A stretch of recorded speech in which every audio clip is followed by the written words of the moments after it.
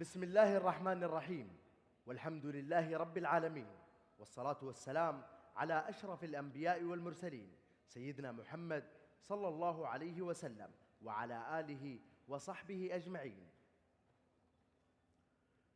نرحب بكم في اليوم الأول من فعاليات النسخة الثالثة من منتدى مكة للحلال، هذه المنصة العالمية التي نجتمع فيها في رحاب مكة المكرمة، التي تجمع في طياتها روح الإسلام وقيم الأعمال، لنؤسس معا مرحلة جديدة من الاحترافية والابتكار في صناعة الحلال.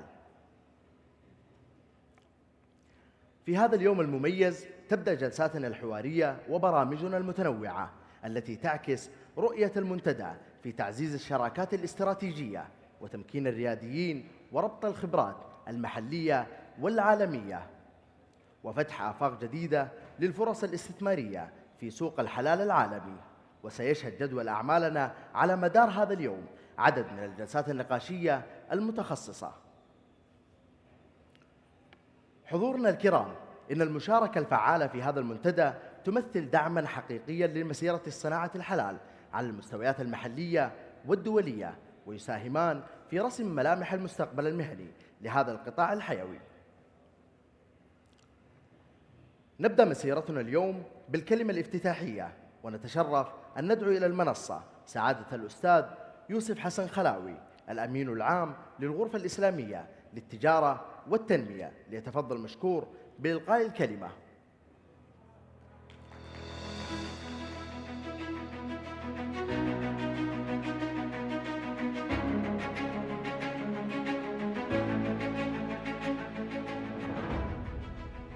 بسم الله الرحمن الرحيم.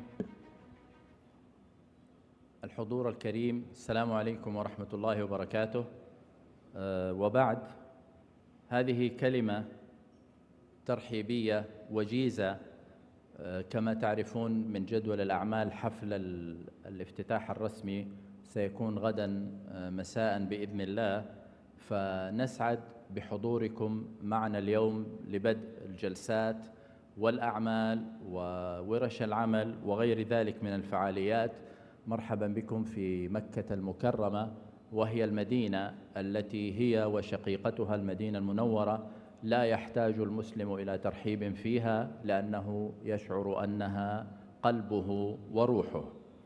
نسعد بإقامة هذه النسخة للمرة الثالثة على التوالي بفضل الله، فهذه هي النسخة الثالثة من منتدى مكة للحلال، وهي مبادرة لم يكن لها أن تقوم لولا الشراكة المباركة التي قامت مع مجموعة من شركائنا في المملكة من غرف تجارية وغيرها.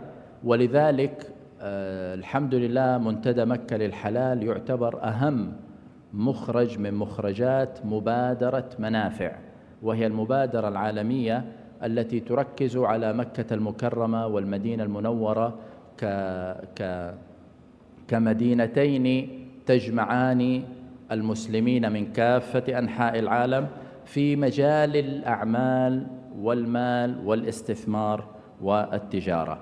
كذلك لم يكن لهذا المنتدى أن ينجح وأن يكون بفضل الله منتدى عالميا منذ نسخته الأولى لولا الشراكة أيضا الطيبة والمباركة لمجموعة كبيرة من شركائنا من حول العالم، من الغرف والاتحادات ومؤسسات الأعمال، وأيضا دور الإفتاء ومؤسسات إدارة الحلال وتسجيل والإشراف على الحلال.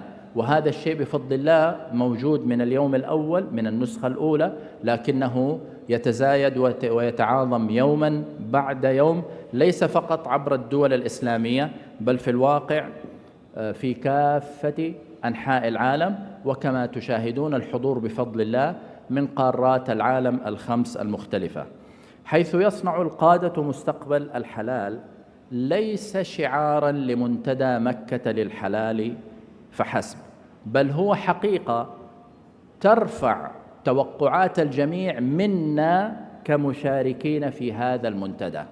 لأن الكل يتطلع إلى مستقبل يليق بنا كماً ويليق بنا كيفاً. فالكم المسلمون اليوم يمثلون قرابة ربع سكان العالم، والكيف المسلمون مندمجون مع كافة المجتمعات حول العالم، حتى إننا دوما نقول لا يمكن تصور مدينة أعمال في العالم ليس للمسلمين وجود قوي فيها بفضل الله.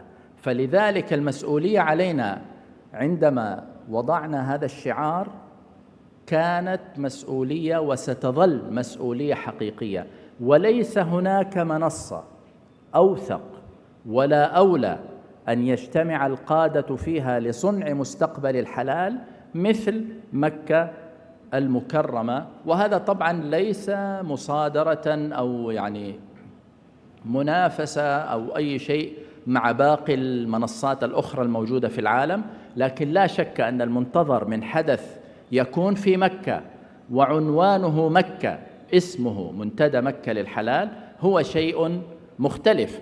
ولذلك هذا المنتدى يركز فعلا على المحتوى، ونقوم في كل عام باختيار عنوان جديد للنسخة نهدف إلى ترسيخه في الأذهان وإلى الانطلاق منه.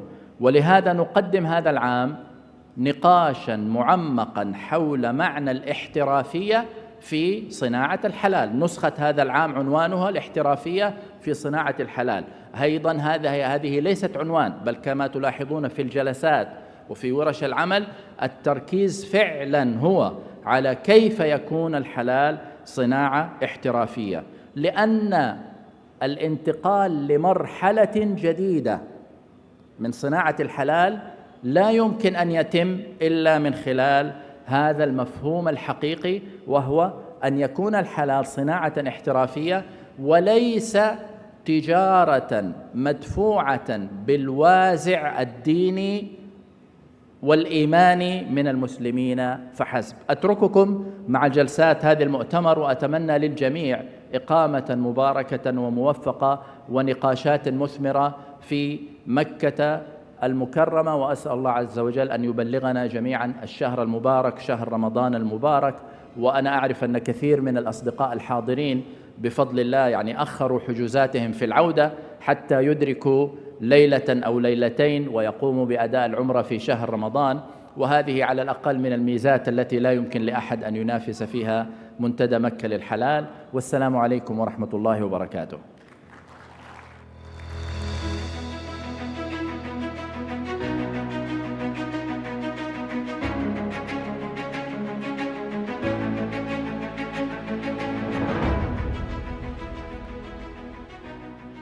شكرا جزيلا لسعادة الأستاذ يوسف حسن خلاوي على هذه الرؤية الملهمة التي أرست الأساس الفكري لأعمال المنتدى. ننتقل الآن إلى الجلسة الأولى بعنوان بناء العلامة التجارية الحلال، وسيلة للتمركز العالمي. في عالم تتسارع فيه المنافسة، أصبحت العلامة التجارية أحد أهم أدوات التمكين والانتشار وبناء الثقة في السوق الدولي. تتفضل مديرة الجلسة الأستاذة فرزانة بادويل مشكورة للترحيب بضيوفها الكرام وإدارة هذا الحوار.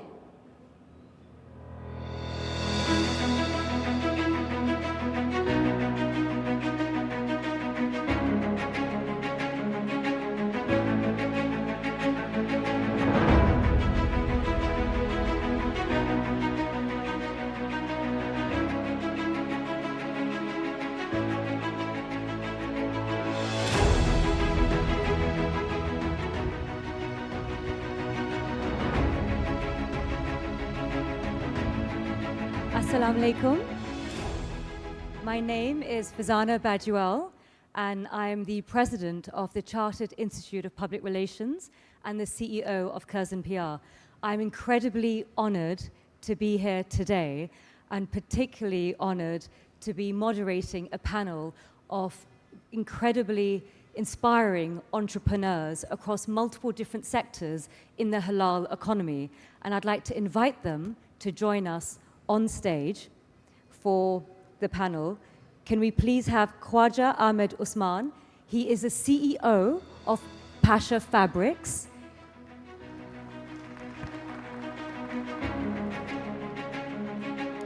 Can we also have Mr. Ufuk Sekjin? He's the co-founder and the chief marketing officer of Halal Booking.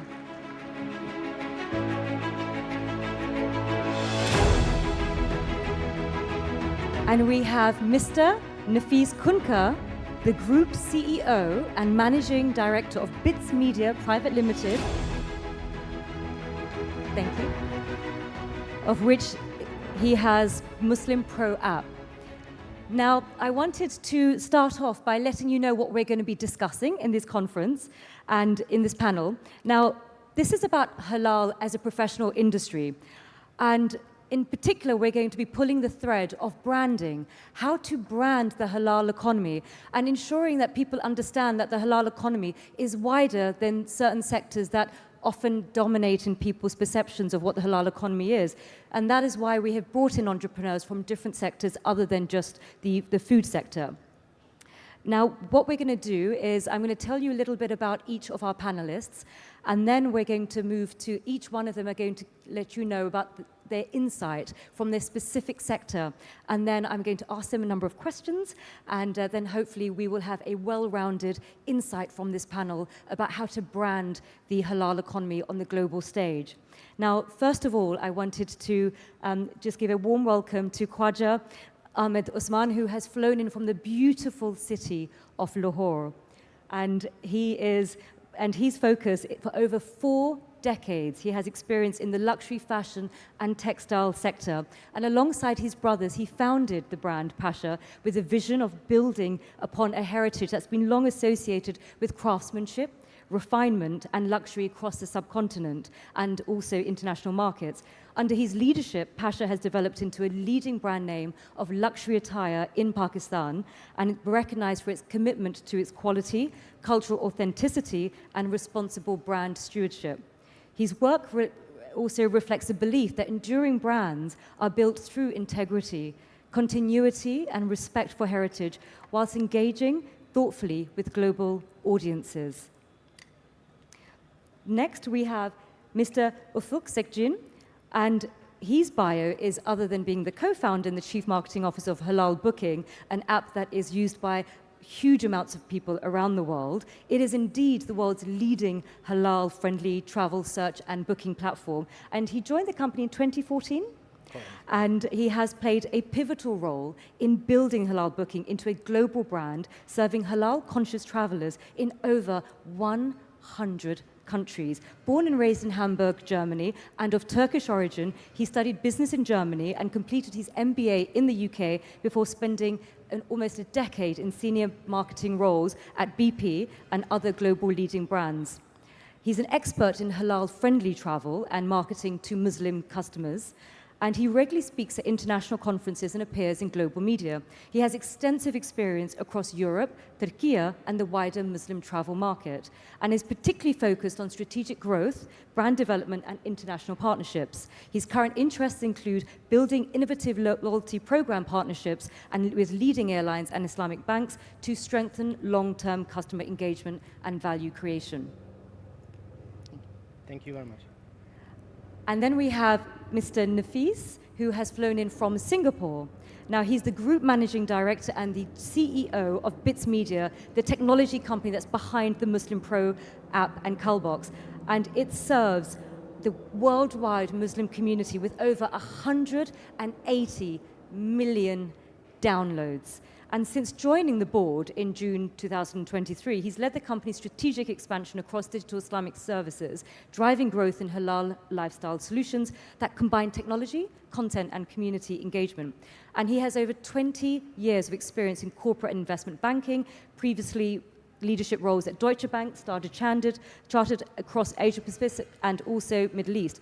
His expertise spans strategic investment, governance, and scaling cross-border businesses in regulated markets, and also is an active venture capital partner supporting companies in sectors aligned with the halal economy, including finance, media, and technology, championing both ethical growth and sustainability initiatives within the broader Muslim ecosystem. So first of all, what I would like to do is I would like to give the floor to Mr. Khwaja Ahmed Usman to explain to us rather, about the luxury fashion industry and how his work has been furthering the brand of the halal economy. Well, it's a long journey, 40 years. We are 4 brothers living together, working together, and our main endeavor is to bring barakah, to bring soul to our product. And that is the central part of the brand, Pasha.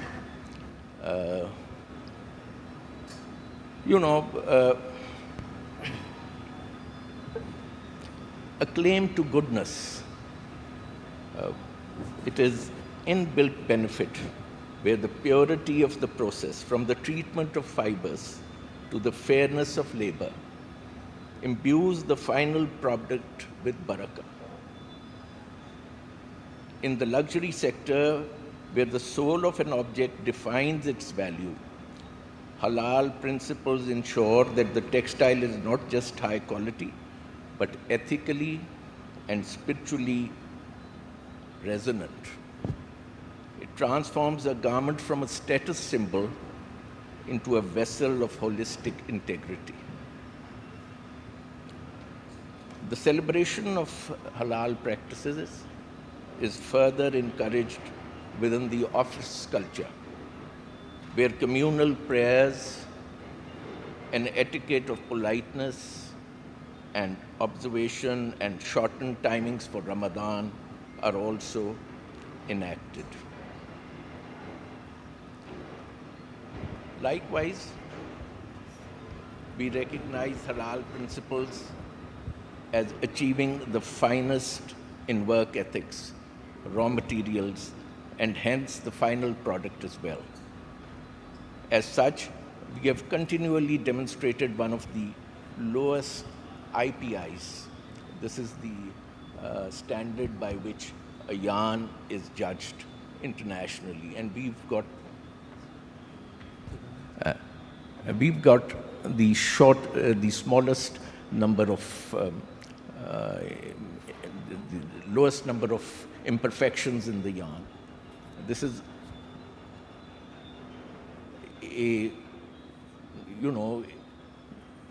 all this is part of ensuring that the quality is not just quality, but that there is more than quality. It's ensuring that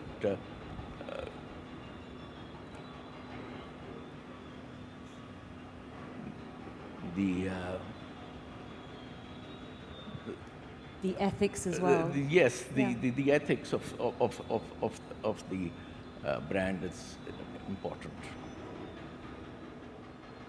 Lastly, the principle of halal working is further showcased in our product styling and how we dress people by promoting an aura of dignity which is in line with Islamic values. Thank you. Thank you so much. Next, we're going to hear from Mr. Ufuk Sekcan. Over to you. Assalamu alaikum wa rahmatullahi wa barakatuh. A'udhu billahi minash shaitanir rajim. Bismillahir rahmanir rahim. Also from my side, a warm welcome to everyone who joins us at this session at Makkah Al-Mukarramah. I will try and speak a bit louder so you don't hear this background noise. It's actually quite confusing and disturbing, but I hope the organizers can maybe do something about it, because I think it's difficult also for the audience to focus. I mean, our session is about branding, and branding has got, for many people, different meanings. For some, it's all about the logo. For some, it's about the color palette of the logo. It could be about a fantastic slogan on a massive, giant billboard. But for some people, it's not only about that, it's about reputation, it's about the trust, and it's about the long-term value which, as a brand, you can deliver. In the halal economy, and particularly in the halal-friendly travel sector, branding is something much more deeper. It's not simply about the product. Obviously, product is important. Pictures, images, and videos about the product are important, especially if you're in the context of an online travel agency like ourselves, Halal Booking.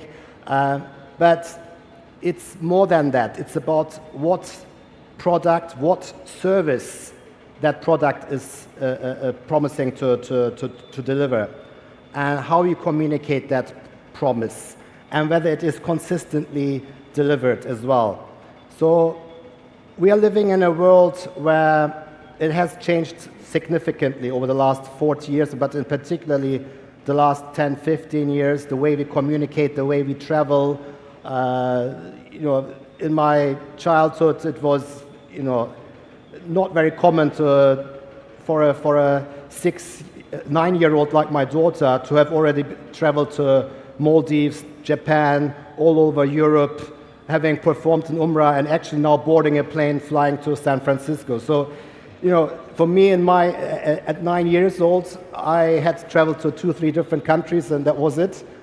This has now completely changed. The way we communicate, it's at your fingertip, and obviously that has also got huge implication on the service and the product you're providing as a company.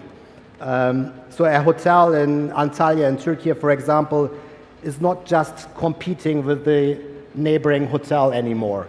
It's competing with a resort hotel in the Maldives. It competes with a villa in Spain, with a resort in Egypt, or with a hotel in Japan. So it's a global competition now, and rather than just a local competition. And so the question is no longer, is halal travel growing? I think that part has been settled. We have 2 global reports which are being issued every year. One is by Dinar Standard, the other one is by Crescent Rating MasterCard. Brother Fazal, I think, is also here in the audience. So those reports, they clearly show the strength and the size of the economy and how fast it is actually growing.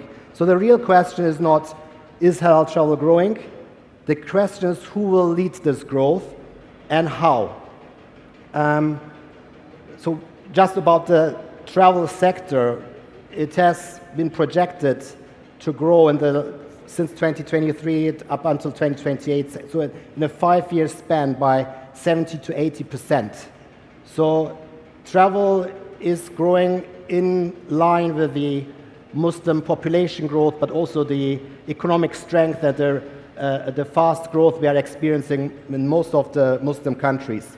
So it's a seismic change, almost 80% growth. It's an industry transformation. And what happens when there's a growth like this is there are 2 important things. One is it creates huge opportunity, and the second one is obviously more noise. Everyone wants to get a share of that pie. Countries, business owners, all of the value chain obviously wants to get a share in this fantastic growth. So more hotels are offering now more halal-friendly services, more countries and more hotel and tourism organizations are beginning to use that language, sometimes accurately, sometimes a bit more creative, not spot on, but it's already a good sign that someone is interested to make a step towards that fast-growing audience, that fast-growing market. So halal branding is really trust branding. Yeah, so we will explore that later on a little bit more, but visibility and credibility is absolutely key. Halal is connected to various aspects. It's about identity.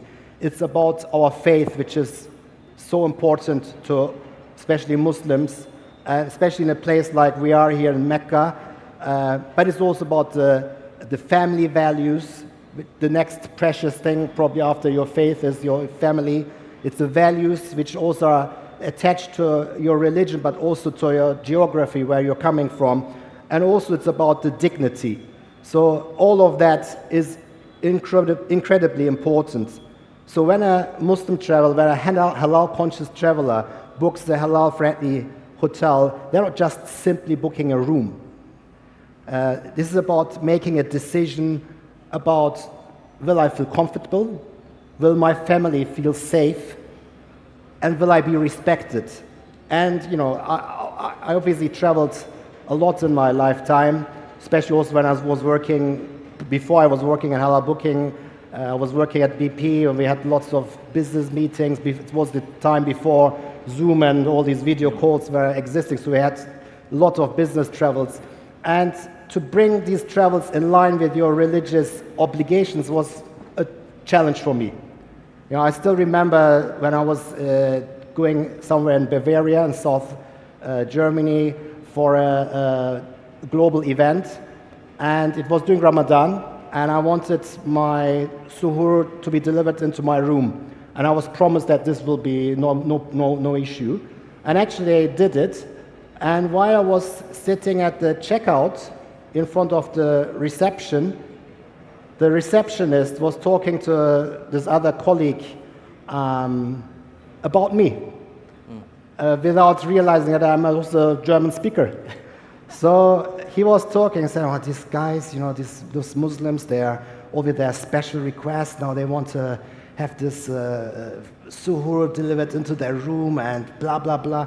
So I stood up and talked to him. I said, you know, if you want to, you're working in the hospitality business, in the travel business. We just had this massive global event, which my company is co-sponsoring. You had all of this business here because of us, and you're working here and earning your salary because of us. And for you, it's an issue to deliver some breakfast early into the room. I said it's very rude. Anyway, we all probably had this type of experiences. And especially also as a female traveler, I think it's probably even more difficult. If you travel alone, you probably don't feel safe enough or maybe not confident enough. So trust is extremely important. When I bring it back to the context of halal booking, trust is, first of all, important for first-time bookers. You get millions of website visitors, but people don't know the brands. Can I actually trust this website? Can I entrust my money on this website?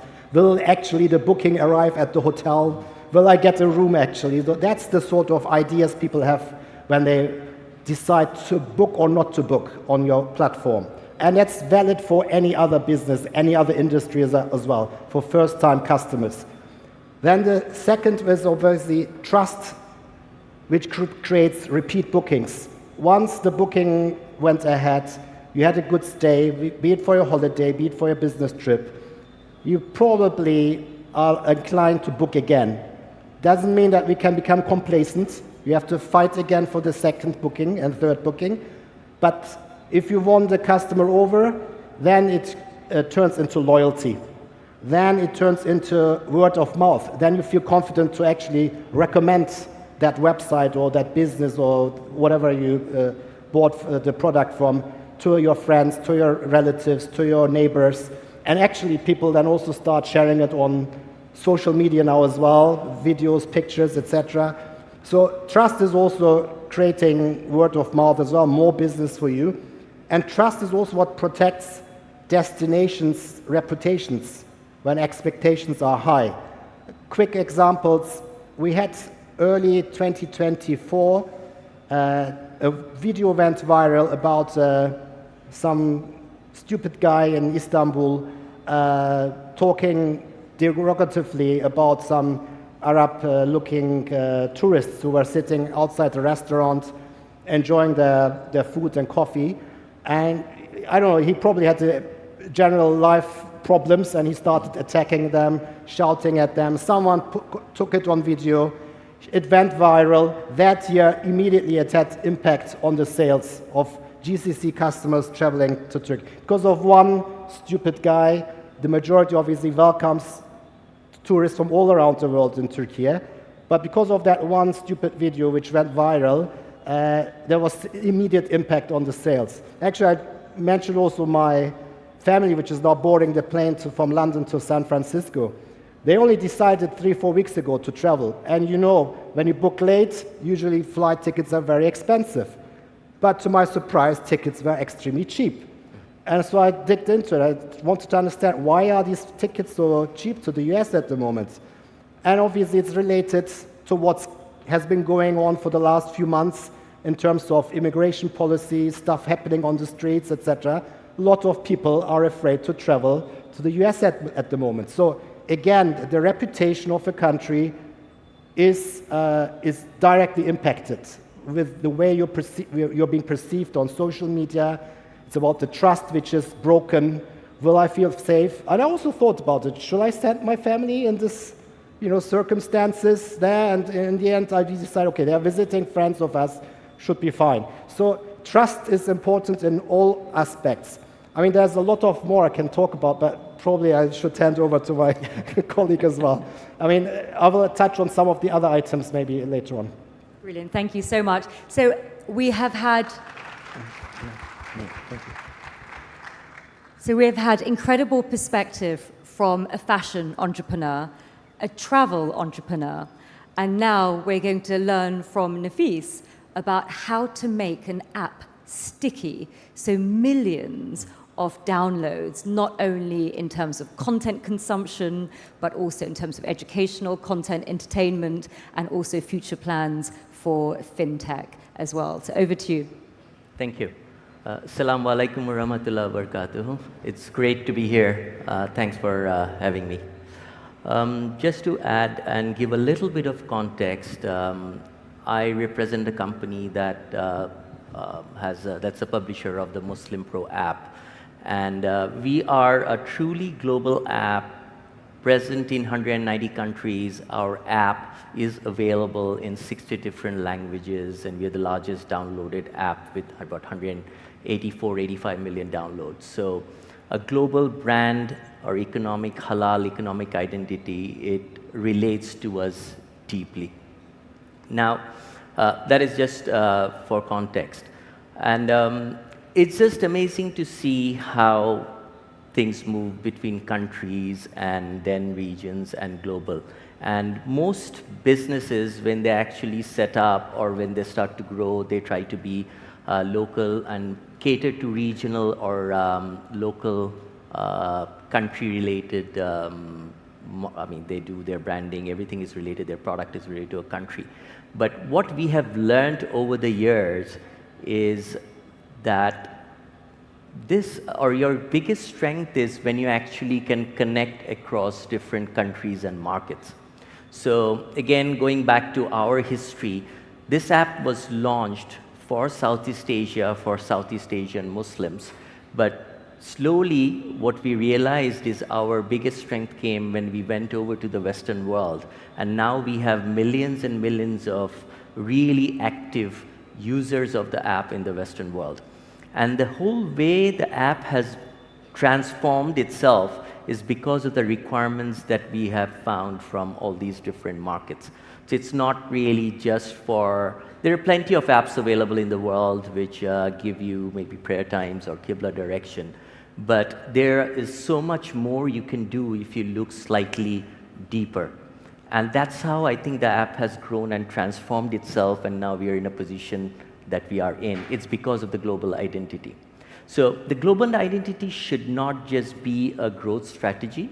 It should be something that gives you meaning, and it should be your, like the whole experience should be based on your global identity. That will actually give you a much wider lens to what you want to do if you want to really get into the halal economy, or if you really have to have a halal identity. Now, that's the background, and that's what I think we need to do. But how do we do that? And I had quite a bit of things to say about values, and the biggest thing about values is trust, which my colleague Ufuk here has extensively talked about, so I don't want to get into details. But first thing someone needs to do, we believe from our experience of 15 years, and it may differ for other people, but from our experience, what I can say is the first is values. You have to have your values straight, and that should be a global value. And the biggest value you can think of is trust.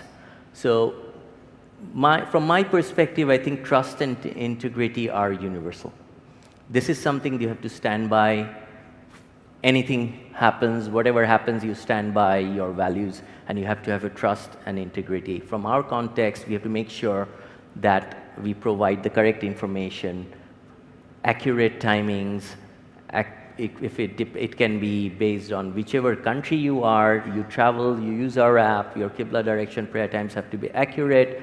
We localize, we have 60 different languages I talked about. We have to make sure that everything is in order. We make mistakes, we accept those mistakes, fix it, move on. I mean, that's another thing, you have to accept mistakes if you do, and it's not possible to actually sitting in Singapore and supporting 190 countries. I mean, we even have customer support teams who support in 5, 6 different languages. But that may or may not be enough. But sometimes we make mistakes, we fix it. So you have to accept those, and that's how you build trust.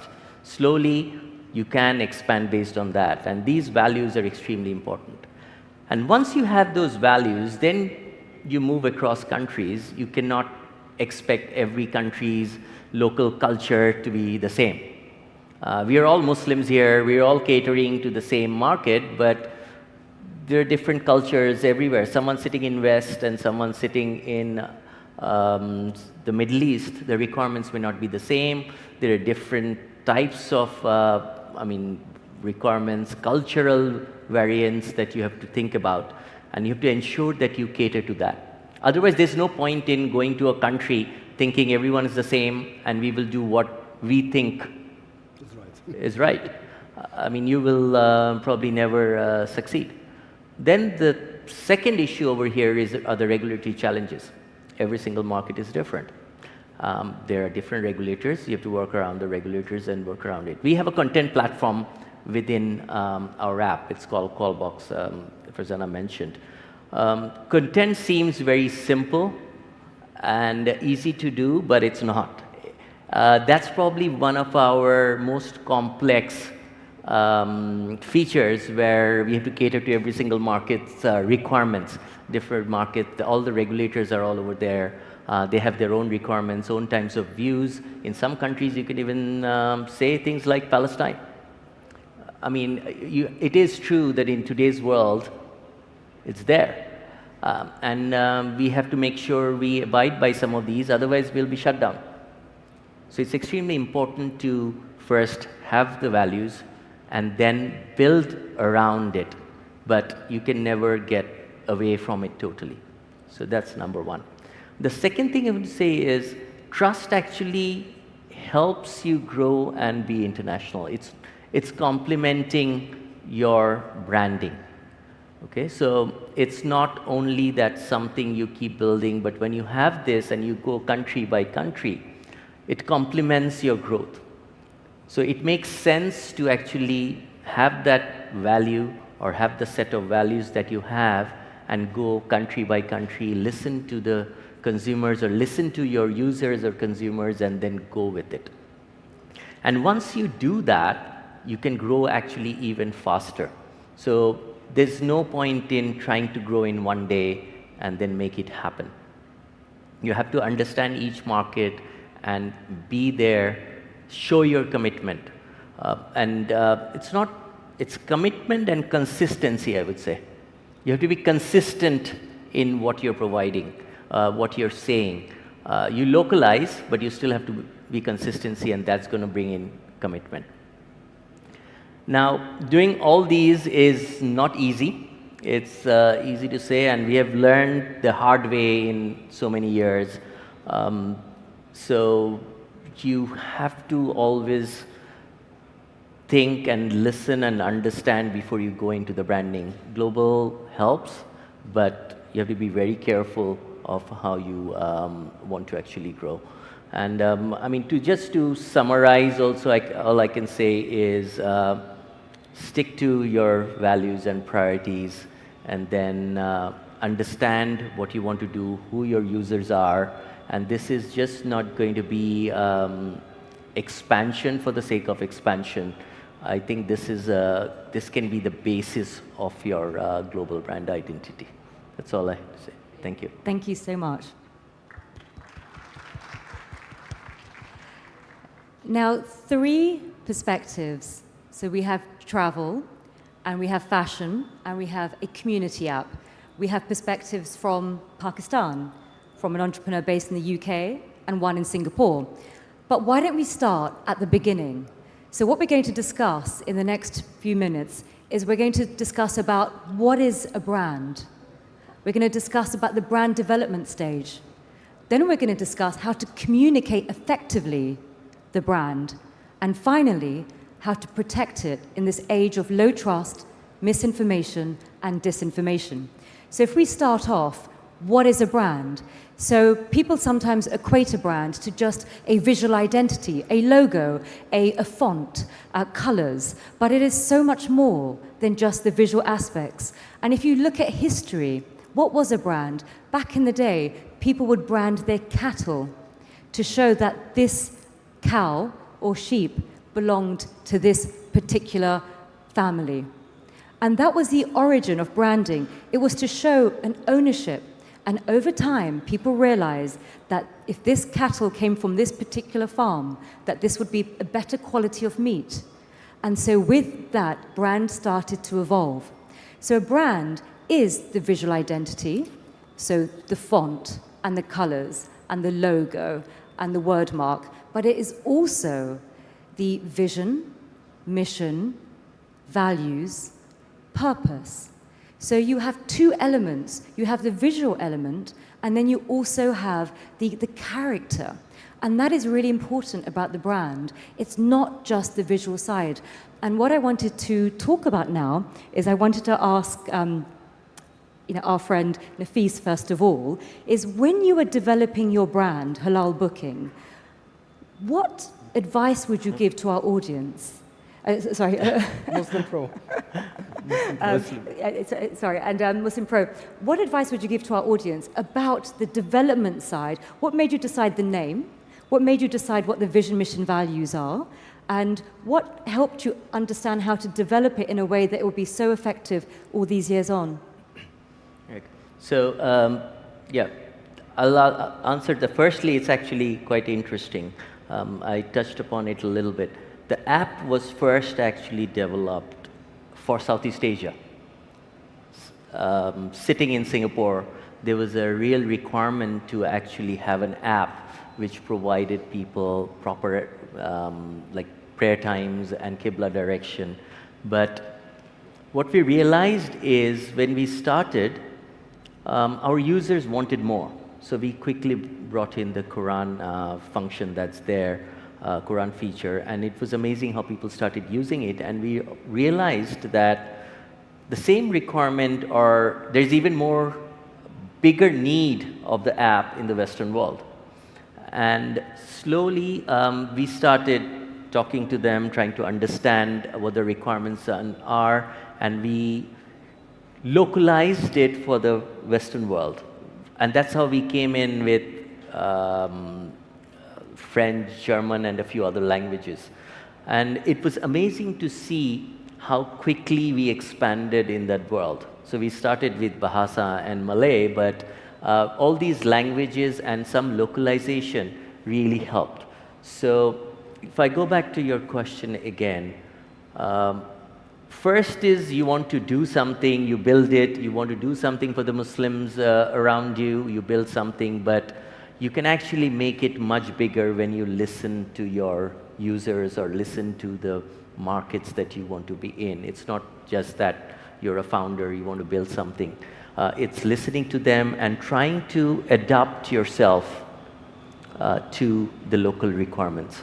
How did you listen to them? Did you have structured focus groups? What was your mechanisms for tuning in? So we, of course, had focus groups.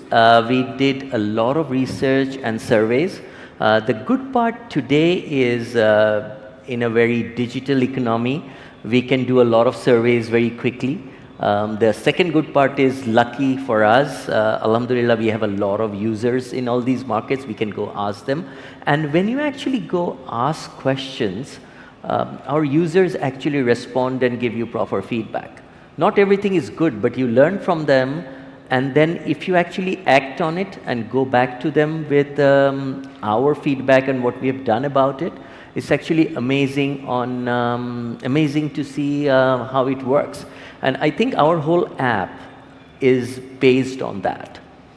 We started, like I said, with just 2 small features, but now we have so much in it that we have built a whole community feature in our app where Muslims all over the world can actually connect with them in a social platform, in a safe space.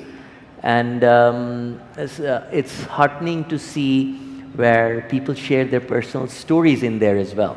So when you listen to people, I think that's where you learn the most.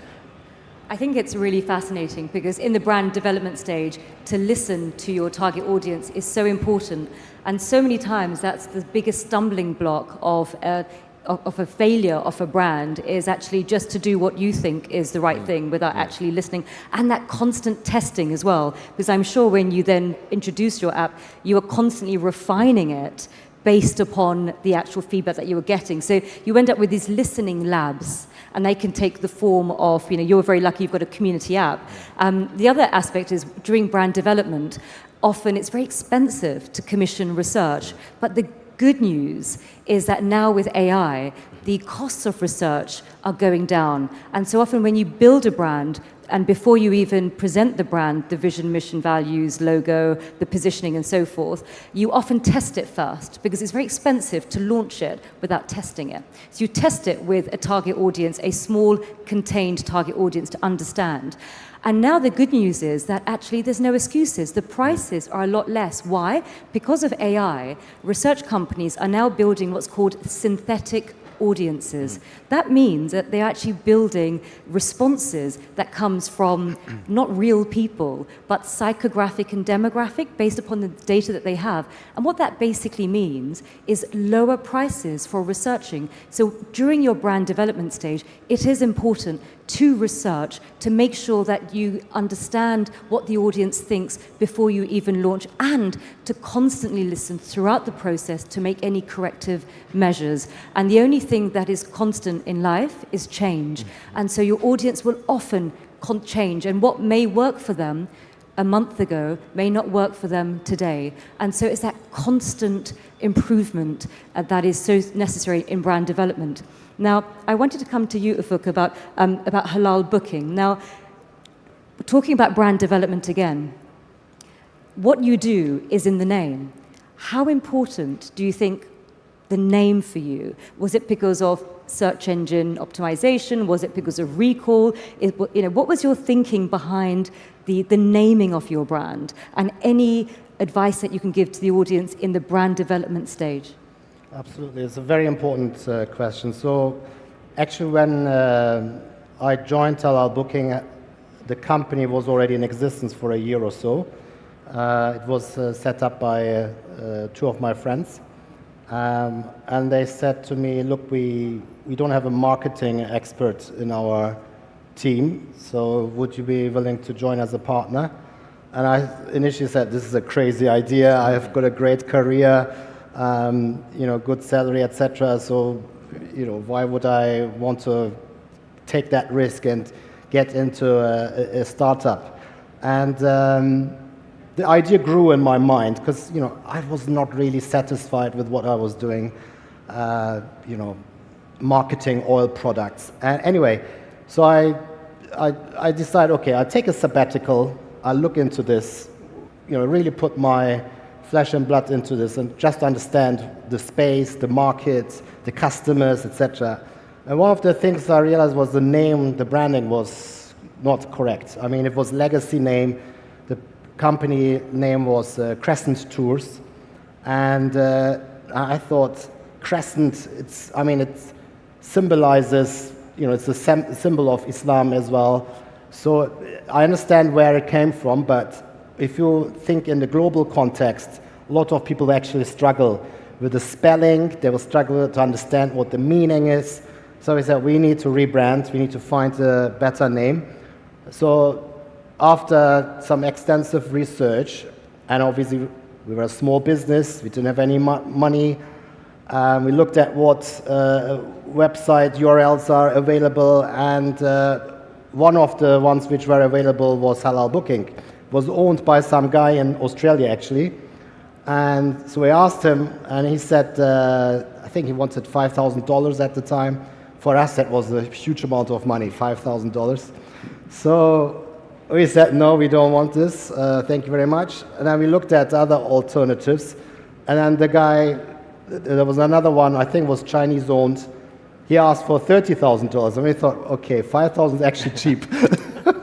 So we went back to the guy in Australia, we negotiated a little bit down, and then we bought Halal Booking. And then obviously we trademarked it, etc. Why did we choose Halal Booking? Because it's universally easily understandable what we are doing. We are a business where you can book hotel rooms, accommodation. We are targeting Muslim travelers. We are very particular about this as a niche market, a fast-growing niche market. It's actually almost mainstream nowadays. So the branding was important. It's also obviously for SEO purposes, easy communication, easy understandable, and it can also be expanded to other areas as well. It's not just related to hotel bookings. You can do other things in a halal way and booking it online as well. So that was the reason we went for Halal Booking. And if I may then switch back to halal branding, and obviously we had also some issues registering the trademark. So our big competitor, Booking.com, didn't want us to trademark that name. We wanted to trademark halalbooking.com. Anyway, so we agreed in the end that it will be just Halal Booking. We dropped the .com part. But, I think we have come a long way. If we look back, after 12, 14 years operating under the brand Halal Booking, I think apart from the customer base, I think it's the brand which has got the highest value. So if you were to sell the business, Halal Booking, the brand in itself is worth tens of millions of dollars now in these days. Because we worked on it for many years. We got more than 2 million members of the loyalty club. And obviously, a lot of people still don't know about the brand, but already, branding has already given us lots of benefits in terms of trust, in terms of loyalty, and long-term value. So branding is obviously key. Branding is key. And people are not just asking about, is the food halal? So halal branding is not just about the pure basics. It's not just about, is there a halal certification? So it's not about just, that's the basics. People are more interested about the environment. Is this a family environment? Is it an alcohol-free environment? Is the privacy respected for women and for young ladies? Is it suitable for families? Is the animation program in the hotel, for example, suitable for families? If you go to mainstream hotels, animation can go really rowdy. It can become something very different. And as a Muslim family, you think, I'm in the wrong place. You will feel very, very wrong in that place, and also not very suitable for your young children as well. Is the music they play, is it suitable for my family as well? And we still have that, especially with very halal-friendly resorts. We still have that problem as well. That the animation team is usually younger people. They like to listen to international music. Some of them maybe not understand the lyrics actually. But if you're a good English speaker, you understand what the topic is, what the meaning of the songs are, and you think, well, I don't want my children to listen to this. So it is a problem, and so you have this type of thoughts when you trust the brand. Is it suitable for my family? Will I feel respected? So it's more about, it's not just halal certification, it's about halal confidence. You know, you have to be in your communication very transparent. You need to tell them, these are all the halal stuff, but this is also what's not available there. So, for example, we have filters about modest swimwear. And we have different categories. So, a modest swimwear compulsory, which means you have to wear a burkini if you want to swim in the mixed pool as a lady. But it could be also that the filter says modest swimwear allowed. What does it mean? You can wear your burkini, but don't be surprised if someone else is swimming there in a bikini. So you have to be very specific and should not hide it. People should be aware of it, what they are booking. So there's no disappointment afterwards. You would need to be culturally aligned as well. It's important. So people feel welcomed, they feel respected, they feel confident and comfortable. And obviously, it's also about the consistency. You can't just say, okay, today I'm a halal-friendly hotel, and then next month you decide, actually, you know, sales is not doing well. I need to somehow tap into the market. Let's invite now. Let's do some deals with some Russian agencies and bring all these Russian tourists suddenly. And then you have also your halal-conscious tourists there as well, and they feel like, you know, something is wrong here. So you have to be consistent as well. Thank you. Thank you so much. I mean, that was such a fascinating take, because actually when you think about brands, it's not so different than people. If you think about it, if a brand was a person and that person was inconsistent, said one thing, did something else, would you trust that person? No. If they gave value, would you want to engage? So think about brands like people. Just like with people, there's a visual element, but there's also a character component as well. And just like the ease of doing business with a trustworthy person with integrity that says what they're going to actually say and do what they're going to do, and there's no gap between the say and do, it builds trust. And in this world where there is such low trust, it is so important for brands to close what we call a values gap, what they say and what they do. And that is what halal booking has demonstrated over the years, is that consistent experience for the consumer, that they know what they're going to be getting. And it says it on the name, on the brand, halal booking. Now, I wanted to talk a little bit about country of origin. If I said to you, let's buy a car, what country of origin brand would make you feel comfortable? So I'll throw it to you. So Nafis, if you wanted to buy a car, what country do you think gives you confidence that, okay, that car has been made in that country? I think cars are a slightly, I mean, it's an easier example because... I should have asked a man. Yeah, it's an easier example because it needs a lot of, like, there are different car brands available, and there are cars But generally, what's the center of excellence in the world for manufacturing of cars? Should I answer that?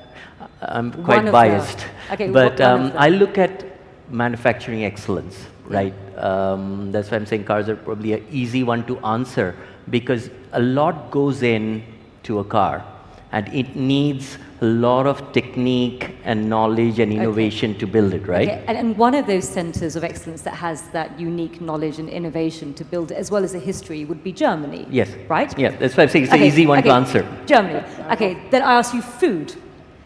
Born and raised in Germany, obviously, I must say Germany, but Japan is very good as well. Okay, Japan. But can I ask you about food? Which country has a strong center of excellence in terms of food?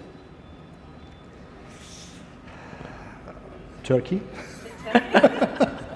Turkey, because it was at the crossroads of many different people who came through Anatolia. So you have Greek influence, you have Seljuk influence, Persian influence. So the cuisine is very rich. And indeed, the doner kebab, it is global. And if I were to ask you, for instance, which country of excellence for, say, fashion, what would you say, besides Pakistan? Italy. Okay. Okay, Italy. So what that demonstrates is that we have, as consumers, a preconceived notion of quality, irrespective of not knowing anything about the brand. depending upon what the product is in terms of sector and what country of origin that they're in. And that's important to note, because actually when we come to go and speak with Ahmed has launched a luxury fashion brand from Pakistan, and he has to overcome these perceptions, what we call country of origin perceptions. So that's why you have Made in Switzerland, which was actually invented by a government advisor, because they realized that if you put that on the products, then you would be able to have a markup in terms of pricing. And that is the country of origin thinking. So I wanted to hear from yourself about launching a luxury fashion brand from Pakistan, when Pakistan is not necessarily known as a country of origin for luxury fashion brands. He's competing with brands that are coming from Italy, from France, and other sort of centers of excellence for luxury and for fashion. And I wanted to ask about your journey of overcoming those stereotypes. We have artists. We have a background about artists. Miniature artists were always part of the subcontinental culture, and we have a art room, Studio Pasha, which is which has the top artists in the world. Our artist Khayyam is now in England at Christie's, and similarly, Salman is at London London Fashion School. These artists and the craftsmen that we have, they work in consonance. They work together.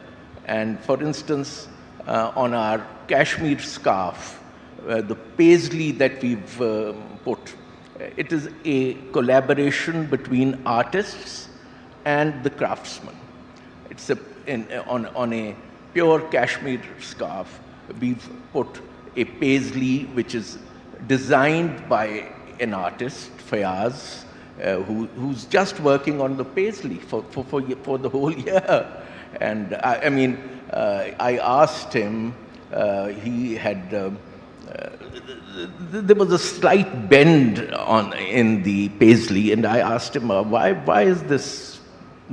And he said, because the breeze brings the and the element of breeze has to be added into. So the craftsmen are fantastic people, they work with hands and but they do not have the mind of the artist. So what we have achieved is a collaboration between artists and craftsmen.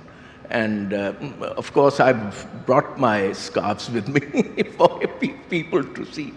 But that is this is generational, and this is also a heritage. But now we are going global, and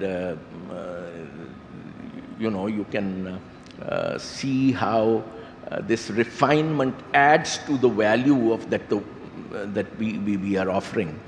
And shawls, then we have the 200 count. Now I explain what a count is. A count is 880 yards of 1 pound of cotton, and you pull it, and 880 multiplied by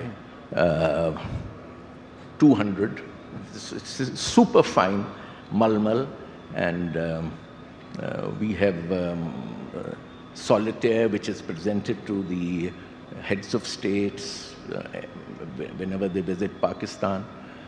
We have the malmal, which is zargar, with the embroidery and all that. So that is what we are doing. And out of interest, thank you.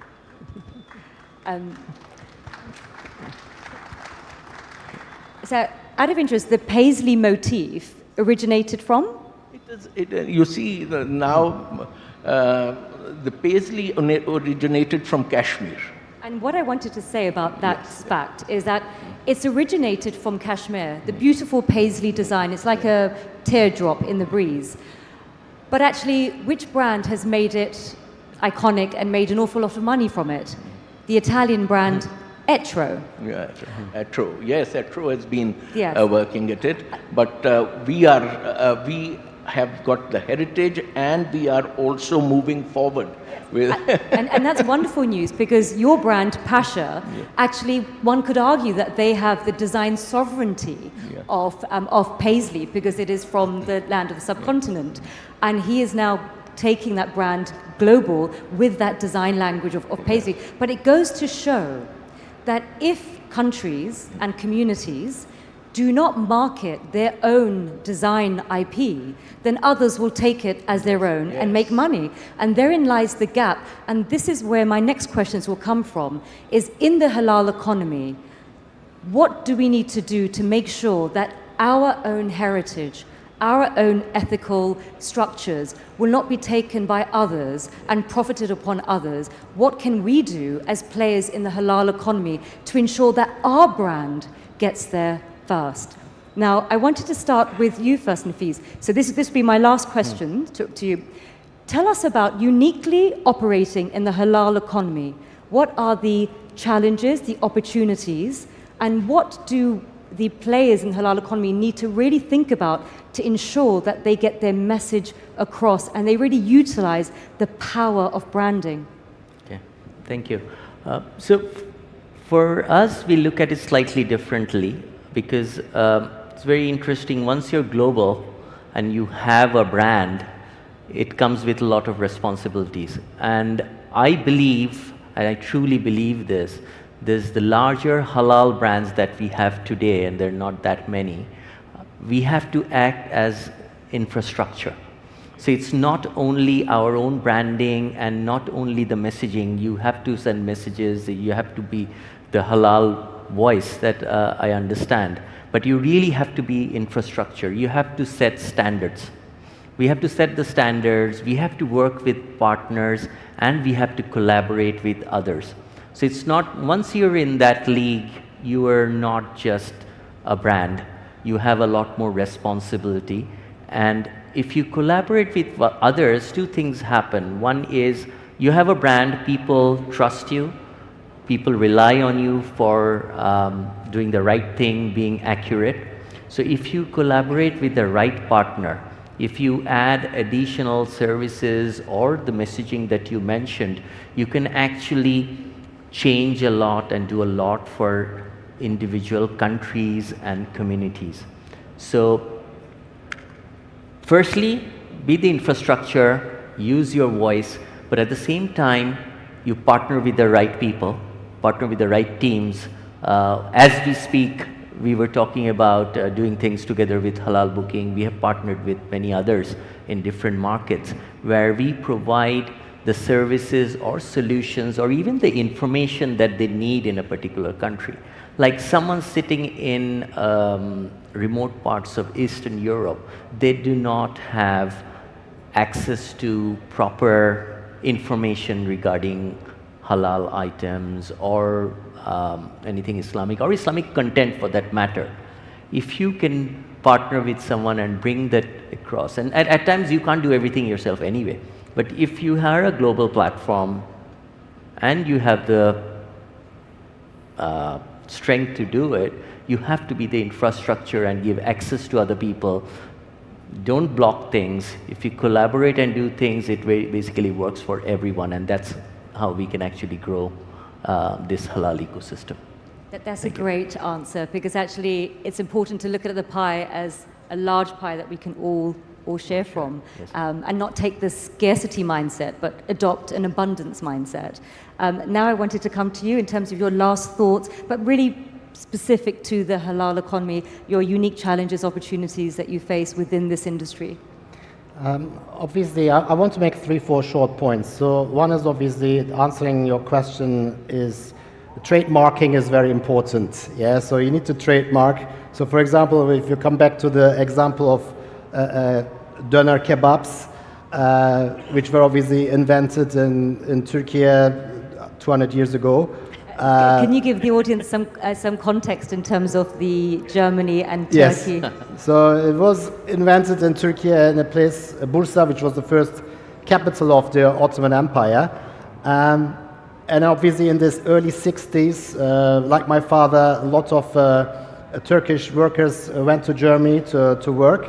And they brought obviously also their dishes. And one of them, he opened a doner kebab shop, and he adapted the product, added more salads and sauces to the product, and it became very popular throughout Europe. So the doner kebab you eat in Europe, in Germany, in the UK, is very different from the doner kebab you eat in Turkey, where it's still very simple. It's more about the meat flavor and the bread, but in Europe it's more about the salads and sauces as well.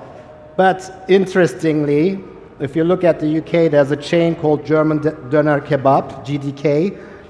British Pakistani brothers, they branded it German Doner Kebab. It had really nothing to do with the actual product, the heritage. They are not from Germany, but they made it a global brand now. I think they have branches in a few countries. So branding and trademarking is very important.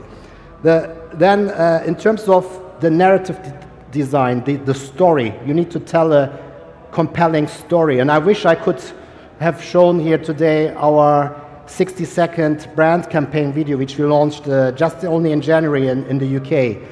We clearly try to communicate what the problem is. We want to communicate, we understand you. We are like you, we face the same problems, we understand the problem, we understand the value, we serve you, and we solve a problem for you, and we protect your value, your values.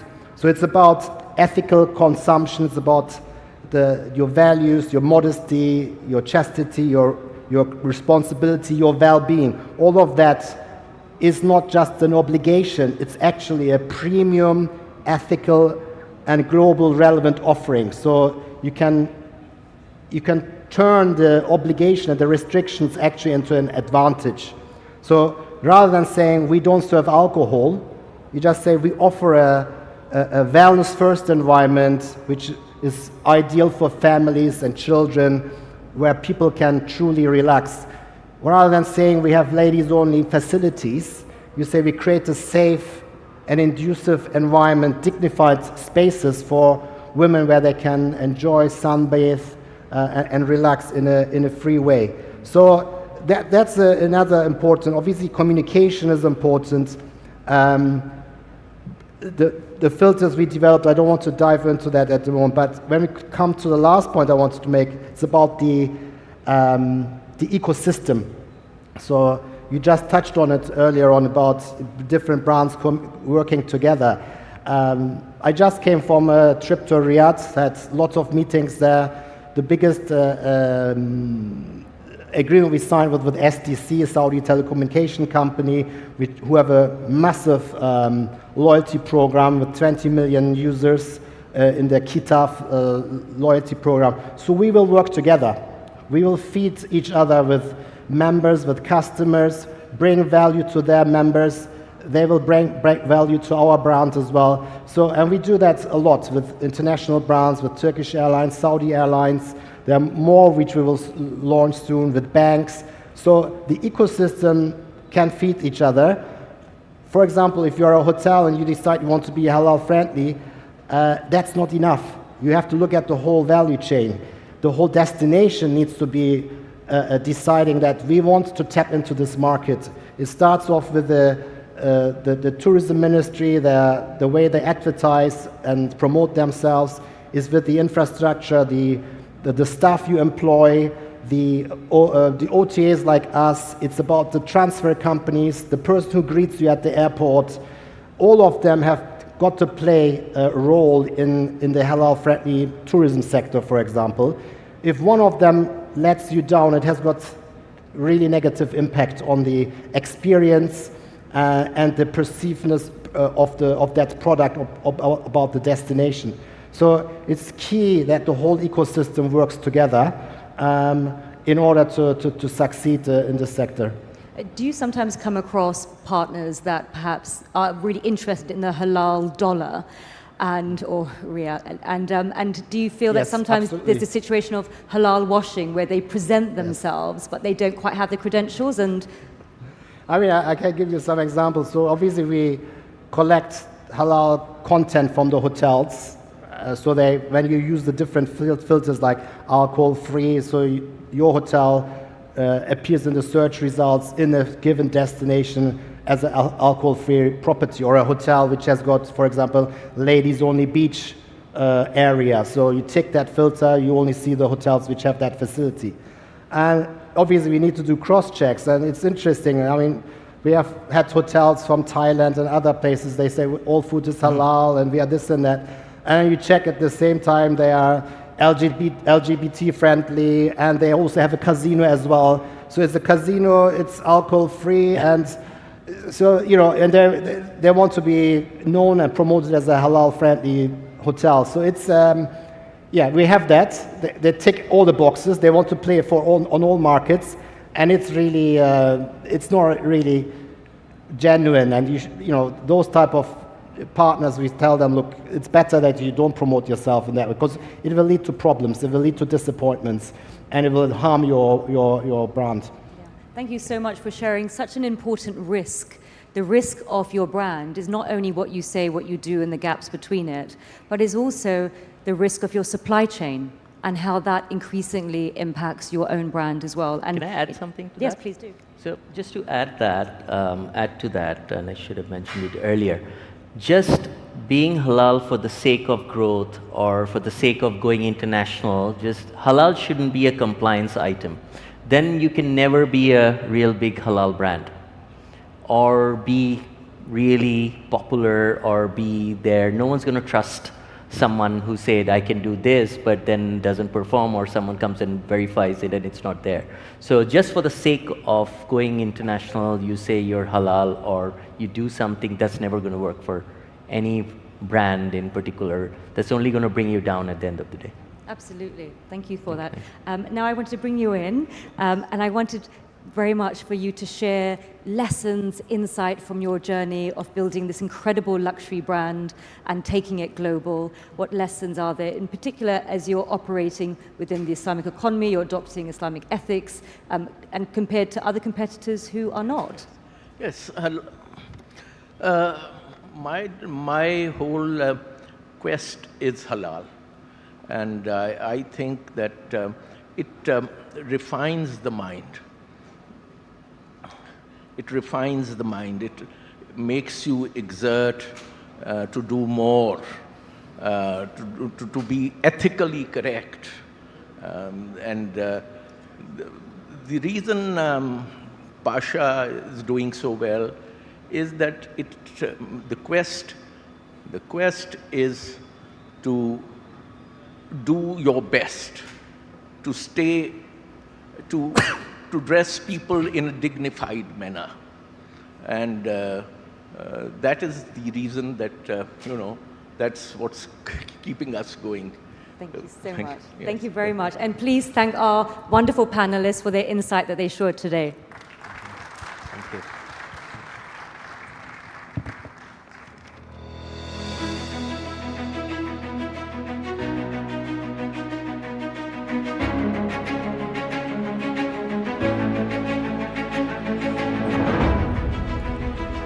شكرا لضيوفنا الكرام على ما قدموه من رؤى ثرية، ولمديرة الجلسة على إدارتها المتميزة. يتفضل المهندس عصمة معتوق مدير مبادرة منافع لتكريم مديرة ومحاورين الجلسة.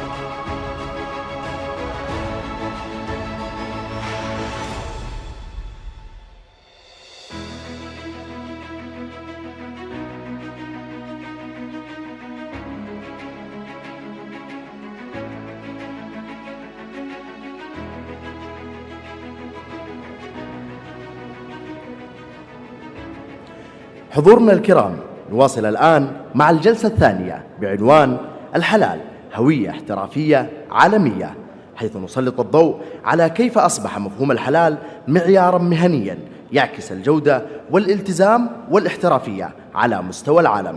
ويتفضل مدير الجلسة الدكتور بندر عرب للترحيب بضيوفه الكرام وإدارة النقاش.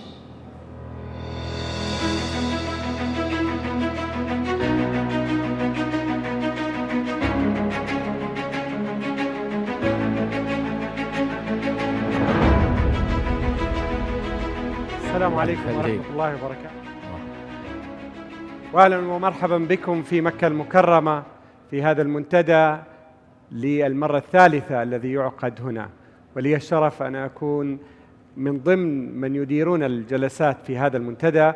ويسرني بدون تطويل أن أقدم الأستاذ يوسف الخلاوي، وهو الأمين العام للغرفة الإسلامية، ولا أريد أن أعرف عليه فهو معروف وقد سبقني في الافتتاح، وسوف نبدأ مباشرة إن شاء الله في الحوار حتى لا نأخذ وقت طويل. أهلا أستاذ يوسف، حياك الله.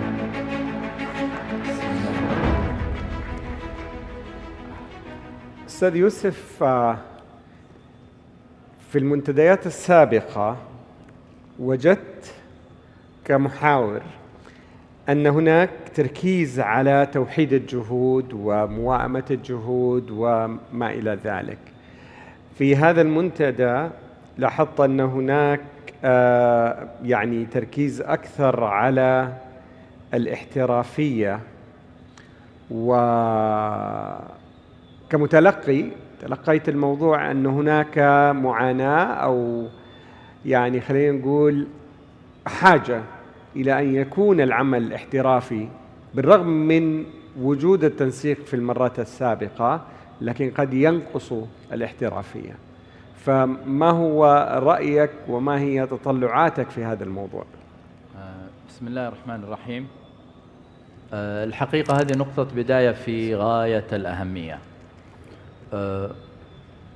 كأمين عام للغرفة الإسلامية للتجارة، مع كل التقارير والأنشطة التي نقوم بها ونطلع عليها حول أنحاء العالم الإسلامي، هناك شعور بأنه عندنا حاجز نفسي. لاحظ، أنا أسميه أو أصفه حاجز نفسي نحتاج أنه نتجاوزه. هذا الحاجز النفسي هو عنوان لمرحلة، وإذا تجاوزناه سندخل المرحلة الجديدة. هذا الحاجز مبني على مجموعة من المقولات المتداولة، مثلا موضوع أنه الحلال هو بدافع ديني. طبعا هذا الكلام صحيح، المقولة ليست خطأ، لكن المشكلة في تأثيرها والنتيجة عليها. يعني لما يشعر أصحاب الأعمال أنه العملاء أو الزبائن أو المستهلكين مضطرين لسلعتهم، لن يمارسوا الممارسة الاحترافية المطلوبة. هو مضطر، هو غصبا عنه بيشتري مني. فهذا حاجز نفسي مهم، أنه المسلمين يحتاجوا الحلال ومضطرين له بسبب إيمانهم. والحاجز الثاني هو أو المقولة الثانية المتداولة، وهي أيضا صحيحة، لكن المشكلة في التأثير السلبي اللي بيكون من المتلقي، هو أنه أهم شيء وجود المعايير. التجار حول العالم يشتغلوا سواء كان ما في معايير موحدة أو في معايير موحدة، والدليل أنه صناعة الحلال زي ما نعرف الأرقام تتكلم أنها في 25 وصلت 7 تريليون دولار. هذا رقم ما هو رقم صغير، ومع ذلك ما يمكن صنعه هو أضخم من هذا بكثير لو تجاوزنا هذا الحاجز النفسي. فهي الفكرة هكذا، أنه نريد أن ننطلق للمستقبل. عنوان المنتدى دائما حيث يصنع القادة مستقبل الحلال. كيف يصنع المستقبل؟ بناء على الاحترافية. نعم. سمعتك تتحدث عن حاجز نفسي، وهذا الحاجز النفسي يحد من الاحترافية وتطوير المنتجات. طيب، هل هناك جهة يعني تستطيع أن تفرض في عدة دول، أو يعني في كل دولة لوحدها تستطيع أن تفرض هذا النوع من الالتزام من قبل الشركات ومن قبل المصنعين على أن يكون هناك معايير جودة أعلى، وليس العمل فقط على العاطفة والحاجة للشعوب المسلمة في يمكن بعض الأماكن الغير إسلامية أو بعض الدول الغير إسلامية؟ هو في الواقع هذا الشيء لازم يكون من نفس أصحاب الأعمال، من نفس التجار، إنهم يؤمنوا ويشعروا إنه كل ما تحولوا للعمل المنظم الاحترافي الإقبال على سلعهم وعلى خدماتهم يزيد. دعونا نضرب مثل بشق آخر. اليوم الصناعة المالية الإسلامية، حجماً الصناعة المالية الإسلامية هي أصغر من صناعة الحلال، وهي أقل تنوعاً لأنه هي فقط خدمات مالية، في حين صناعة الحلال فيما يؤكل ويشرب ويلبس والترفيه والإعلام والألعاب وكل شيء، هي أسلوب حياة وليست فقط قطاع واحد. وهي أكبر وهي أكثر انتشاراً في العالم، لأن الخدمات الإسلامية المالية ليست في كل دول العالم، يعني هناك حتى كثير من الدول الإسلامية لا زال الخدمات المالية الإسلامية غير موجودة فيها، ومع ذلك المهنية الموجودة في الخدمات المالية الإسلامية هي أعلى بكثير جدا.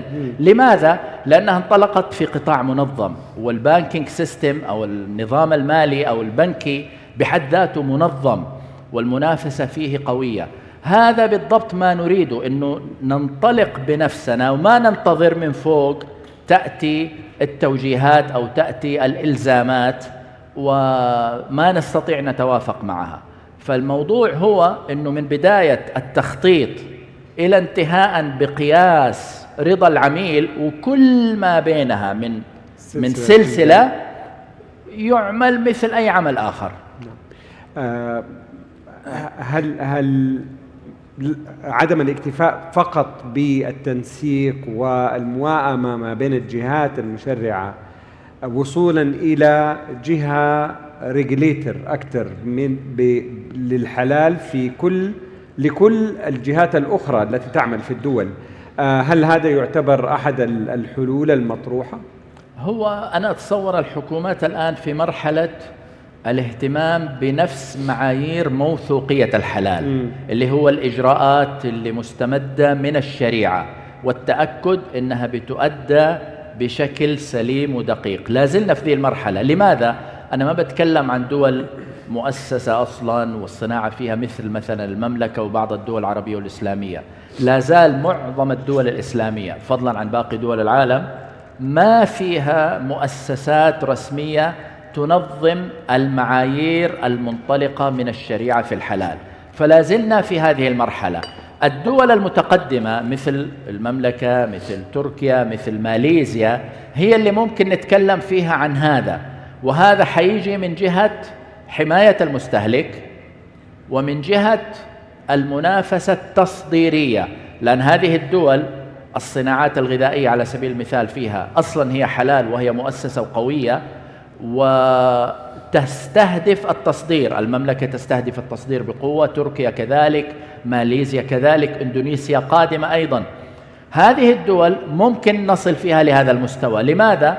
لأنه لديها إجراءات لحماية مستهلك قوية جدا داخليا، وخارجيا هي دول مهتمة على مستوى رسمي حكومي بدعم الصادرات. طبعا الصادرات تحتاج دعم إذا كانت احترافية، أما إذا كانت غير قابلة للمنافسة في السوق العالمي فما تستطيع أصلا تدخل، وبالتالي لن تحظى بالدعم. فأنا أتصور هذه مرحلة مناسبة للدول اللي تطورت في الحلال، أما باقي الدول لا زالت بحاجة لنفس إجراءات الأحكام الشرعية من أجل ضبط عملية طبعا الذبح وعملية عدم دخول منتجات محرمة مثل مكونات اللي من الخنزير، مثل الكحوليات المحرمة ونحو ذلك.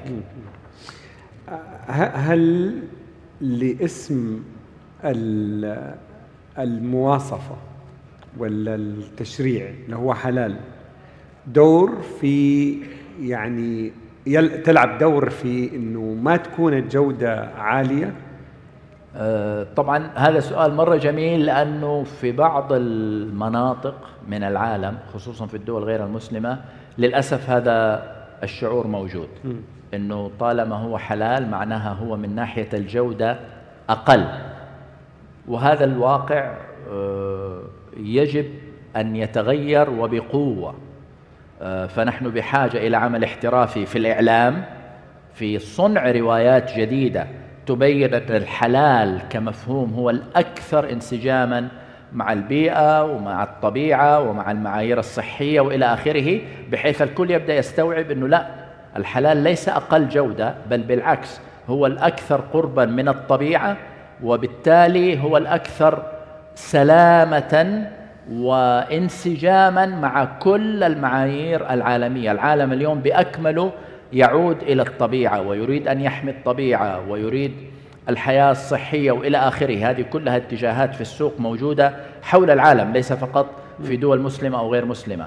فيجب أن نتكلم عن رواية جديدة، ناراتيف جديدة يعني للحلال، ولذلك احنا مركزين في منتدى مكة وفي مختلف فعالياتنا على الإعلام وعلى التسويق وعلى العلاقات العامة. لدينا جلسة خاصة بهذا، ولدينا أيضا طاولة حوارية مغلقة مع المؤثرين والمؤثرات للتركيز على صنع هذه الرواية الجديدة.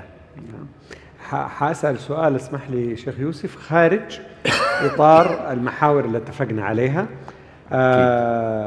وسؤال مفاجئ كده، وابغى ردك توب اوف مايند كده اول ما يجيك الرد.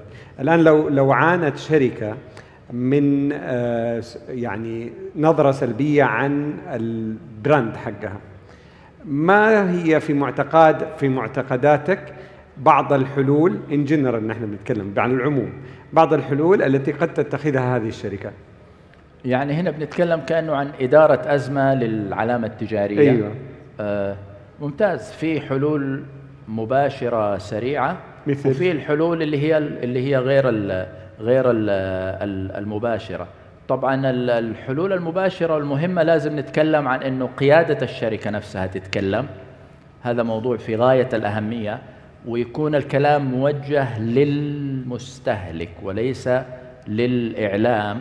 وهذا ما نحاول أيضا إحنا ترى نعمله بالمناسبة. يعني كثير من الشركات اللي رؤسائها التنفيذيين موجودين هنا في منتدى مكة للحلال لأول مرة يتكلموا في هذا الموضوع، الحمد لله، مثل الجلسة اللي فاتت ومثل أظن الجلسة القادمة والتي تليها. فدائما الرسالة اللي بتخرج للمستهلك وموجهة للمستهلك وبتخرج من أعلى مستوى في الشركة، إما مالك الشركة إذا كانت شركة خاصة أو رئيس مجلس الإدارة، الرئيس التنفيذي إلى آخره.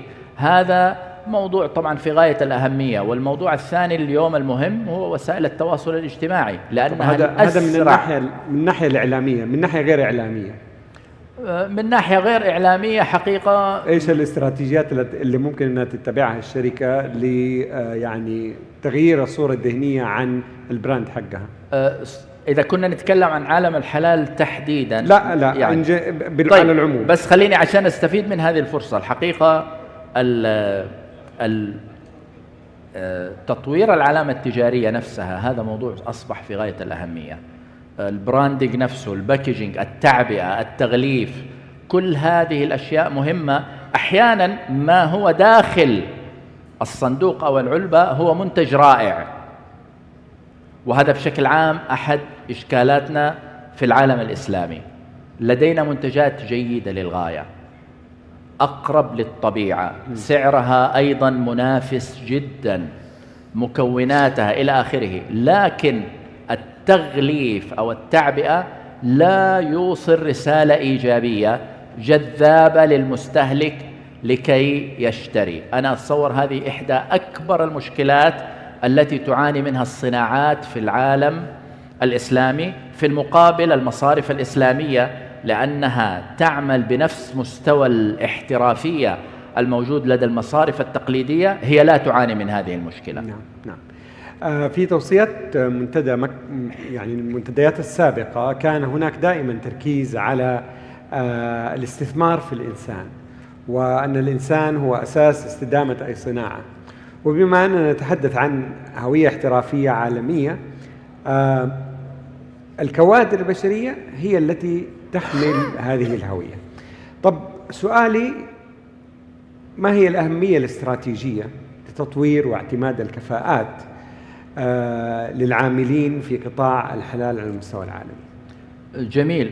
خلينا نرجع للأرقام. لما أحد يشوف أنه أرقام الحلال في العالم 7 تريليون ومتجهة أنها تكون 10 تريليون في أقل من 5 دقائق، في أقل من 5 سنوات، يشعر الإنسان أنه هذه الصناعة مستقرة ومؤسسة.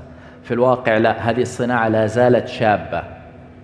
زالت شابة، وأي صناعة شابة ستعتمد في الواقع لصنع التغيير ولصنع الطلب الكبير على الكوادر. الموارد البشرية، أو بشكل أجمل في التسمية رأس المال البشري، هي سر المرحلة القادمة، لا في صناعة الحلال فحسب، بل حتى على مستوى الإمكانات الهائلة الموجودة في دول العالم الإسلامي. لدينا إمكانات هائلة. هذه الدول بشكل عام نصف سكان العالم الإسلامي هم من الشباب أقل من 35 سنة، العكس تماما فيما يتعلق بأوروبا التي أصبحت توصف بالقارة العجوز. إذن الفرق هو الاستثمار في رأس المال البشري. وبالمناسبة معظم قطاعات الحلال الجديدة بدأت على يد الشباب رواد الأعمال ورائدات الأعمال، هم الذين صنعوا القطاعات الجديدة في الحلال، واليوم المؤثرين والمؤثرات هم بيصنعوا الاتجاهات. إذن كل هذا يتكلم عن الإنسان. مستقبل صناعة الحلال، مستقبل التطوير في العالم الإسلامي هو يبدأ في خطوته الأولى وفي قراره الأول، سواء كان الإنسان على مستوى يتكلم عن مستوى حكومة أو على مستوى شركة كرئيس تنفيذي لشركة، يبدأ بالاستثمار في رأس المال البشري. من أين تبدأ علاقة صناعة الحلال مع رأس المال البشري؟ من المناهج الدراسية ولا من دخولهم لسوق العمل؟ طبعا دائما بيكون التركيز على المرحلة سوق العمل، والسبب أنه في نسبة كبيرة في العالم كما نعرف أصلا لا يعملوا في تخصصاتهم. يعني اليوم لما تنظر لقطاع مهم في العالم مثل الخدمات المالية، معظم الذين يعملون في الخدمات المالية لا يأتوا من خلفية مالية، يأتوا من خلفيات أخرى وهكذا. إذن لذلك التركيز على الدخول الحقيقي لسوق العمل. اليوم العالم مليء بالبرامج الدقيقة والمختصرة والمركزة لتطوير رأس المال البشري. كثير ترى بالمناسبة حتى من الذين يعملون في إدارات الإعلام والاتصال ما هو تخصصهم تسويق، لكن الاتصال لديهم أشبه بالموهبة الفطرية، وبالتالي أداؤها يكون أفضل من المتخصص في التسويق، لكنه يحتاج أخذ هذه الجرعات المركزة التي تساعد الإنسان على فهم الأدوات الاحترافية في الاتصال. هل هناك مواصفات للكومبتنسز اللي نحتاجها في الأشخاص اللي بيشتغلوا في قطاع الحلال؟ الحقيقة برأيي أهم شيء الإيمان والقيم بجانب طبعا الموهبة. يعني في صناعة مثل الحلال بتنبع من بعد إيماني، من بعد ديني، من التزام بضوابط الشريعة في مجالات الأكل والشرب وكذا. أنت تحتاج إلى ناس فعلا يؤمنوا بهذا، ويعني أخلاقيا أيضا يلتزموا بهذا. العالم اليوم يعاني من أزمة أخلاقية حقيقية. لولا أن الشركات الكبرى في العالم تعاني من الأزمة الأخلاقية لما صار هذا التدمير والتخريب إن صحت العبارة في البيئة وفي الموارد الطبيعية وفي غير ذلك. اليوم حتى معايير ESG في العالم صنعت بعد جديد سموه السلبي، وهو أنك لا تصنع شيء يضر البيئة، لا تصنع شيء يضر الإنسان، لا تصنع شيء يضر الحيوان. حتى صناديق الاستثمار العالمية التي ليس لها علاقة بالإسلام وبالضوابط الشرعية صارت تركز على الاستثمار وفق هذه المعايير، فقادت الشركات ورواد ورائدات الأعمال من الضروري جدا أن يكون عندهم فعلا إيمان حقيقي بمستقبل الحلال كصناعة والتزام أخلاقي، وبعد ذلك طبعا تأتي التخصصات مع المواهب. نعم. هناك مقولة معروفة أن تغيير المعتقدات أصعب بكثير من تغيير بعض السلوكيات، وتأتي هذه المقولة ضمن جزئية التدريب والتطوير للموارد البشرية. فهل تعتقد أن التحدي، خاصة أن المهارات والمتطلبات في رأس المال البشري التي ذكرتها كلها أخلاقية ومعتقداتية، وصعب الدخول لها وتغييرها مثل تغيير بعض السلوكيات أو تبني بعض الطرق العمل ووسائل العمل، فهل هذا تحدي كبير بالنسبة لي يعني بناء العنصر البشري لصناعة الحلال؟ نعم، هو تحدي، وهو تحدي بالمناسبة يمكن تجاوزه في ظل أنه كل المؤشرات الاقتصادية مغرية وجذابة، ودعونا ننتبه أنه إذا إحنا ما تحركنا فالشركات العالمية بتتحرك بسبب الطلب. على سبيل المثال لو أخذنا منتجات التجميل، اليوم لدينا في العالم الإسلامي عدد من الشركات اللي بتصنع كل منتجات التجميل لديها حلال، لأنها بتصنع بمراعاة ضوابط الشريعة. لكن هل هي الوحيدة في العالم؟ لا، ليست الوحيدة، بل الشركات العالمية الكبرى في مجال منتجات التجميل، وما في داعي نسمي أسماء هنا، لكن نعرف أن هذه الشركات كما تعرفون موجودة في فرنسا، في إيطاليا، بريطانيا، الولايات المتحدة، هي أقوى منافس لهم. طيب، وهم يعملون منتجات تجميل موجهة للعالم الإسلامي، فإذا إحنا ما اشتغلنا بقوة وبعمق وبنظرة بعيدة المدى، هناك منافسون أقوياء جدا، لأنها أسماء عالمية محترمة ولديها خطوط التوزيع والدعم اللوجستي وكل شيء جاهز.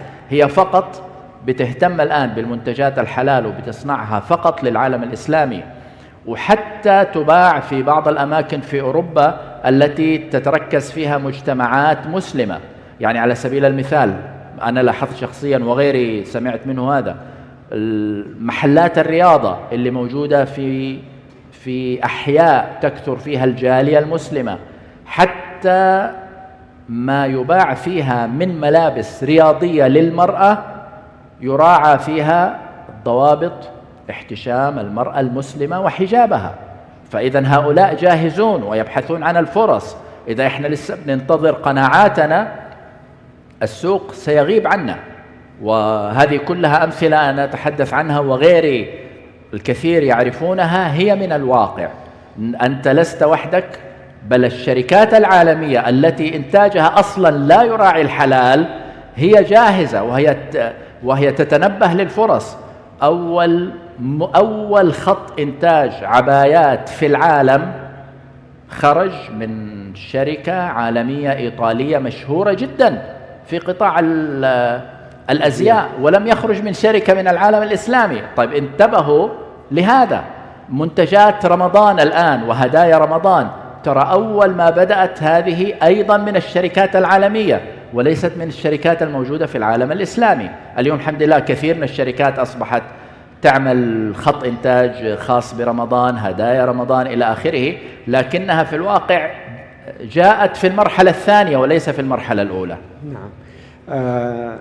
الحقيقة أعزائنا الحضور، هو قال لي 15 دقيقة ونهي عشان الوقت متأخر معنا، ولكن الحديث معاه ذو شجون، فاسمحوا لي أني أختم معاه بسؤاله عن كيف تريد أن تختم هذه الجلسة؟ الحقيقة كما قلت، أنا أعتقد، وأنا يمكن من أكثر الأشخاص الموجودين في القاعة يسافر حول العالم ومكلف كغرفة إسلامية بتطوير عالم الأعمال والتجارة والاستثمار للمسلمين في العالم وليس فقط في العالم الإسلامي.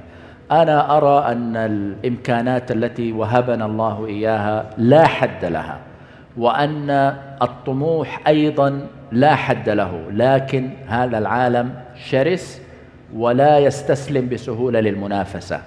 فلا نعتبر الحلال صنعتنا، هناك إمكانات هائلة وهناك منافسة شديدة كما ضربنا أمثلة قبل قليل. فلذلك يجب أن يكون عنوان المرحلة الاحترافية في كل شيء كما قلت، منذ وضع الخطط وانتهاء يعني قياس أثر المنتجات والخدمات على العميل واتجاهات العميل. وبين هذا في شيء مهم وهو التسويق والإعلام. نحن نعاني من الضعف في التسويق والإعلام، ولذلك حتى فعاليات الحلال حول العالم يعني لا تسوق بشكل جميل. فالعنوان الذي أختم به هو فعلا عنوان هذه النسخة، وهو ضرورة الاحترافية لو أردنا أن نستثمر الفرصة الضخمة المتاحة لنا في العالم تحت شعار الحلال. شيخ يوسف، في نهاية هذه الجلسة نشكرك ونشكر للسادة والسيدات الحضور حسن استماعهم. نمضي الآن قدما في جلسات المؤتمر، وشكرا جزيلا لكم وشكرا لك شيخ يوسف. شكرا جزيلا، الله يخليك.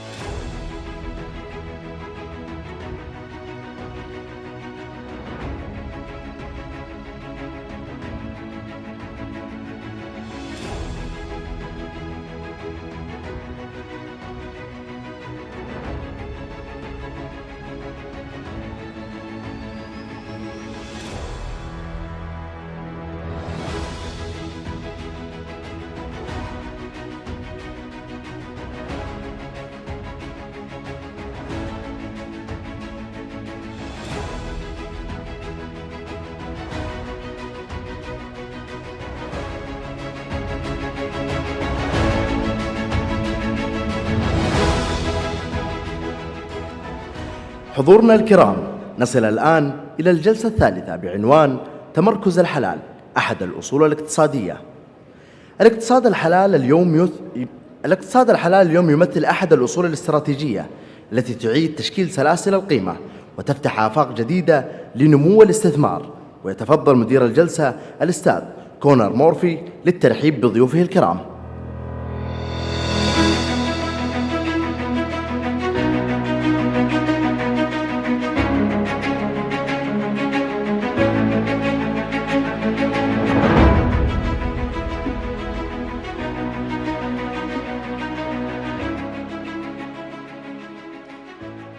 Assalamu alaikum wa rahmatullah.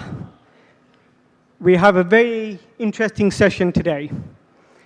We are looking at how the halal economy can serve as a national economic asset. And what better place to have it in Makkah Halal Forum. We always remember Mecca as being the Madinatul Muqaddisah. Sometimes we remember it when we're doing Hajj at Muzahima.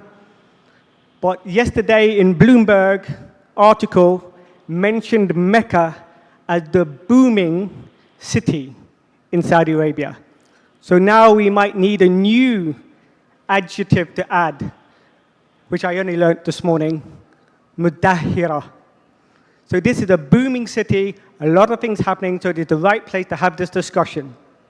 We have 5 panelists with us from 5 different countries. I will introduce them one by one. From Malaysia, the CEO of Malaysia External Trade Development Corporation, we have Mr. Abu Bakr Yusuf.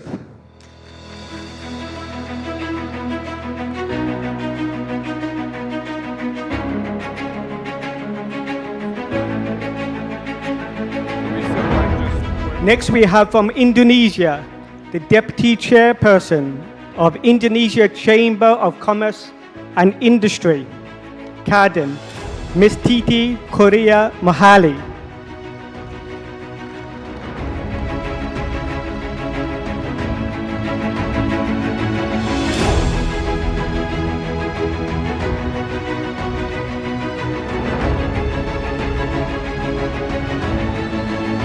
Next, we have from Pakistan, the Chief Executive Officer, Al-Baraka Bank in Pakistan, Mr. Muhammad Atif Hanif.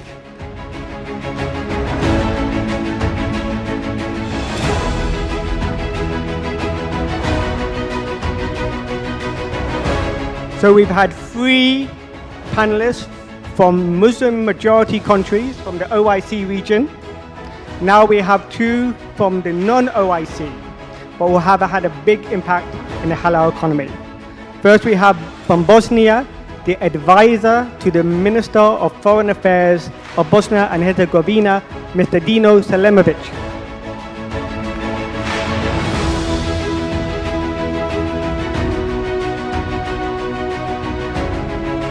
And lastly, but not least, all the way from Thailand, the President of the Thai Muslim Trade Association, Mr. Marut Meklo.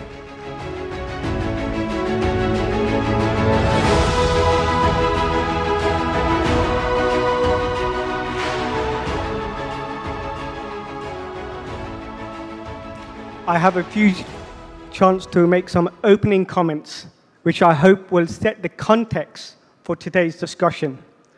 But first, I will begin in the name of Allah Most Mighty. Bismillah ar-Rahman ar-Rahim.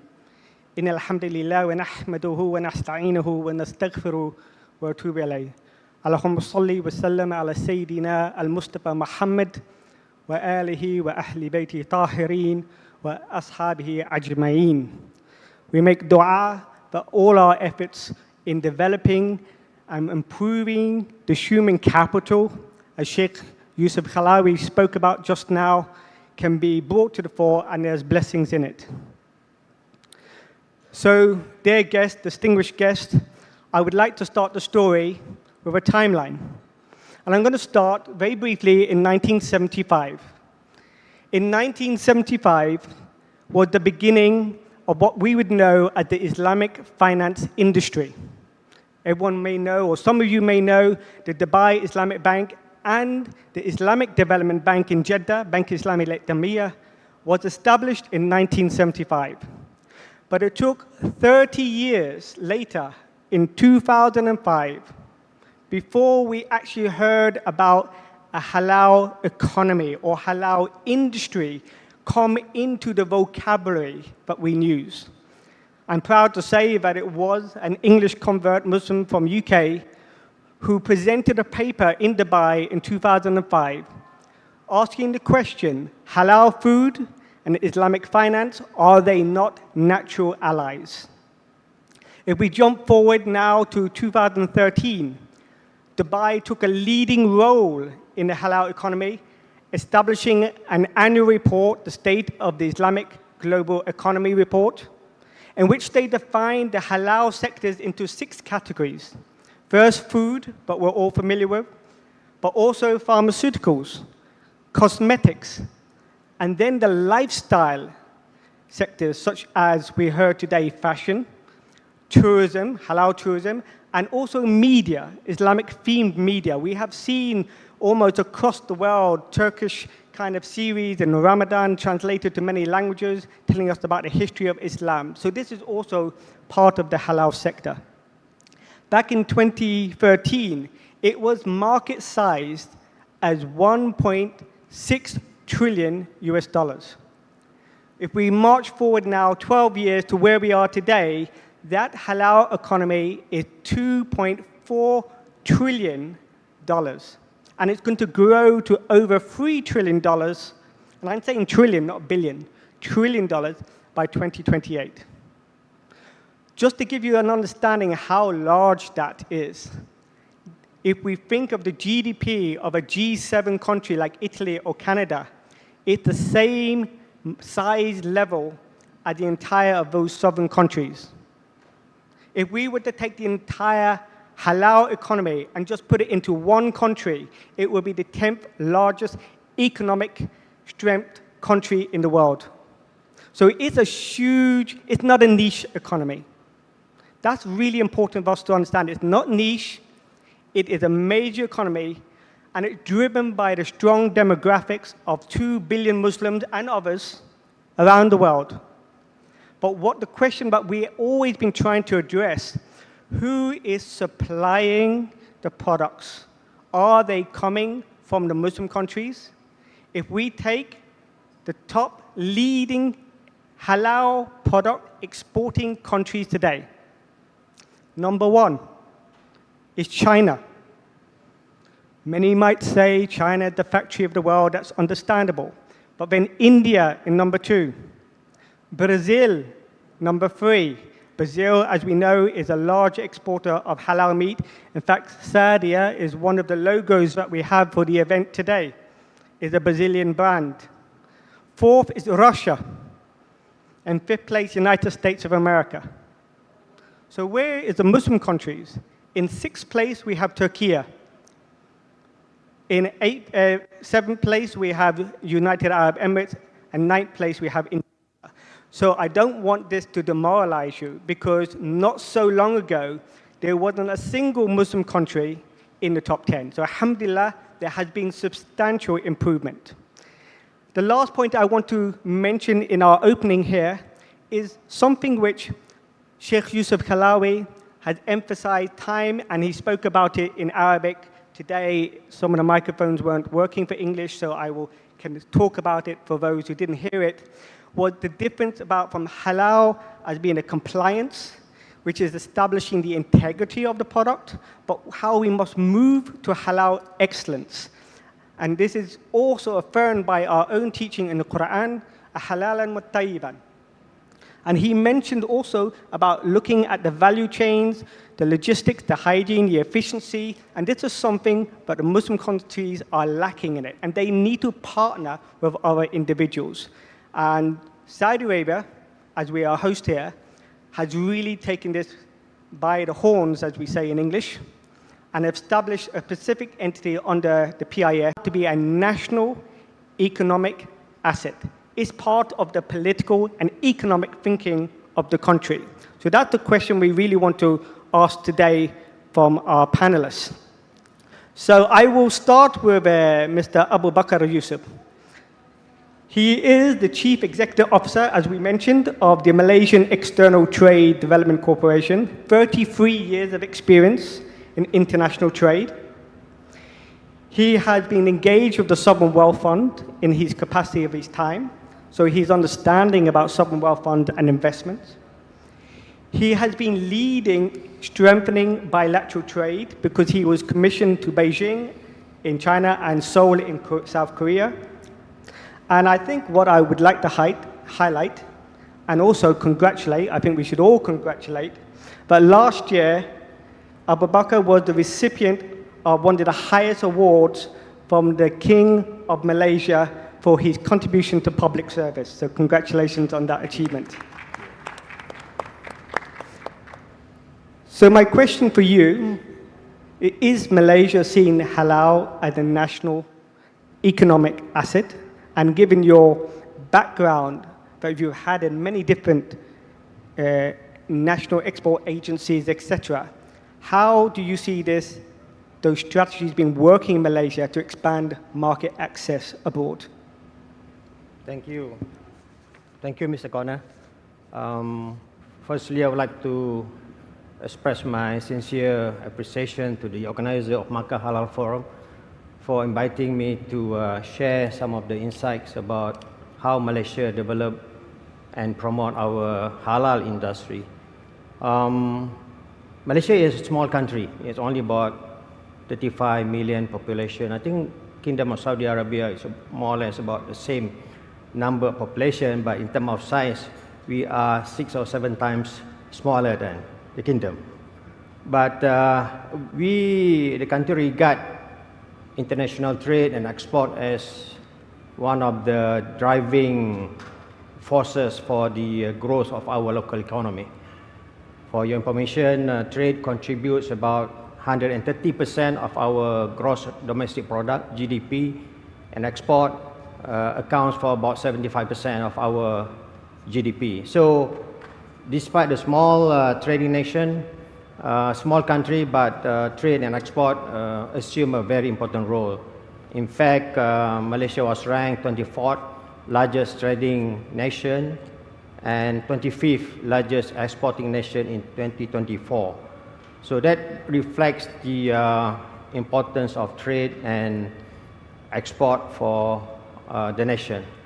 And where I'm coming from, actually, MATRADE, or Malaysia External Trade Development Corporation, is a government national trade promotion organization. We are under the purview of Ministry of Investment, Trade and Industry, MITI of Malaysia. So our mandate is basically to promote, to facilitate Malaysian entrepreneurs, Malaysian enterprises, including the small and medium enterprises, to promote their products and services to the world.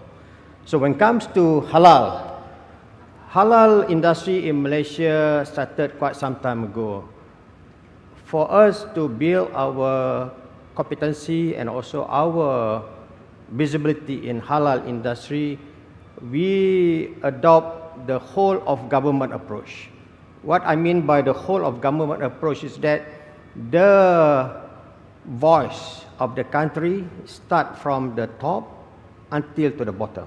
So everyone actually is very synchronized and similar in term of developing and promoting our halal industry.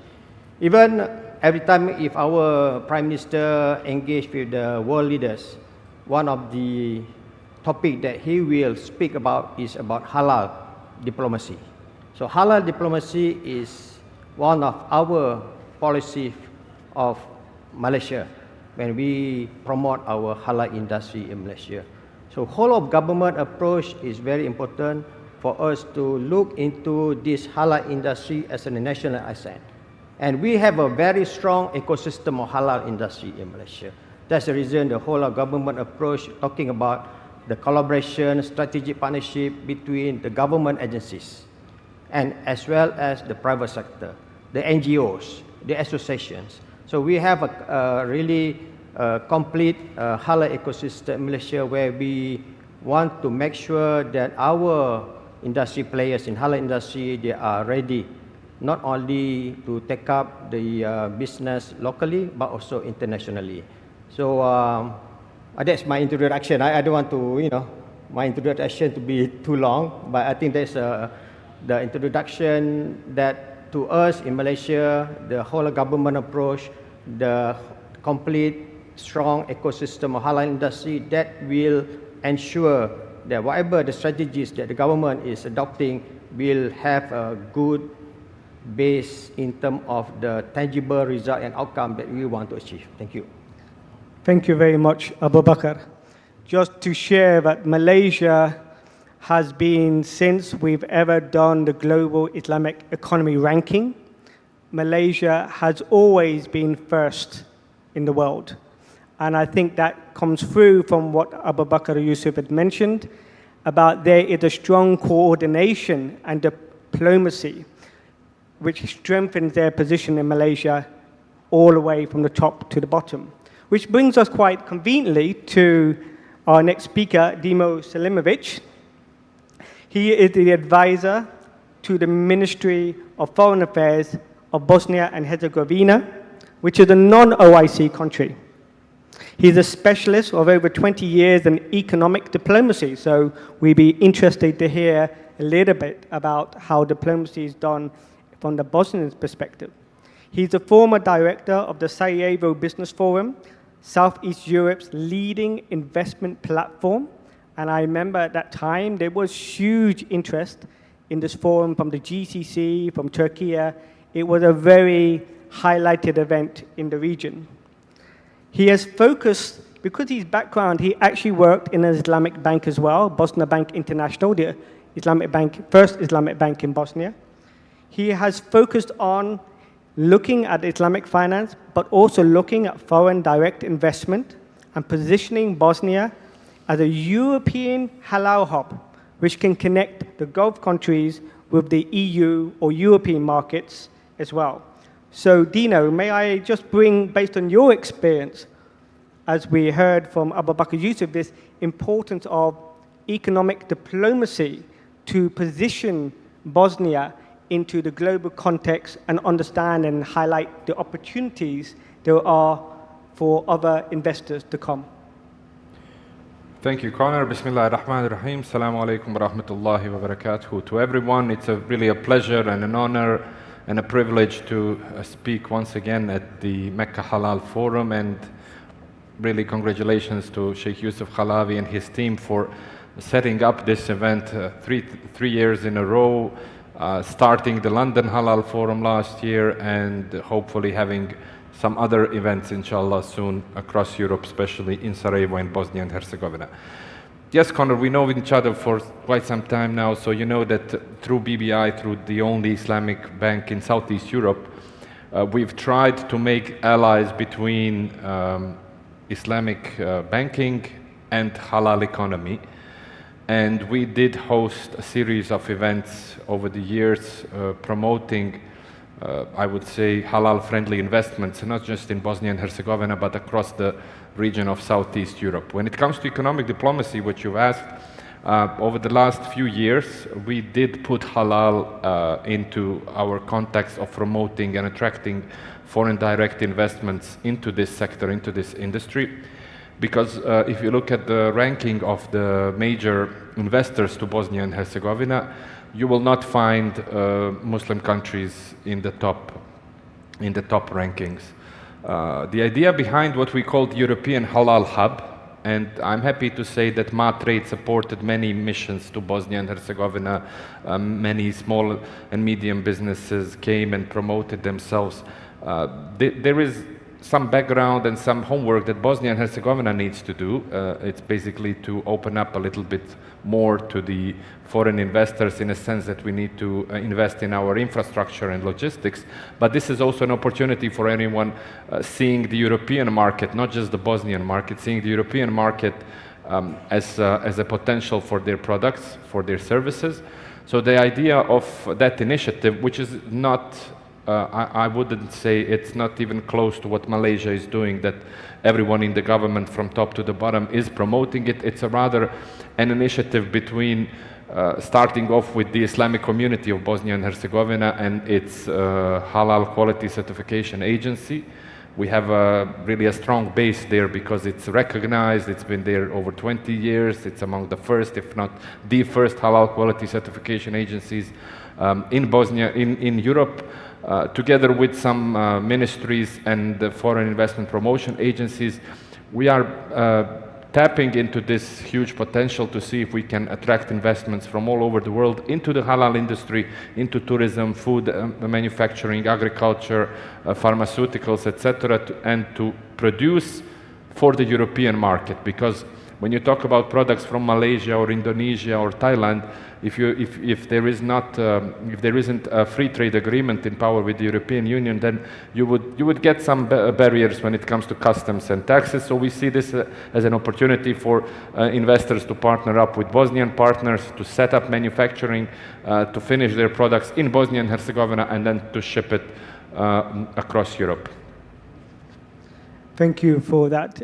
It is a real challenge, I think, for some of the Muslim countries to export meat products into Europe.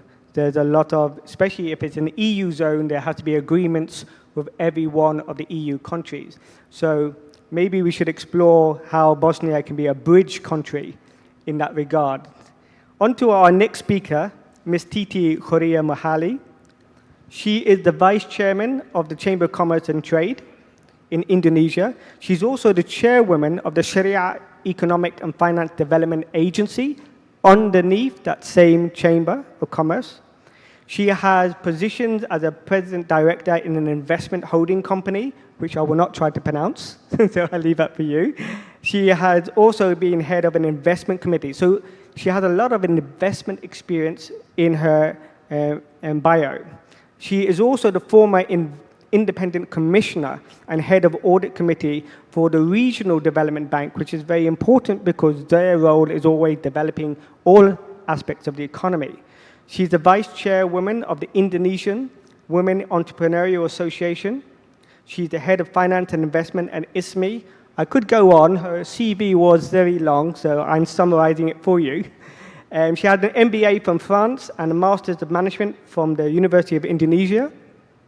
I think what really struck me with reading your profile is that you are actually Indonesia's representative, speaking at international forums in halal industry and supply chain, one at the World Expo last year, and also she was Indonesia's delegate to the BRICS event on the Women's Entrepreneurial Forum.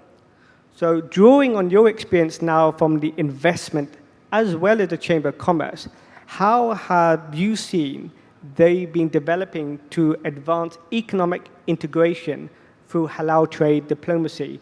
And also maybe you might have some word to talk about trade instruments on the financial side as well to unlock new growth opportunity. Thank you. Bismillahirrahmanirrahim. Assalamualaikum warahmatullahi wabarakatuh. Alhamdulillahirrabbilalamin.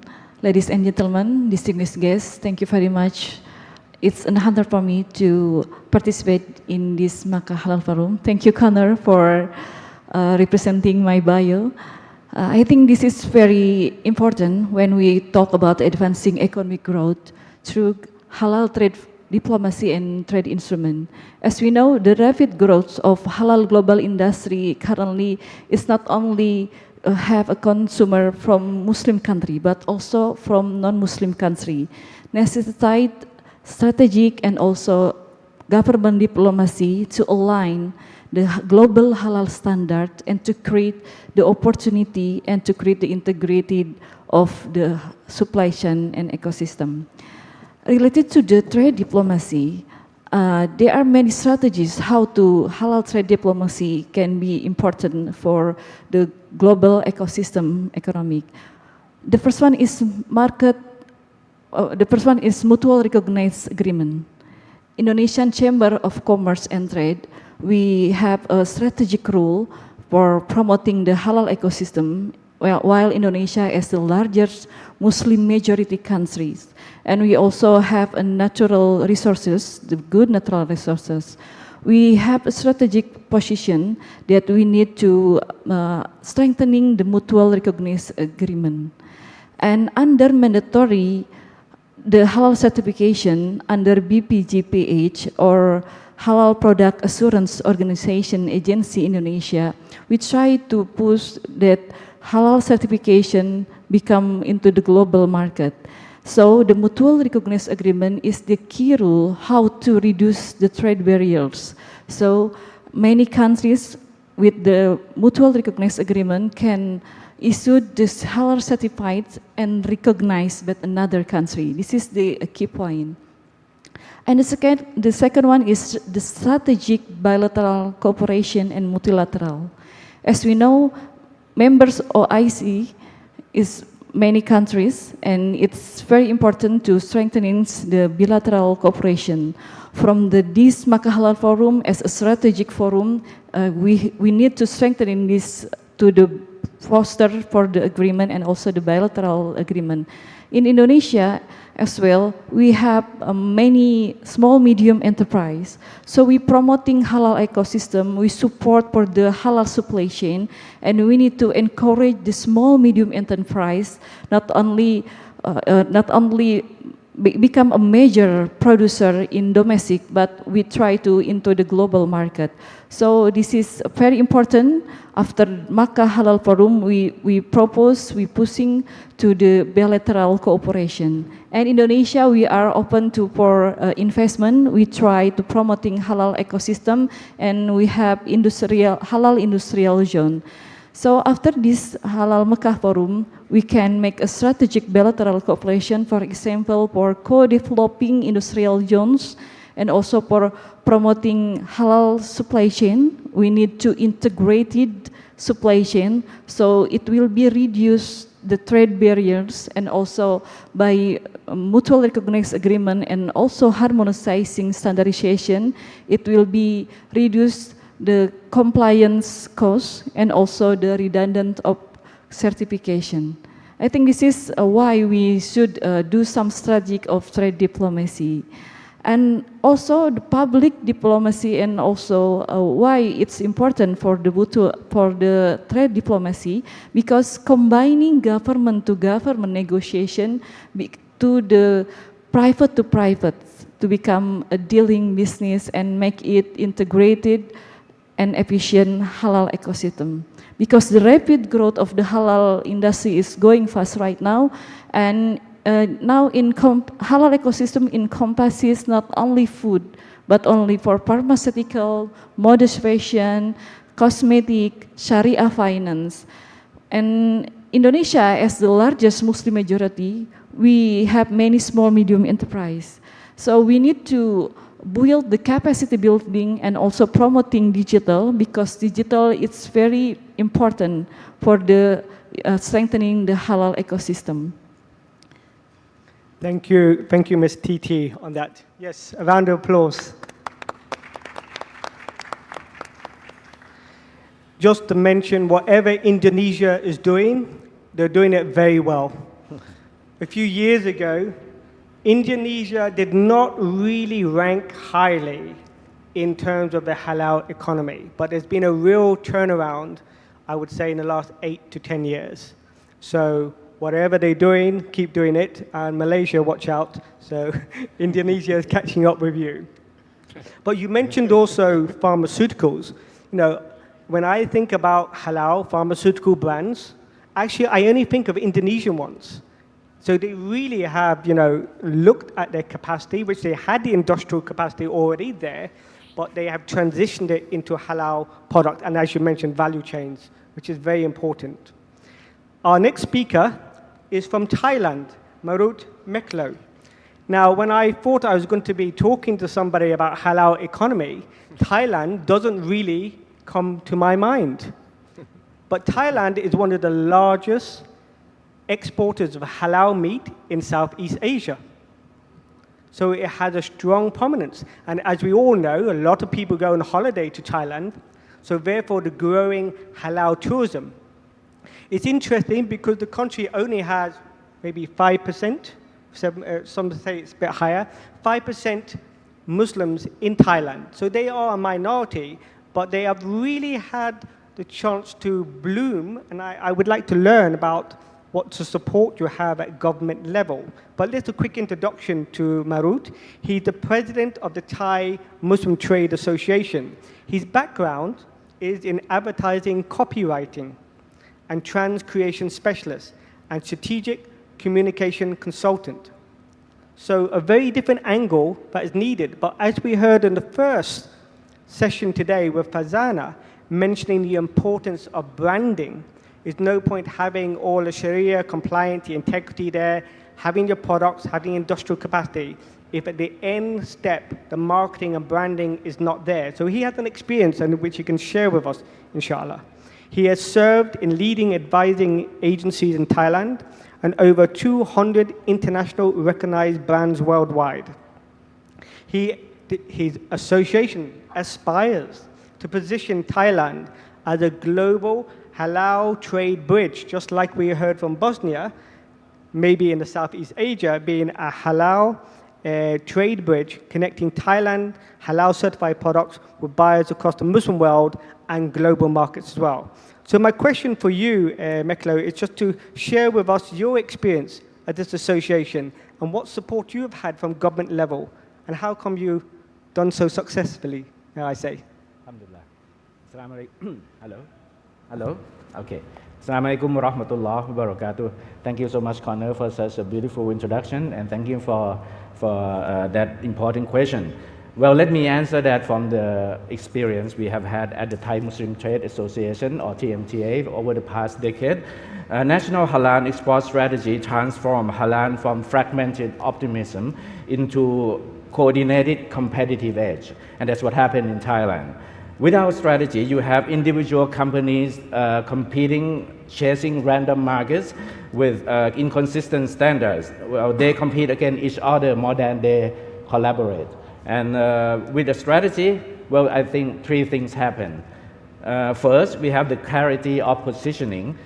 Thailand decided we are not trying to be the most Islamic country, of course. We are positioning ourselves.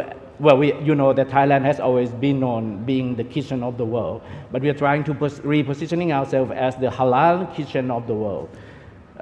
Professional, reliable, scalable. That clarity helps every exporter tell a single consistent story. And secondly, resource concentration. Instead of spreading support from the government thin and wide across all markets, we focus on high potential corridors. Middle East for volume, China for growth, Europe for premium products. Government resources, trade missions, and private sector investment align behind these priorities. And third, economy building. A national strategy attracts the infrastructure you need, like Islamic banks start offering export financing, logistic company develop halal certified cold chains, and certification bodies streamline processes. So market access with our strategy is just an access. But market access with strategy becomes sustainable competitive advantage. For decades, we have approached halal as compliance issue, a checkbox, a certificate on the wall. But winning countries today have shown us, and they have reframed that into a strategic national asset like oil, like technology, and like education. Thailand's journey proves this. We are a Buddhist majority nation, as you said. We have Muslim only accounting for 5%, 6% only. But yet today, we are among the world's top halal exporters and largest in Southeast Asia. We export over 5 billion in halal products annually. Our halal chicken supplies to McDonald's and KFC from Makkah to Manhattan. Nestle and Unilever, some of the biggest food companies in the world, source halal ingredients from Thailand. So how? Well, obviously not by having the largest Muslim population, but by having the clearest national strategy. In my experience, I think Thailand's success story rests on the 3 pillars, and I call it the GPS of halal trade positioning, GPS. The G, of course, comes from what Martret has already mentioned, government support, government integrity, government commitment. In Thailand, halal issues involve many different ministry. I guess that's pretty much the same in most other countries as well. It comprises agriculture, industry, commerce, Ministry of Commerce, and even Ministry of Education. So working across different agencies used to be a nightmare. And in just recently, Thailand have decided we have established one single command center called the Thailand Halal Industry Center, taking care of all the the key decision making on halal industry or Islamic economy in Thailand. So that has streamlined all the process altogether. And then that demonstrates that the Royal Thai government has a genuine commitment and to embrace halal as a long-term national agenda. Now the P in the GPS, P of course is the private sector. Government opens door, business walks through them, but someone needs to bridge that gap. And that's where an organization like my organization, TMTA, comes along. We are Thailand's center of collaboration of Muslim business people and halal entrepreneurs with more than 400 members nationwide. And secondly, we represent Thailand at the Islamic Chamber of Commerce and Development, ICCD. And that's why I am here with you, all of you today, to giving Thai business a voice in the global Islamic economy. The third, we are Thailand halal trade link to the world, connecting public with private, connecting domestically with internationally, connecting Thai exporters with global buyers. We don't just facilitate transactions, but we build trusted relationships. So the last but not least is the S in the GPS. S is the strategic market intelligence.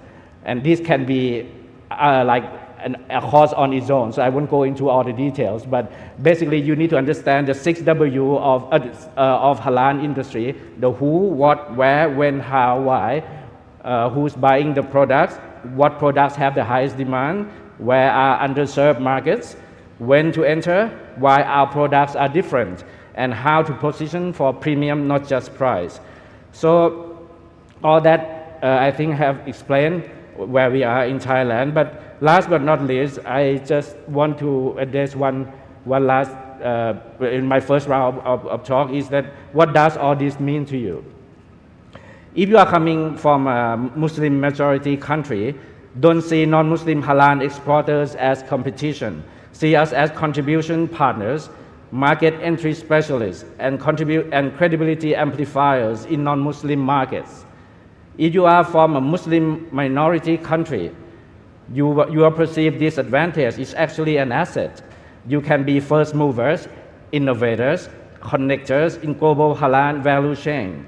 And for all of us here, the global halal economy is projected to reach approximately $3 trillion US dollar by 2030, but we will only capture that only when we stop thinking country versus country and start thinking ecosystem versus ecosystem.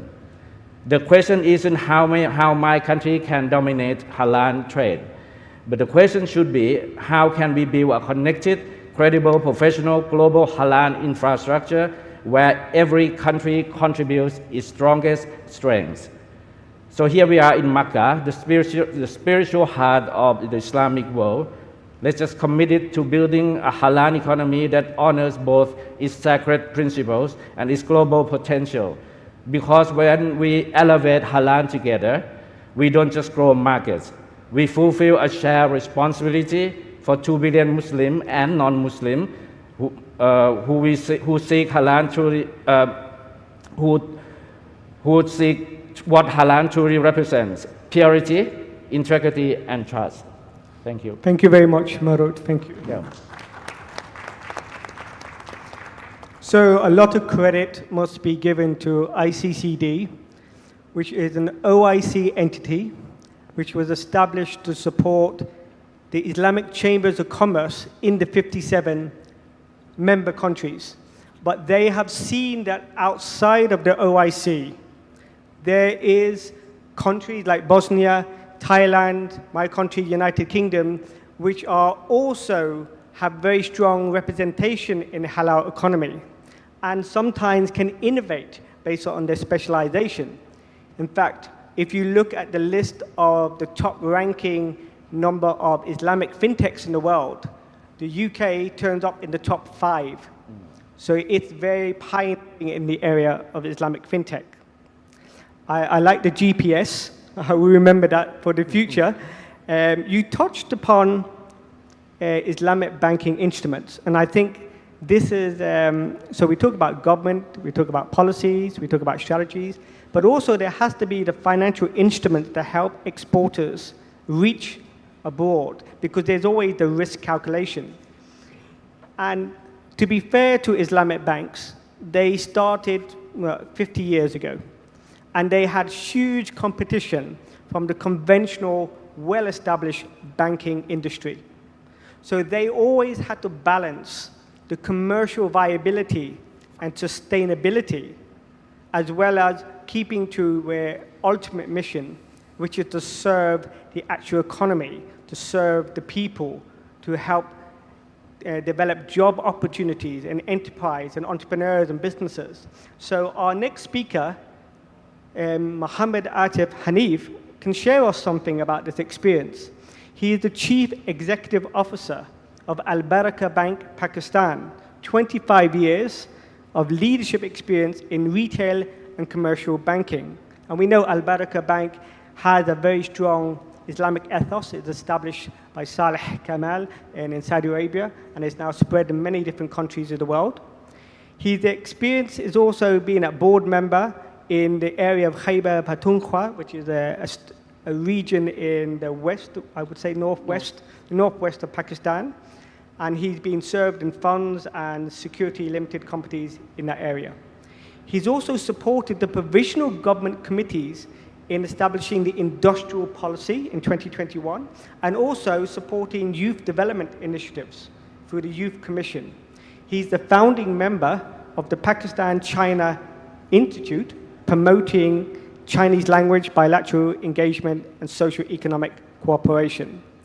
So, Hanif Sahib, given that your experience working directly in retail and corporate banking, and probably sympathizing with my kind of empathy I would have for the Islamic banking industry, having tried to be commercially viable, but also wanting to serve developmental needs. Can you share what has happened in Al-Barakah, Pakistan, or more broadly, how the bank has serviced to make the socio-economic needs of the country, and specifically, obviously, those entrepreneurs in the actual space of halal industry? Thank you, Connor. Bismillah ar-Rahman ar-Rahim. First of all, it's an honor and privilege to be here in Makkah Halal Forum again. I had the honor to speak in 2023 forum, which was the first forum.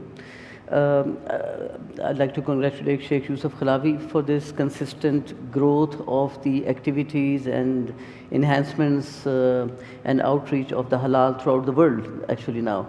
I'd also like to pay tribute to Sheikh Saleh Kamil, who founded the Islamic Chamber of Commerce and Development back in 1980 with the objective of socio-economic uplift of the Muslim Ummah and the Muslim countries and the Muslims living outside the Muslim countries as well. And driving the economic trends from their lifestyle, changing lifestyles. This is exactly his son, who's also the chairman of the Al-Barakah Banking Group, Sheikh Abdullah Saleh Kamil, is following on his footsteps. And this halal, being a flagship project of Islamic Chamber of Commerce and Development, is a testament to their commitment of the objectives laid by his father, Sheikh Saleh Kamil. I would like to mention that being part of the Dalla group, which includes Islamic Chamber and the halal activities, in 2023, when this first halal forum occurred, and after my participation, I realized that there's such a huge potential for economic growth and export-led growth for Pakistan in the context of halal global economy. So what we did, we partnered with Islamic Chamber of Commerce and Development, and we started the awareness program and involving all stakeholders in the country. And believe me, it was a revelation for everyone that is this really a fact that this 2 trillion and 3 trillion and now it's 4 trillion economy, and countries like Pakistan, which is the second largest country, Muslim country in the world, and one of the major contributor to so many areas, like 5th largest milk producing country, the 6th largest wheat producing country, likewise livestock, cotton, and we are not in the game at all. So in 2023, Pakistan's total contribution to the halal economy was $500 million, and that too confined to the meat. So we held a big conference in Karachi, invited the leading businesses of Karachi and the trade authorities of the government and some ministries. And Sheikh Yusuf Khalawi attended that, chaired that meeting, and he explained about the halal. It gave us so much encouragement. I was also part of the numbers, that's like you started with the numbers, and everyone was just stunned by the numbers. Reason being that Pakistan's exports have been struggling. But despite that, our 4 main leading sector of exports were textile, $20 billion, IT, $4 billion, rice, $4 billion, and the sports goods of Sialkot, they are another $3 billion. All are destined to North America, Europe, UK, and world top brands. So our concentration and dependence on the export market was very, very concentrated to very high-end markets only. So what that proved was that Pakistan has the capacity and resilience to enter into halal markets, because halal markets are basically diversification. For Pakistan, it is diversification of exports, diversification of products and diversification into new markets, export markets. So there's a win-win situation. We are champion of textile export, textile sector, but our contribution in halal fashion is negligible. Likewise, we provide protein and all kind of meat to about 250 million local population, but we are not into the export game. So the potential is right there, and I would say that Pakistan is going to be a very strong emerging player in the global halal economy from I will say last year onwards. And I'll give example that after having several conferences, including Karachi, Lahore, halal fashion workshops, finally 2 months ago, Pakistan's first halal meat policy was approved by the Prime Minister of Pakistan. And a task force has been set to roll out the policy and set its objectives and identify markets. So one of the leading initiatives that are being taking place right now are with Saudi Arabia, Malaysia, and some other GCC countries to expand the meat sector.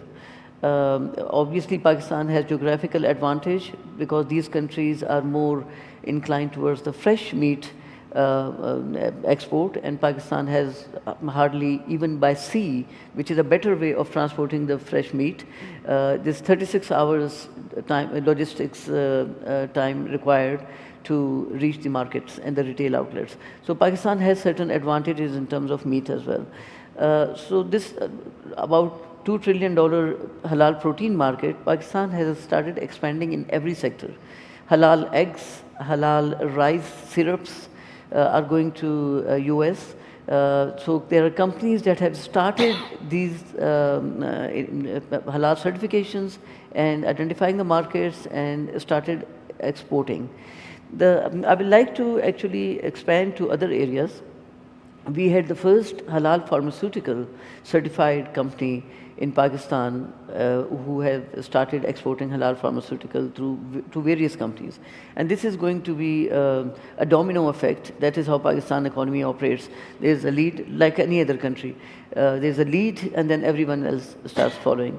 Likewise, halal cosmetics have started exporting, and I'm talking about last 12 to 18 months. The third, I would say, is a very important area, which is the halal tourism. Halal tourism. Tourism in Pakistan has actually exploded in the north of Pakistan because of its extraordinary geography, which is the glaciers. The top 6 mountains out of 10 are in Pakistan. The valleys and the plateaus, and there's so many beautiful places. And Pakistanis themselves have actually come to know about the tourism potential of Pakistan after COVID. So there has been, the people from Karachi and Lahore used to visit Thailand more and Malaysia more and Dubai more rather than the north of Pakistan. So now there are about 50 to 70 hotels opening in the north of Pakistan every year, and they cannot catch up because the 5-star hotels in Karachi and Lahore are 3 to 4 times cheaper than the 3-star hotels in the north of Pakistan. But what another aspect that is happening is that this tourism explosion in Pakistan is now having a spillover effect to the coastal area, because Pakistan has a 1,000-kilometer coast, and the first resort was built only 3 months ago. And they are charging $900 per night for a 4-star facility. So there's a huge gap between the demand and supply. Out of 250 million people in Pakistan, 200 million have not seen the sea. So the reason I'm mentioning this is because there's a huge investment opportunity in halal tourism sector in Pakistan, and the international viewers and listeners of this program can gauge from these numbers that I've shared. The last I would say is the halal fashion. This is the most amazing product for Pakistan. Reason being is that Pakistan is not only a textile sector, Pakistan is also the only country in the world where ethnic rural clothing has transformed into modern fashion. Now the most educated women, the most professional women, the middle class, everyone wears the same clothing what rural women used to wear 50 years ago in the villages. And this, the credit goes to the enterprising fashion designers like Pasha and Gul Ahmed and Al-Karam and so many, because if you go to a Pakistani high-end shopping mall, you will not find a single European women brand. You will only find Pakistani brands selling Pakistani clothes. This has coincided with another important event, which is the rise of Pakistani drama, TV drama, which is now seen throughout the world, even in the countries where there is no expat Pakistanis, through subtitles. And that is expanding the Pakistani traditional modest clothing throughout the world. The halal fashion is now, after our conferences, has become a product within these retail outlets in Pakistan, who also have stores outside Pakistan. So I would say Pakistan is coming up very strong and emerging very strongly in all the 5 sectors of the halal economy. The SIFC, which is a Special Investment Facilitation Center developed 2 years ago, has put halal on their agenda. So you will find Pakistan, inshallah, but what I would like to mention, one very important point, is that the non-Muslim countries like Thailand and China, the credit should be given to them for building the halal market. So instead, there's 2 ways for countries like Pakistan to progress in the halal sector. One is to go organically through their own marketing, through their own capacity building. And the second is to establish partnerships with the larger, older companies like Chinese and Thai and so on, and American, and provide their own capacity and their natural strength of being a strong Muslim country, providing all these products to their local population and having the capacity and the ability to expand. I can talk about how this will synergize with the Sharia compliant financing, but I can talk about this later. Thank you very much. Thank you for those words. There's a lot to unpack there. I would probably start with the last point. One of the quick ways to develop your national halal economy is to leapfrog its development is to partner with other companies abroad which have expertise in this area.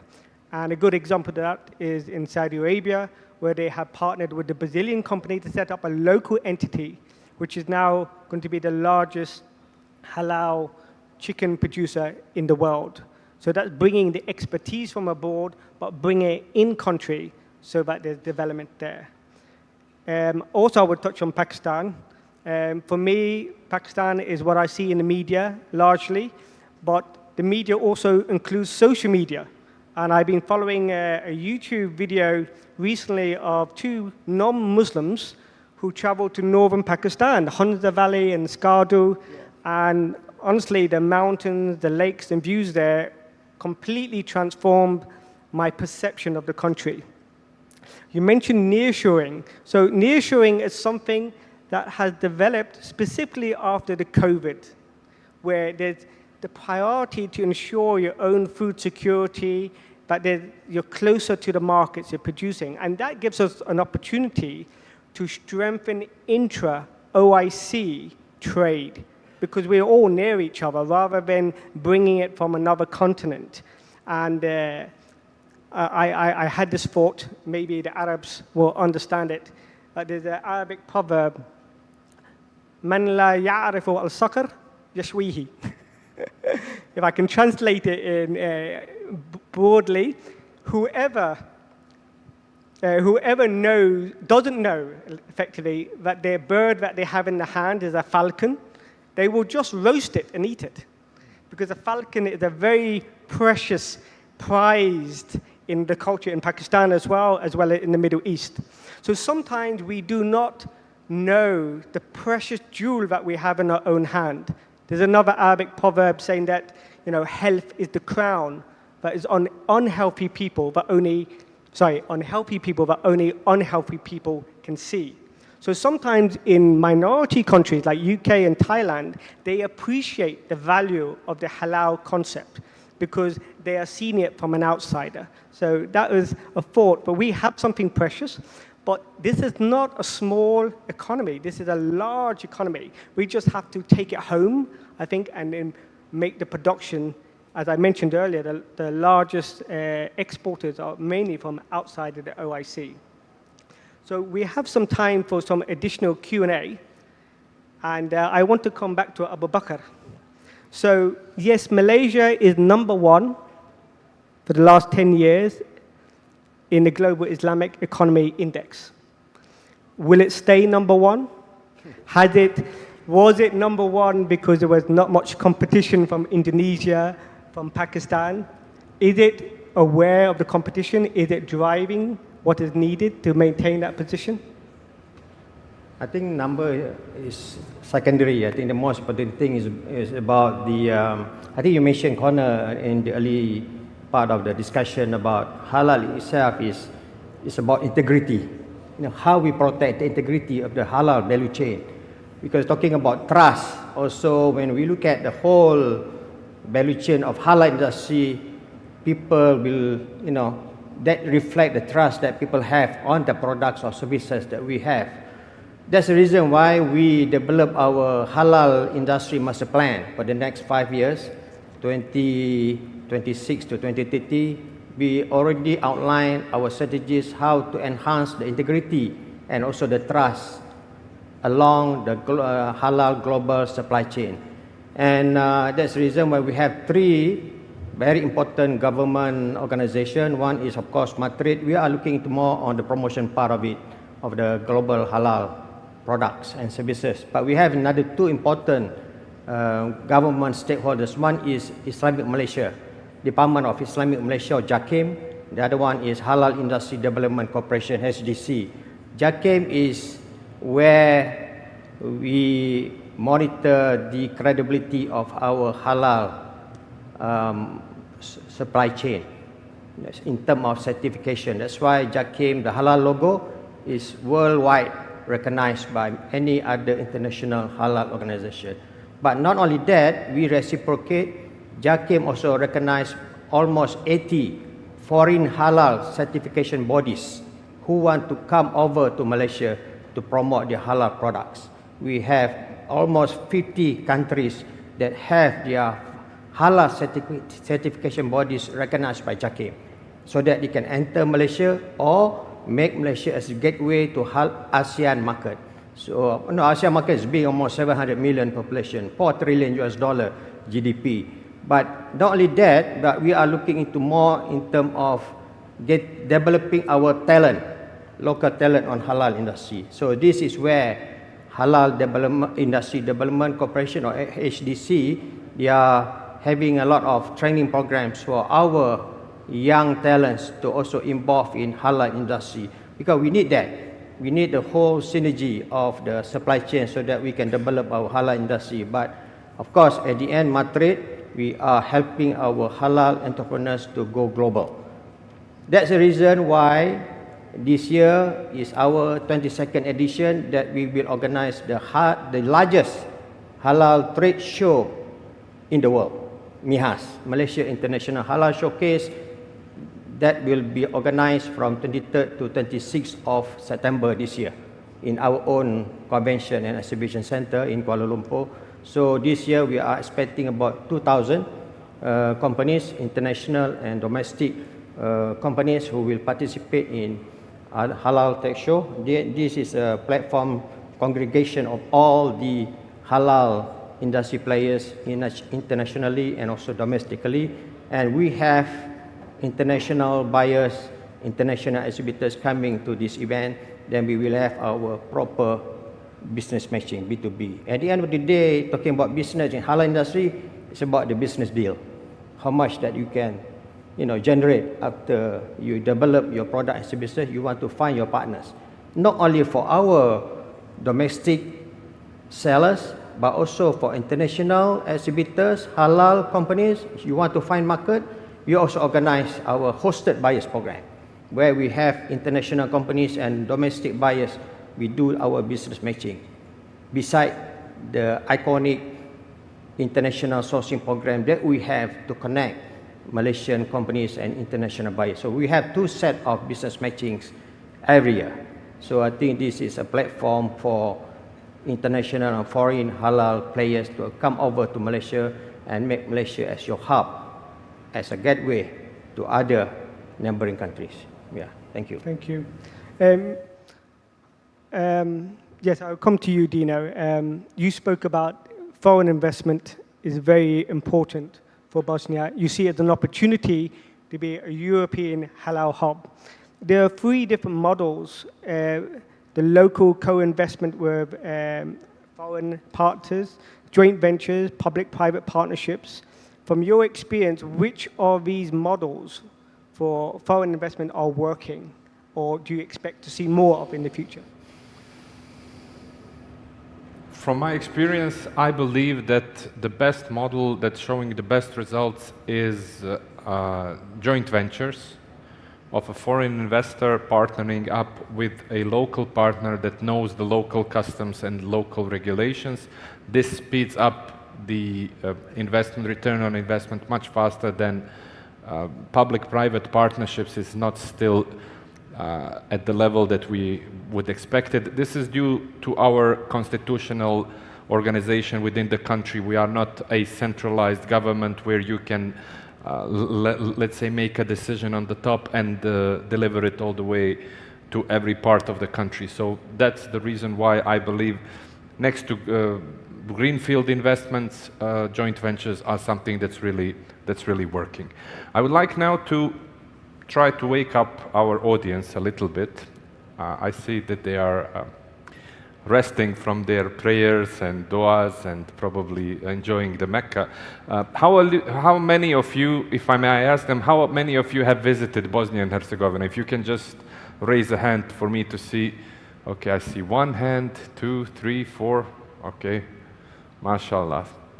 So Bosnia and Herzegovina is really a truly Muslim-friendly destination, especially our capital Sarajevo, but not just Sarajevo, other cities like Travnik, Mostar, Bihać, Cazin, Banja Luka, Tuzla, not to forget some of them. So it wouldn't be fair for me not to mention here the 3rd, I think, or the 4th European Halal Congress that will be organized this year by the Agency for Halal Quality Certification. And next to that, because the agency is preserving on their, let's say, efforts to promote halal, genuinely, that's their main job. The rest of us are basically tapping into their activities and trying to organize business forums, investment forums, halal expos, halal fairs. So I think the best way for anyone to see what they can do with Bosnia and Herzegovina is to first discover, and this is basically the discovering part. We go and promote Bosnia and Herzegovina as a halal-friendly destination. And I'm so happy, compared to 5 years ago, just in the last few months, we've promoted Bosnia and Herzegovina as a halal destination, either for tourism or investments or businesses. In the UK, in London, our colleagues from the agency participated in Albania at their Halal Expo. We are here today.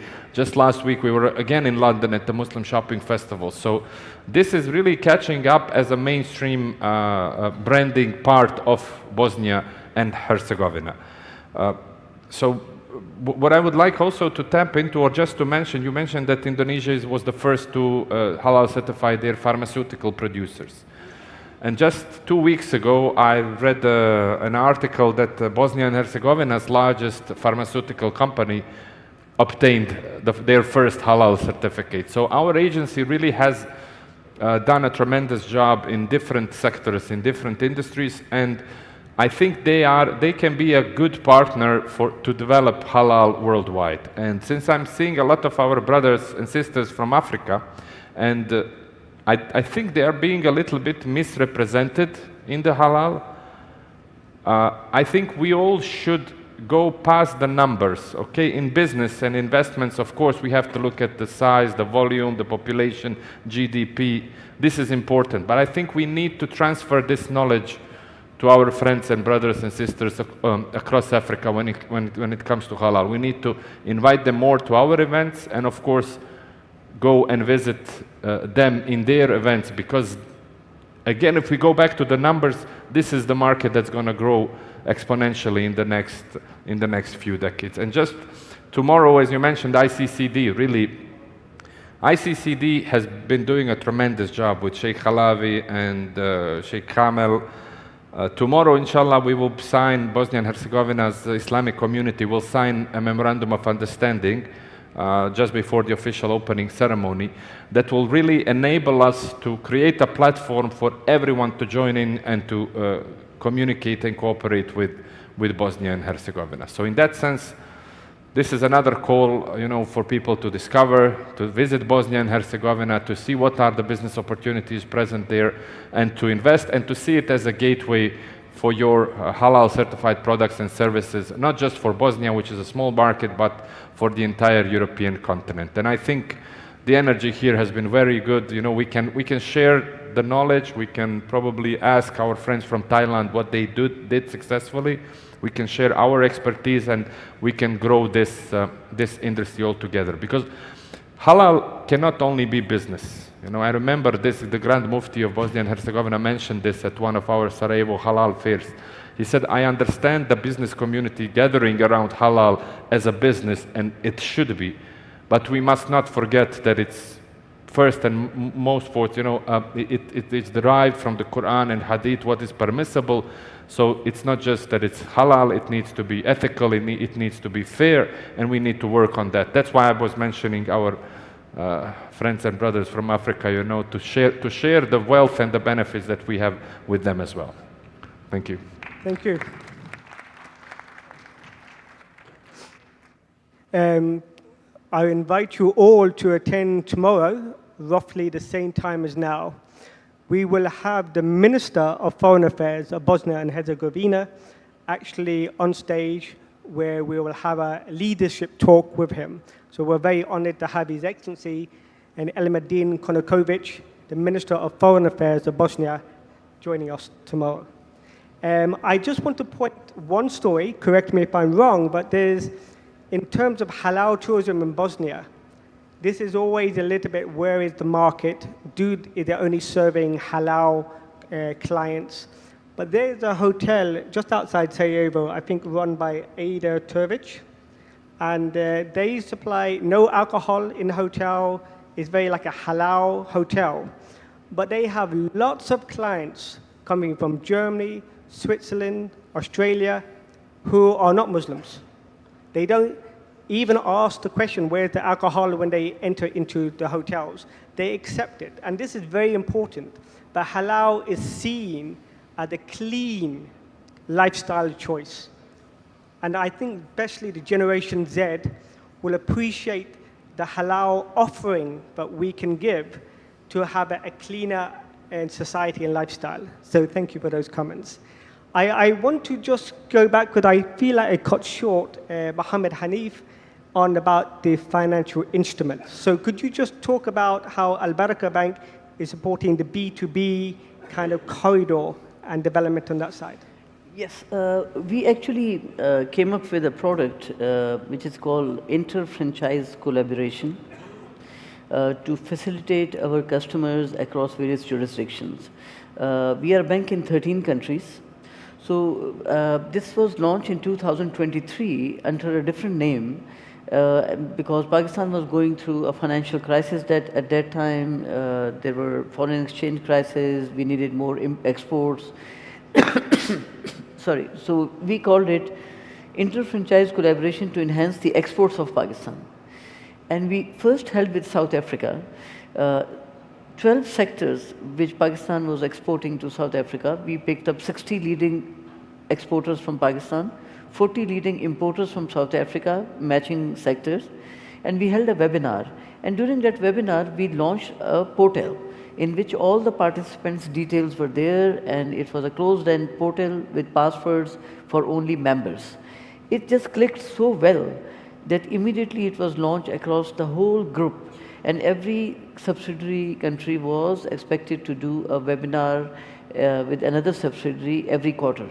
So that program has really flourished, and it has become a hallmark of Al Barakah Group now, that their customers can be connected with the customers across various jurisdictions through a screening process. So they're not random businessmen which you Google to, for example, if you're a rice exporter and you want to find a matching importer in Tunisia, if you go through Chambers or if you go through the Google, you don't know the reliability of that businessman. But if that business is being pitched on a portal of a bank, it means bank has done some due diligence.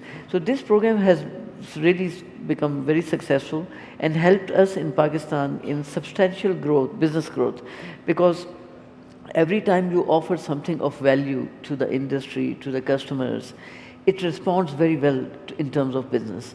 So we had the highest growth of corporate portfolio in last 2 years in the banking industry because of this initiative. And the last we held was a slightly different version of that webinar. It was not a country-to-country webinar, it was a product webinar. So we hosted the product from Pakistan, which was the sports goods from a city called Sialkot, which provides the world top quality sports goods to the top brands in the world, including the football for the FIFA World Cup for last 6-7 years. And they are, into halal fashion as well, the burkini or, all those products that they're coming up. So this product, this portal and webinar model has become so successful that our IT team head was awarded a special prize in a CIO conference internationally last year for the first bank in the world to have developed such a trade finance portal for facilitating their customers across various jurisdictions. So this obviously is backed by then providing financing, trade financing, and working capital limits to the customers as well in Sharia mode. So what is very important, I would like to just add this, that halal right now is all based on the processes and ingredients. But very soon, the consumers are going to ask a question that if there is a product, meat or confectionery or anything which is halal, if the financing of those companies are non-halal, non-Sharia compliant, how halal is the product? So this is very soon going to happen, and this will actually support the Islamic banking industry. Because we may be only 50-year-old, but the way halal economy is growing, they will ultimately require Sharia-compliant financing to pitch their products as 100% halal. So halal banking and finance is going to benefit from this very soon, inshallah. My apologies to Ms. Titi and Marut. I've been given that we're time to wrap up. The question hopefully will be addressed in another session, and the question I had for both of them is about what are, from a majority Muslim country and a minority Muslim country, how are they building corridors with Saudi Arabia as being a global halal hub? So I apologize for that, the shortage of time.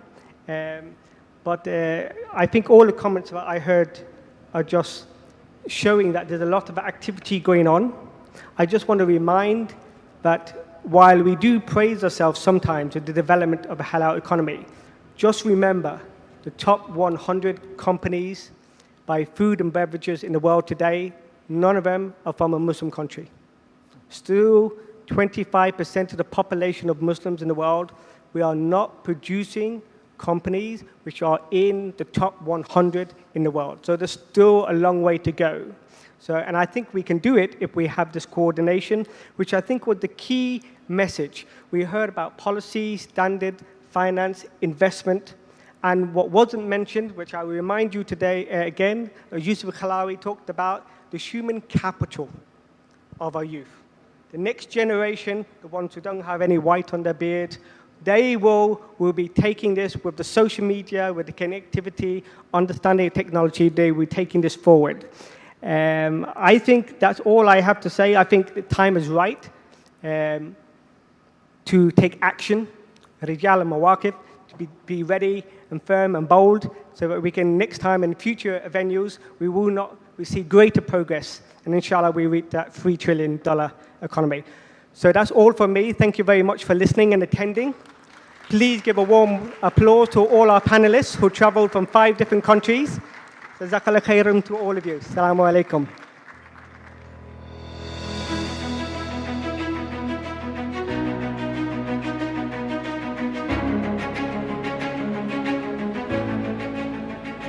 حضورنا الكريم يتفضل المهندس عصمت معتوق المدير العام لمبادرة منافع لتكريم رئيس الجلسة والمحاورين.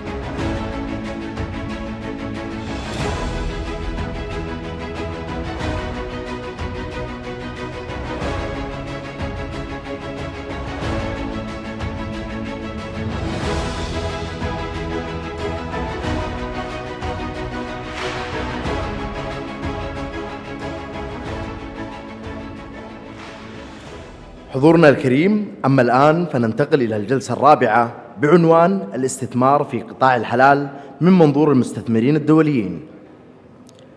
جلسة تسلط الضوء على الفرص الاستثمارية الواعدة في هذا القطاع المتنامي ورؤية المستثمرين الدوليين له. ويتفضل مدير الجلسة سعادة الأستاذ أرشد راشد.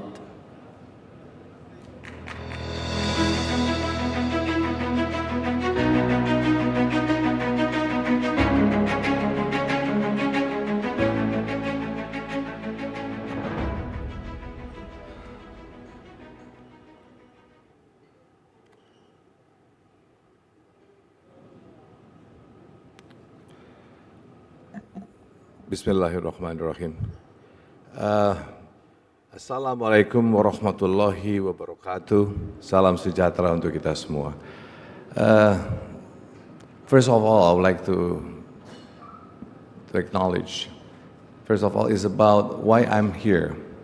I'm here because representing what is a new established network. It's called B57, or the Business 57 Plus. It is a new initiative by ICCD.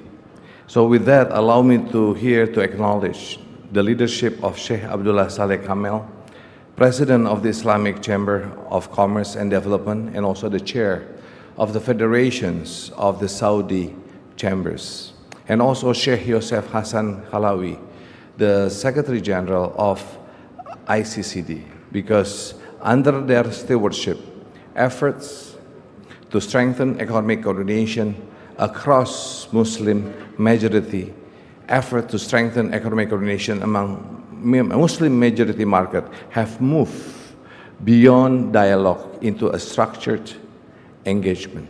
This is where the establishment, what we call Business 57 Plus under the ICCD, as a new initiative to actually bring in the whole Islamic nations plus other nation, or we call it the plus. Thank you for the opportunity actually to be here today. I come from Indonesia, a home to around 240 million Muslims, the largest Muslim populations in the world, and part of ASEAN, or Asian, or Southeast Asia. You saw just now in the panel before from Thailand as an example, that's part of ASEAN, and also Malaysia. And the region of ASEAN or Southeast Asia are about 680 million people. In Indonesia, halal food and beverage operates as a baseline standard. It is not marketed as a premium. It is simply expected. In that sense, Indonesia represents a baseline halal market, where halal certified products are embedded in everyday consumptions. However, once halal products move beyond domestic market and into cross-border trade, the dynamics change. Different countries apply different standards. They operate under different regulations. They face different consumer expectations. We see this across ASEAN, and similar patterns appears globally. It is here that halal sector shift from everyday consumptions to an investable economic opportunity.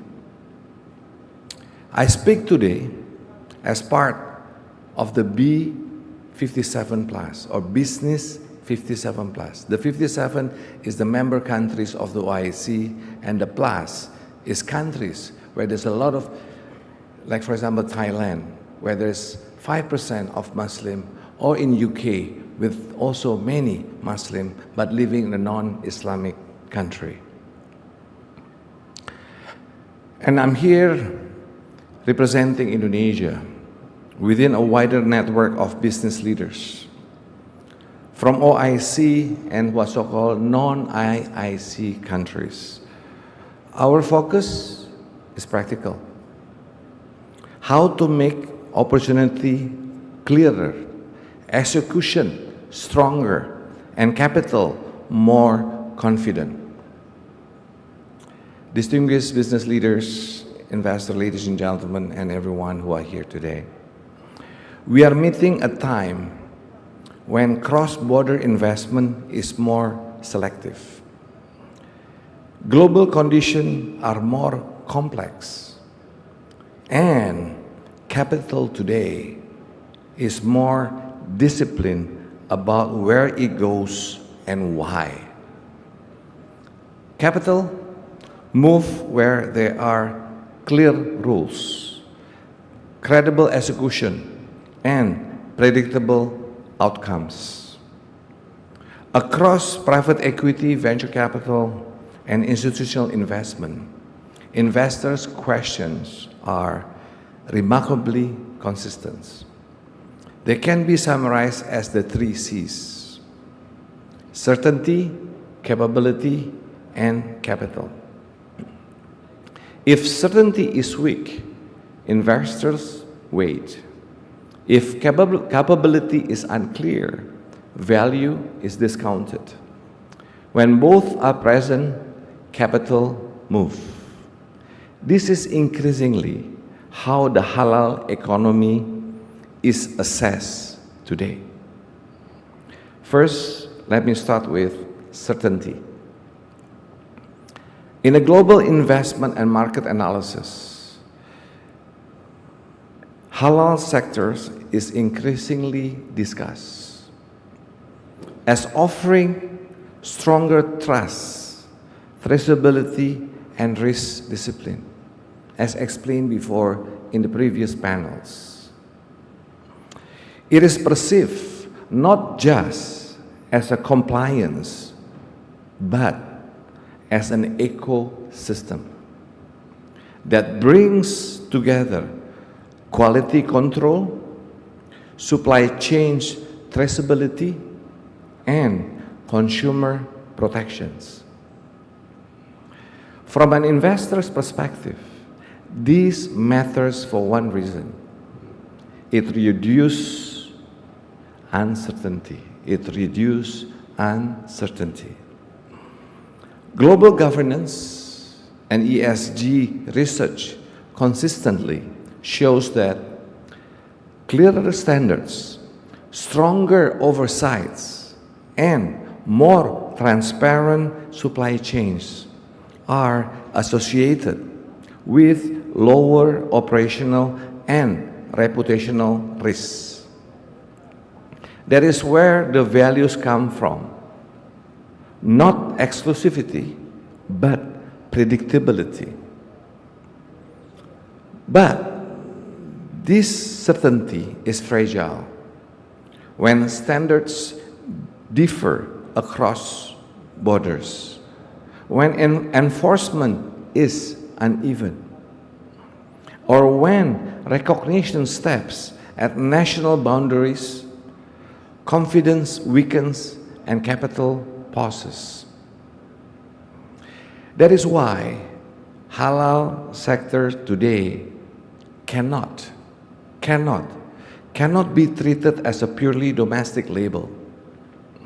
It is increasingly functions as a cross-border economic ecosystems. And we are operating in a very different global environment. Trade patterns are shifting. Supply chains are being reconfigured, and economic partnerships are being reassessed. In this context, halal is not simply a certification category. It should be approached as a new opportunity, a market system that connects standards, demand, and production across borders. This brings me to capability. If halal sectors function as a cross-border ecosystems, the next investor question is simple. Can it operate effectively across markets? That's the question. The halal sector today is not only about product or certification. In many markets, it has evolved into a lifestyle, shaping consumptions across food, clothing, travel, and digital services.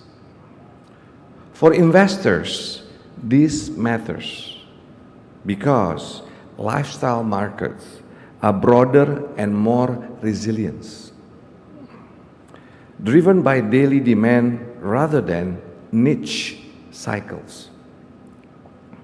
At the same time, the halal economy is not one single market. Consumer behavior in Indonesia differs from the Middle East. Cost structures differs across regions.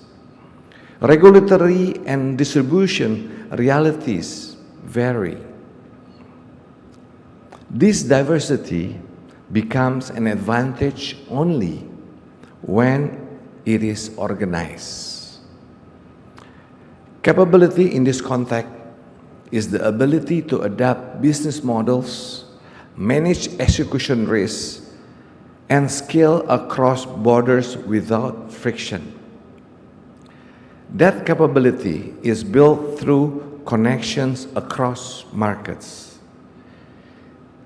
This is where platforms like the B57, that was actually started last year, end of last year, during the COMSEC meeting, what we call the B57 Plus or Business 57 Plus. B57 Plus is not a banner to promote. It is a working network, a platform where investors and business leaders exchange experience, compare standards, and understand how different halal markets actually perform in practice. In the end, capability is not about ambition. It is about coordinations. Earlier, I discussed the three C's: certainty, capability, and capital. Certainty is about predictability. Capability is about execution. And when both are present, we arrive at the final C. C is capital. Globally, investors are more selective. They commit capital where rules are clear, execution is credible, and risks are understood. When standards are predictable and systems work across borders, capital moves. When they do not, capital waits. This is also where the halal economy is sometimes misunderstood. From an investor's perspective, Sharia compliance structures are not barriers. They emphasize discipline, risk sharing, and alignment with the real economy. Profit and loss sharing, when executed well, reduce excessive leverage and align incentive. For long-term investors, this is not ideology. It is a risk management. When the halal economy operates as a coordinated cross-border ecosystem, capital becomes more willing to commit. Not speculative, not short-term, but long-term and disciplined. To conclude, the halal economy today is not short of intent. What it requires, a structure. International investors are not looking for declarations. They are looking for certainty of standards, capability to execute, and systems that work across borders. When those conditions are in place, capital does not need persuasion. It will move. Allow me to conclude this. For the halal economy globally, the strategic priority is clear: to organize our diversity and strengthen coordination across markets. And in doing so, we must embrace three disciplines: compete, collaborates, and complements. We should welcome competition. It keeps businesses efficient and drive innovation. We must collaborate on standards and cross-border coordinations. And we must complement one another, aligning different strengths across markets. That is how a cross-border halal ecosystem becomes resilience. And that is how halal move from potentials to performance. Thank you. Wassalamualaikum warahmatullahi wabarakatuh.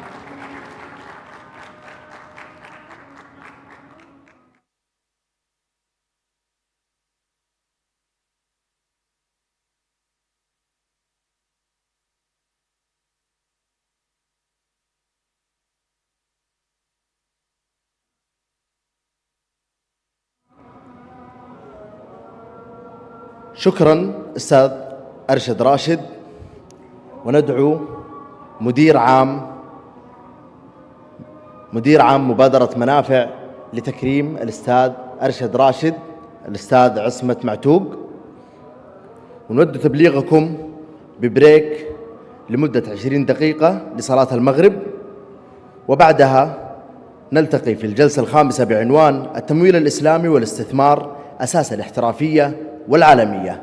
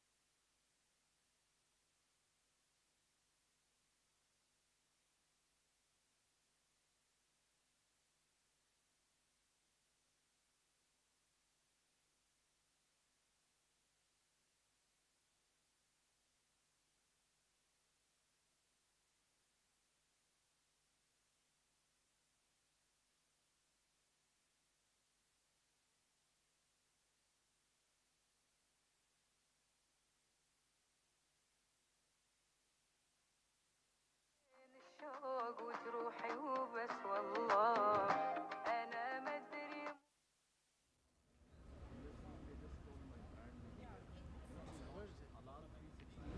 We launched in Malaysia 8 years back.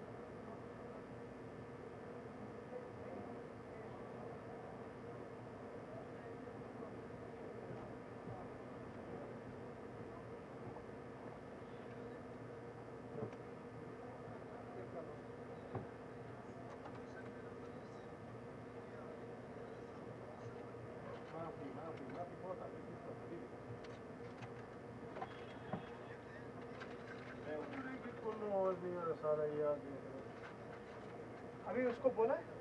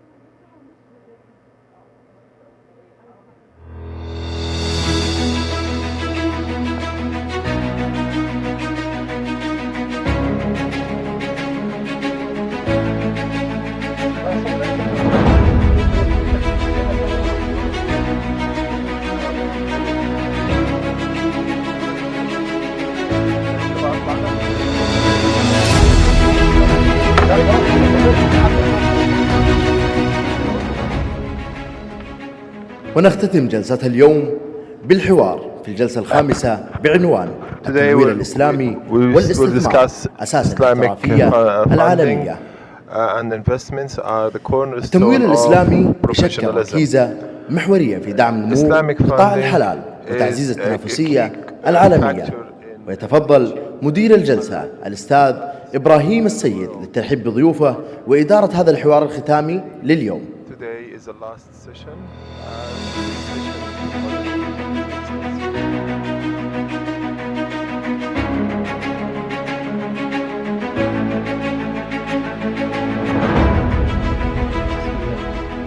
السلام عليكم ورحمة الله وبركاته. حياكم الله جميعا حفلنا الكريم وجمعنا الكريم في هذه الجلسة المميزة. وأحب أن أبدأ بأن أدعو ضيوفي إلى المنصة. I would like to start by calling to the stage my panelists. I would like to call Mr. Khurram Hilal, the Chief Executive Officer of Islamic Banking at Standard Chartered Bank.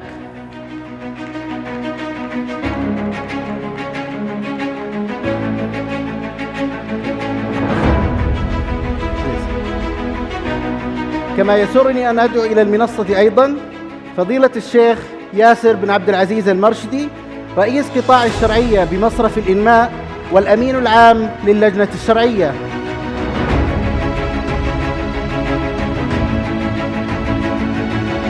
حياك الله. حياك الله. كما أدعو أيضا إلى المنصة الدكتور معاوية القواسمي، مدير إدارة أعمال الشركات والمشاريع في البنك الإسلامي العربي.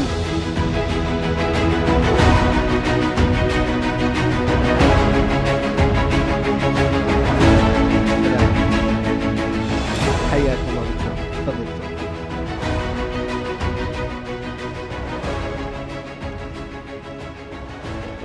أما محدثكم فأنا إبراهيم نبيل، مدير إدارة التعاون الدولي وتطوير الأعمال بمنتدى البركة للاقتصاد الإسلامي. الحمد لله رب العالمين، الحمد لله الذي غمرنا بفضله وأسبغ علينا نعمه ظاهرة وباطنة وأكرمنا من خزائن عطائه التي لا تنفد، فله الحمد في السراء والضراء، وله الشكر في العسر واليسر، وله الثناء الحسن على ما أولانا من نعم لا تعد ولا تحصى. والصلاة والسلام التامين الأكملين على سيد ولد آدم الطيب الدافع والداعي إلى كل حلال وطيب، نبينا محمد صلى الله عليه وسلم وعلى آله وصحبه أجمعين. أصحاب السماحة والفضيلة والسعادة، السلام عليكم ورحمة الله وبركاته. يسرني في مستهل هذا المنتدى المبارك، منتدى مكة للحلال، أن أعرب عن خالص شكري وتقديري لمنتدى مكة للحلال، هذا الصرح الحيوي الذي يجمع الطاقات ويحفز المبادرات. كما أتقدم بجزيل الشكر على دعوتي للمشاركة بترأس هذه الجلسة، وهو شرف أعتز به. ولا يفوتني أن أسجل بالغ الامتنان لكل القائمين والمساهمين والمنظمين والداعمين لهذا المنتدى المبارك، الذين أسهموا بجهودهم في أن يكون هذا المنتدى منصة عالمية رائدة تجمع الأصوات والخبرات من مختلف أنحاء العالم في صناعة الحلال. وها نحن تجمعنا مكة وتجمع كل تواق ومتلهف، كما يقول القائل: قلبي يذوب إليك من تحنانه ويهيم شوقا في رباك ويخضع، فإذا ذكرت فأدمعي منهلة والنفس في ذكراك دوما تولع. وقد قال آخر: في مكة تتجدد الأفكار وتشع من أطرافك الأنوار. ومن هذا المنطلق، تجديدا للفكر وإعمالا للممارسة وإعمالا للممارسة المتجددة والمتفردة في صناعة الحلال. فإن صناعة الحلال اليوم قد تخطت حدود المحدود لتصبح مفهوما متكاملا يتجسد في كل تفصيلة من تفاصيل حياتنا. وإن الله إذ أحل جميع الأشياء لعباده وسخر لهم ما في الأرض جميعا منه، ويؤكد على ذلك قول ربنا عز وجل: هو الذي خلق لكم ما في الأرض جميعا. ووجه الدلالة أن الله عز وجل امتن على خلقه بما في الأرض جميعا، ولا يمتن سبحانه إلا بما هو مباح. وتأتي هذه الجلسة لتناقش موضوعا حيويا يتعلق بالتمويل الإسلامي وصناعة الحلال. وموضوع هذه الجلسة: التمويل الإسلامي والاستثمار، أساس ومحور نحو الاحترافية العالمية. والتمويل الإسلامي هو أحد أهم أساسات ودعائم صناعة الحلال، إذ يعتبر توفير رأس المال الحلال الطيب والخالي من الشبهات والمحرمات أساس إلى تمكين منظومة حلال متكاملة في كل خطوة من خطواتها. ويسرني أن أدير هذه الجلسة باللغتين العربية والإنجليزية حتى يتيسر لضيوف الكرام إبداء آرائهم بكل أريحية في هذا الأمر، وتتوفر خدمات الترجمة إلى جانبي القاعة لمن أراد ذلك. Now I would like to start with you, Mr. Khurram, like speaking about the relationship between Islamic finance and halal industry. So, what are your thoughts about sustainable Islamic finance models supporting long-term productivity and cross-border halal growth? Bismillah ar-Rahman ar-Rahim. Alhamdulillah wa salatu wa salamu ala Rasulillah wa ala alihi wa wala. Jazakumullah khair. Thank you very much, Brother Ibrahim. First and foremost, I would like to thank Barakah Forum for inviting me to this very important and this very auspicious event here in Makkah, mashallah, Al-Qura. It's great to be here attending a halal or Islamic finance related discussion. Usually our Islamic finance conferences happen in the big capitals, yes, where the banks are placed, where the central banks are placed, where the big ministries are there. So it's very good to see, mashallah, this trend coming up that these events are now being organized in Makkah, in Medina, mashallah. May Allah subhanahu wa ta'ala grant you guys great reward for this. Halal and Islamic finance, the halal economy and the halal Islamic finance, I believe are two sides of the same coin. Both stem from the same source, which is to answer a call from our customers, from our consumers, who wish to live their life according to the injunctions of Quran and Hadith. It is a desire that has taken shape globally over the last 50 years. MashaAllah, last year we celebrated, and we were at the forum in Istanbul together, yes, where we celebrated the 50 years of Islamic finance. But I do believe that there is a need for the two sectors to come together and work. Today, these are both in their own right, mashallah, growing very fast. Yes. Islamic finance, it is said, has reached now a level of $5 trillion globally. Mm-hmm. And similarly, the halal sector, when you look at it in totality, be it halal food, be it pharma, be it cosmetic, be it fashion and clothing, there are many other sectors. It's expected, it is estimated to be in the range of $2.5 trillion. I think the estimates can vary. So these are two large sectors, mm-hmm, which have, mashallah, now gained prominence. Everyone is now looking at them, not just in the Muslim world, but outside of the Muslim world also. The importance of these two sectors is getting recognized. But what I do feel is that these two sectors are operating parallel to each other. They're not really talking to each other. So there is definitely a need for the two sectors to come together. And I think it is a virtuous convergence, i.e., Islamic finance can truly stand to benefit by coming together and working with the halal sector, because Islamic finance today, I would say, is missing a trick.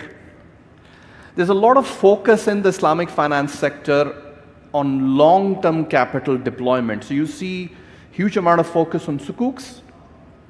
You see huge amount of focus on syndications or long-term financing. But there is very little work that has been done in the space of engaging with the real economy, with the trade sector, with the SME sector. And that is really the core or the heart of what the halal economy is about. The halal sector, on the other hand, I think has done a great job over the years in the space of certifications, in the space of process improvement in production. But what is required is a more holistic view of the whole value chain. I think that's really, to me, is the missing ingredient. And Islamic finance is what controls the capital, what controls the liquidity, what controls the investments. So by the halal sector coming together and embracing Islamic finance, it is unfortunate, and I have to spell it out, apologies if somebody does not like me, but we see large halal players today comfortably taking conventional finance. How can that be acceptable, right? So there's a need for the halal sector to also actively engage with Islamic finance sector. It will help the halal sector grow. It will help them provide the much needed capital, the much needed investment flows, which will help them establish themselves, establish their financial base, and then allow them to grow. And I think last point that I want to talk about is cross-border. As the halal brands, mashallah, now we see some of the big names that we saw on the stage, which are sponsors for this event, these are now becoming global brands. So it is very, very important that they actively engage in trade across the Islamic world. If you look at the intra-OIC trade, it is still around 20%. So there's a lot of room for the intra-OIC trade to happen, and I think that's where Islamic finance institutions who are actively engaged across the OIC countries can help, and we can facilitate for the halal sector to expand, go beyond their borders, beyond their domestic focus to more international focus, and help them grow, inshallah. I'll bring it back to you. Thank you. Thank you very much. And actually, this is very challenging spotting talk. So just a follow-up question on this. As you said that halal industry and Islamic finance industry are not talking to each other. So what is your advice to the halal industry? What is the first step for them to take to talk to Islamic finance, and vice versa? What is the first step from Islamic finance sector to talk to halal industry? So, very good question. I think the responsibility, I must say, lies on both sides. So yeah. I wouldn't relieve myself as a representative of Islamic finance sector sitting here from this duty. I think it's required from both sides to step forward. As I said, yes, it is beneficial to both sides. So first and foremost, I think at an institutional level, the industry associations from both sides, so we've got institutions like Sibafi, for example, representing the Islamic finance sector globally, and then you have local institutional associations for Islamic finance institutions, like we have the AIBIM in Malaysia, you have the UAE Banking Federation in UAE, where I'm physically based, you have the BAB, the Bahrain Association of Banks in Bahrain, so on and so forth. I think it is important that locally there should be an interaction between the local halal bodies. I'm not very familiar with if there's a global halal body, maybe the Islamic Chamber of Commerce, yes. which Sheikh Yusuf is leading, mashallah, can play that role of bringing all the halal sector players together and then kind of create that convergence. And I think secondly, these forums like these are very, very important. So my request to the organizers would be, inshallah, going forward, give a bit more space to Islamic finance in your 3-day agenda. Instead of having one session, I think we should have more sessions. And what I would also suggest as a last point is at a government level. I think it's very, very important. Now, mashallah, we're seeing Saudi Arabia here is becoming very, very active in the broader halal sector.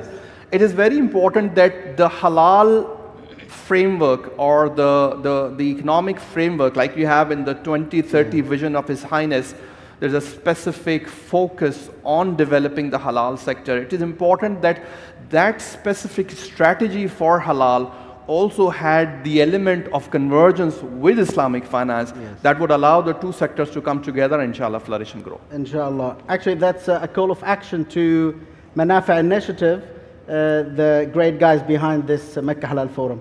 أنتقل إليكم فضيلة الشيخ ياسر وما تفضل به الأستاذ خورم من طرح فيما يتعلق بالربط ما بين الصناعة المالية الإسلامية والمؤسسات التمويلية الإسلامية وكذلك صناعة الحلال.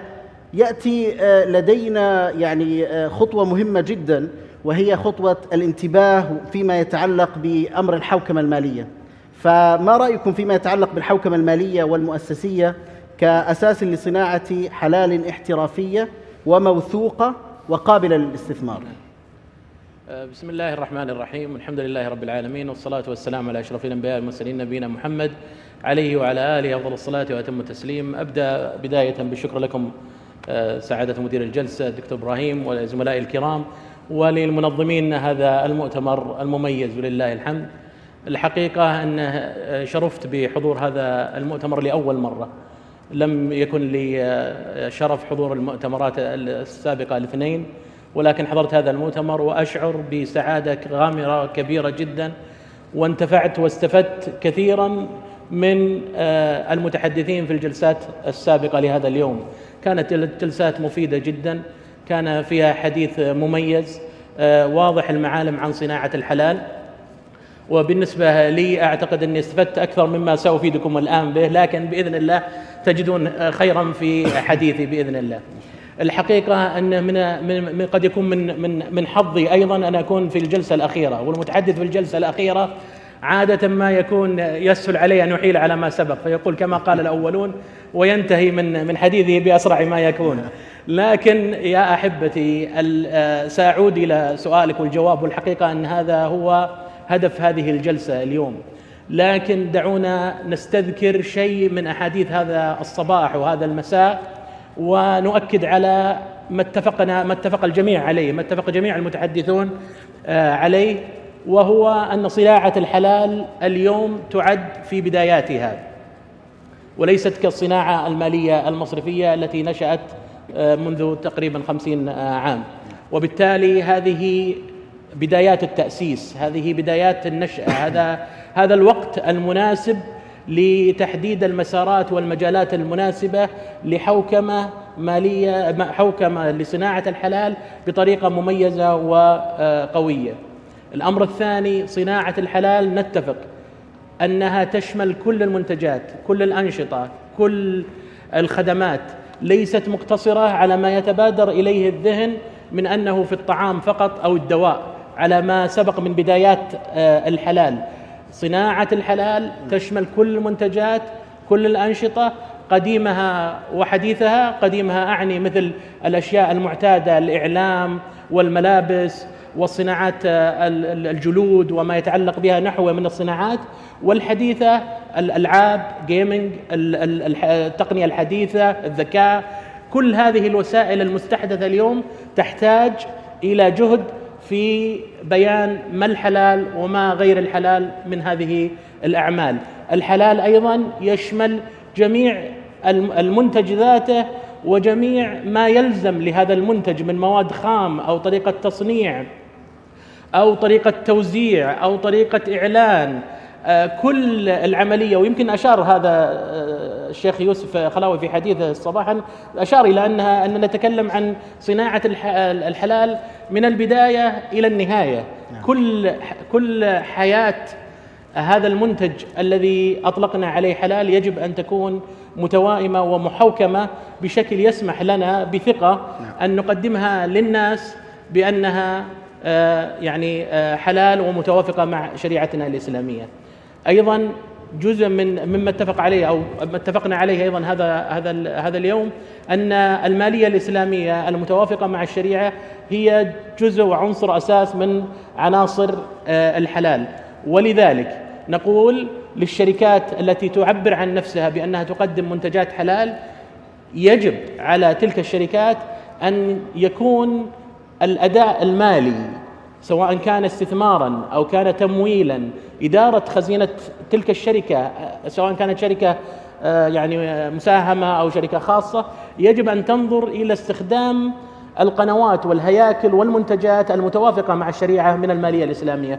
لا نتوقع أن تكون هناك شركة حلال وهي تستخدم الأساليب التمويل الربوية أو أساليب الاستثمار غير المتوافقة مع الشريعة. إذن هذا التكامل الذي نحتاجه، أن نقدم نحن في البنوك الإسلامية والشركات المؤسسات المالية الإسلامية أن نقدم منتجات متوافقة مع الشريعة تصلح لهذا القطاع بأنواعه. وهم من جهة شركات الحلال يجب أن يحرصوا على أن يستخدموا منتجات التمويل الإسلامي المتوافق مع الشريعة. هذا فيما يتعلق بشمولية الحلال للمنتج وما يتعلق بالمنتج من الخدمات. الحلال أيضا مما ذكره من تحدث هذا الصباح أيضا لا يقتصر على المسلمين في البلاد غير المسلمة، وإنما يجب أن يشمل البلاد الإسلامية وجميع يعني المستفيدين من هذا المنتج الحلال على مستوى العالم. وهذا يعني يمكن أن يكون مثيل ومشابه لما يقع في المصرفية الإسلامية اليوم. عملاء المصرفية الإسلامية قد يكون غير مسلمين في بعض الدول كماليزيا، بعض مستخدمي أو نسبة كبيرة من عملاء البنوك الإسلامية والمنتجات الإسلامية هم عملاء غير مسلمين في الحقيقة، لكنه رأى في هذا المنتج شفافية، رأى في هذا المنتج وضوح، رأى في هذا المنتج يعني وضوح في الهيكل في الأداء ونحوه، وبالتالي استطاع أنه يستخدم هذا المنتج سواء كان مسلما أو غير مسلم.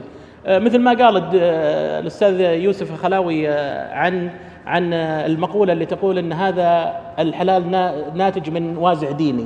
نعم، هو ناتج من وازع ديني، وكذلك المصرفية الإسلامية هي في بدايتها وفي نشأتها وفي روادها ومن يعمل بها هو تنشأ من وازعه الديني، لكنها انتقلت من مرحلة الوعظ أو الرغبة أو البحث عن شيء متوافق مع الشريعة لمجرد رضا الله سبحانه وتعالى إلى أبعد من ذلك، وهو أن تكون مهنية وأن تقدم هذه الخدمة لجميع المستفيدين والمنتفعين، وبالتالي تجارة. والله عز وجل يقول فإذا قضيت الصلاة فانتشروا في الأرض وابتغوا من فضل الله. إذن مما تحث عليه شريعتنا أن نبحث عن الرزق الحلال، أن نبحث عن التجارة الرابحة، سواء كانت بمنتجات الصناعة المعتادة من المنتجات الحلال أو من منتجات التمويل الإسلامي. في هذا السياق نجد أن المصرفية الإسلامية حصلت على حوكمة قوية جدا يدعمها طبيعة المجال البنكي، باعتبار أن طبيعة المجال البنكي منظم، لكن نستطيع أن نستفيد من ذلك. بمعنى في المصرفية الإسلامية صدرت معايير دولية، فلماذا لا تصدر معايير دولية لصناعات الحلال؟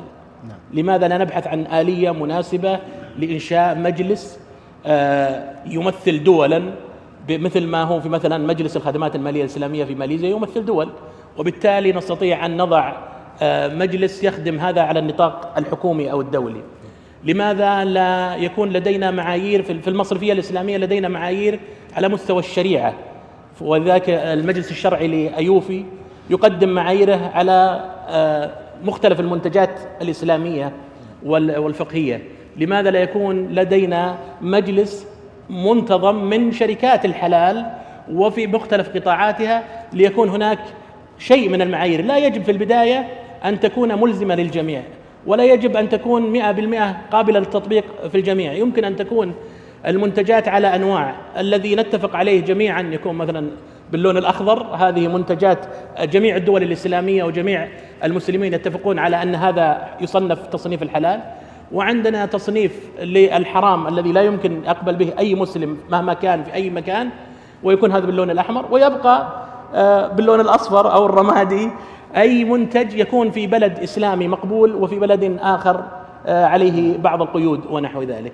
المقصد أن كلما استطعنا أن نفعل حوكمة شاملة لصناعة الحلال كلما قويت هذه الصناعة وكلما تقدمت وكلما اتسعت في الانتشار مثل المصرفية الإسلامية. أحسن الله إليكم فضيلة الشيخ.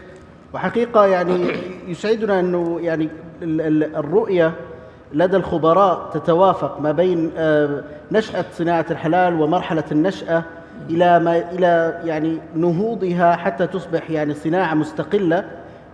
بالتأكيد الصناعة المالية الإسلامية قد نشأت سابقا وهي صناعة منظمة بشكل كبير جدا، إلا أن صناعة الحلال ما زالت تحتاج إلى هذه الجهود. وأشكركم حقيقة على هذه المبادرة والدعوة إلى أن تكون بعض المؤسسات التي تأخذ إن شاء الله بزمام تنظيم هذه الصناعة وتأطيرها ووضع معايير لها، بحيث إن شاء الله تسهل على جميع الممارسين فيها يعني اتباع طريق سلس حتى يصلوا إلى مبتغاهم. وهذا ينقلني حقيقة إلى الدكتور معاوية، وبحكم خبرتكم دكتور معاوية في المصارف الإسلامية والمنتجات المالية الإسلامية، كيف ترون دور المصارف الإسلامية والمؤسسات المالية الإسلامية كأحد دعائم التمكين لشركات الحلال للخروج إلى النور، ويعني النهوض والمرور بهذه المرحلة، مرحلة النشأة، إلى مرحلة إن شاء الله الخبرة والتنظيم الدائم؟ بسم الله الرحمن الرحيم، والصلاة والسلام على سيد المرسلين سيدنا محمد وآله وصحبه أجمعين. في البداية أود أشكركم على هذه الدعوة، وأشكر المنظمين على هذا المؤتمر اللي أنا بشارك فيه للمرة الثانية، واللي أنا بعتقد أنه هو عم بجسد الروح الإسلامية الحقيقية في بناء اقتصاد إسلامي. اليوم الحلال ليس فقط هو عبارة عن منتج أو صناعة، هو عبارة عن لايف ستايل، هو عبارة عن منهج حياة كامل يبدأ في الصناعة ويخرج للسياحة ويظهر في الأخلاق الإسلامية التي تظهر في كل مكان. وأنا يمكن حاب أضيف جملة يمكن مش كثير واضحة كانت قبل شوية، إنه لا، أصلا الصناعة المالية الإسلامية هي أصل الحلال، فإحنا نحكي عن حلال في حلال، يعني الصناعة الإسلامية ما كانت خارج الحلال، هي أصل الحلال. فمن هون كان وجود الصناعة الإسلامية فتحت المجال لكثير من الصناعات الأخرى للتواجد. هذا أول شيء. الشغلة الثانية اللي ممكن نضيفها كمان، إنه الصناعة الإسلامية المالية الإسلامية عفوا، عندما ابتدأت من قبل تقريبا 50-60 سنة في عصرنا الحالي، ولكن هي كانت اقتصاد مر بمئات السنين في السابق قبل الرأسمالية وقبل الشيوعية. الإسلام حكموا 3/4 الأرض. كيف كان ماشي هذا النظام؟ مش كان في نظام اقتصادي إسلامي حلال، وكان في مرافق للوقف ومرافق للزكاة حلال، فبالتالي هو ليس شيء حديث، ولكن يتم التحديث عليه اليوم مع اختلاف الواقع اللي عشناه في آخر قرنين. فالمالية الإسلامية اليوم هي جزء أصيل في موضوع الحلال، وجاءت الصناعات الأخرى التي لها علاقة بالحلال لتكمل ما بدأ به. فما لا يمكن الفصل ما بين المالية الإسلامية وما بين صناعة الحلال، هو شيء واحد ومن نفس الرحم بيخرجوا، مش من خارج من محل ثاني. اليوم لما بنحكي احنا طب ليش الصناعة الإسلامية عم بتفيد هي في الحلال. طب الصناعة التقليدية المالية التقليدية ليه مش عم بتروح بالحلال؟ يعني أنت لما تقول بدك تقارن ما بين المالية الإسلامية والمالية التقليدية يكون في فرق، في فروق واضحة هي أساس النجاح للحلال. أولها اللي هو تحريم الربا. الربا بشكل واضح هي إقراض مال، وهي ما إلها علاقة ولا بأي صورة باقتصاد حقيقي، إلها علاقة باقتصاد وهمي. وهاي الانهيارات الكبيرة اللي عم نشوفها في الأسواق المالية العالمية نبدأ من 2008 اللي أثرت على كل العالم بهاي الأزمة الكبيرة، واللي كان الناجين منها أقلاء ومنهم اللي هي المصارف الإسلامية، لأنها كانت تعتمد على اقتصاد حقيقي وليس اقتصاد وهمي. فبالتالي المالية الإسلامية في مفهومها الحقيقي هي اعتمدت على أصول حقيقية، سواء كانت في الأصول اللي استعملت فيها، سواء كانت في ربط الحلال بالاقتصاد الحقيقي، في منع الغرر وتحريمه، في تقاسم الربح والخسارة، والاستثمار في الأنشطة المشروعة. فبالتالي اليوم لما بدنا نحكي عن مالية إسلامية بنحكي على مشاركة في المخاطر، وهذا الوحيد اللي موجود في كل أنواع المالية في العالم. من يشارك في المخاطر فقط الصيرفة الإسلامية. لما نكون إحنا بنحكي عن مشاركة إذن في مشاركة في المخاطر، لما نحكي عن وكالة بالاستثمار في مشاركة في المخاطر، لما نحكي عن مضاربة في مشاركة في المخاطر. فأكيد لما تكون اليوم في عندك شركة بتعتمد على منتجاتها إسلامية وموجودة في السوق وبتاخذ تمويلها من خلال مالية إسلامية أو صيرفة إسلامية، الصيرفة الإسلامية هي دقيقة، هي تبحث عن الأصول، تبحث عن الشيء الحقيقي. فبالتالي بعطي أريحية لأي شخص في العالم إنه هذا ماشي في الإطار الصح، فهو إطار مكمل. أينما وجدت المالية الإسلامية تكون رادف وداعم كبير للصناعة الإسلامية. ليست رادف بمعنى رادف مالي، لا، رادف المالي هو أساسي، ولكن لتؤكد بأن هذه الصناعة هي صناعة حقيقية وهي أبعد ما تكون عن الصناعة الوهمية. هذا الجزء الأول اللي بيتعلق في موضوع اللي هي المالية الإسلامية. عندما نيجي نحكي إحنا إنه إيش النظام التقليدي. البنك اليوم في النظام التقليدي بيعطي المال بغض النظر عن المنتج، هل هو منتج حلال، منتج شرعي، منتج حقيقي، غير منتج. هذا البنك التقليدي. لكن لما تيجي تحكي عن بنك إسلامي، لا، البنك الإسلامي دائما لما يجي يعطي مادام هو بده يشارك في الربح والخسارة لازم يكون مرتبط بأصل حقيقي، بيع وشراء. إذا وجود أصل حقيقي مش عملية وهمية. قبل 10 أيام نزلت الأسواق العالمية وانهارت ب 14 و15 و20% في الأسواق، الذهب والأسهم والسندات. أكثر من 5 ل 6 تريليون انفقدوا خلال ثواني. هل هذا اقتصاد حقيقي؟ هذا اقتصاد وهمي. هذا هو عبارة عن ناتج عن تلاعب في البنوك التقليدية ليس أكثر، وهذا ما أجزمت عليه كل الدراسات الحديثة، هو عبارة عن تلاعب في المصارف الغير إسلامية. فبالتالي لو كان هذا موجود باقتصاد حقيقي ما صار مثل هذا الشيء. الإشي الثاني، الاقتصاد المالية الإسلامية دائما مربوطة بالحلال والإنتاج. ما في إنتاج ما في مالية لهذا الموضوع، فلازم يكون مربوطة بإنتاج حقيقي وواقع حقيقي تكون متوفر فيه. الإشي الثالث إنه معظم الانهيارات الاقتصادية اللي صارت في العالم، معظمها اللي صارت في العالم كانت مبنية على اقتصاد وهمي. فإذا الشركات اللي كانت مشاركة مع البنوك التقليدية هي جزء من هذا الواقع المفروض، بينما الشركات اللي كانت موجودة وتعتمد على المالية الإسلامية، تعتمد على الصكوك الإسلامية، تعتمد على أدوات الاستثمار الإسلامية، هي التي بقيت. وهذا الشيء مش بعيد. يعني اليوم تعالوا على لندن، نروح على هونغ كونغ، نروح على أكبر الجهات اللي بتتعامل، هي أصلا ترغب أول شيء بالصكوك الإسلامية. طب ليش الصكوك الإسلامية مش صكوك تاني؟ ليش مش داخلين بالسندات؟ ليش بدوروا على الصكوك الإسلامية؟ إذن هم يبحثوا عن شيء حقيقي، وهذا الشيء الحقيقي هو ناتج حقيقي عن اقتصاد حقيقي. فهذا دائما هو يؤكد على أن أينما يوجد حلال يوجد مالية إسلامية إذن يوجد ثقة. ليش ثقة؟ لأنه في تقاسم في المخاطر، وهذا ما لا تشاهده في المالية التقليدية. فهون بنقول إنه مدى الاستثمار ونجاحة الاستثمار بتكون في مدى ترابط الجهتين مع بعض. ومن هون لما نيجي نحكي كما تفضل الإخوان عن موضوع الاستدامة وعلى موضوع الحوكمة والESG، هي أساس من الأساسيات الحقيقية للاقتصاد الإسلامي. اليوم العالم بيحكي بهاي المصطلحات الجديدة، وإحنا الحمد لله من 1400 سنة موجودة. هي موجودة في ديننا من خلال الوقف والزكاة، وإذا كان في إيدك فسيلة فازرعها. كل هاي الأشياء هي الاستدامة، هي ليست مصطلحات جديدة علينا، هي جديدة على الغرب وقديمة لدينا. فإحنا بنيجي نحكي اليوم على الحوكمة ما أساس عملنا الحلال والحرام. إيش الحوكمة؟ الحوكمة هي الحلال والحرام. اللي قادر يميز الحلال والحرام عنده حوكمة، واللي ما بيميز الحلال والحرام ما عنده حوكمة. ولكن أدواتها تغيرت شوي صغيرة بأشياء جديدة ظهرت على السوق في الفترة الأخرانية. فبالتالي لما نيجي نحكي إحنا عن مدى ترابط ومدى دعم التمويل الإسلامي لصناعة الحلال، أنا بقول لك هم مولودين من نفس الرحم، هم نفس النتيجة، هم متلازمين، وزي ما حكى الدكتور هم بخطوط متوازية، كل واحد بيدفع الآخر.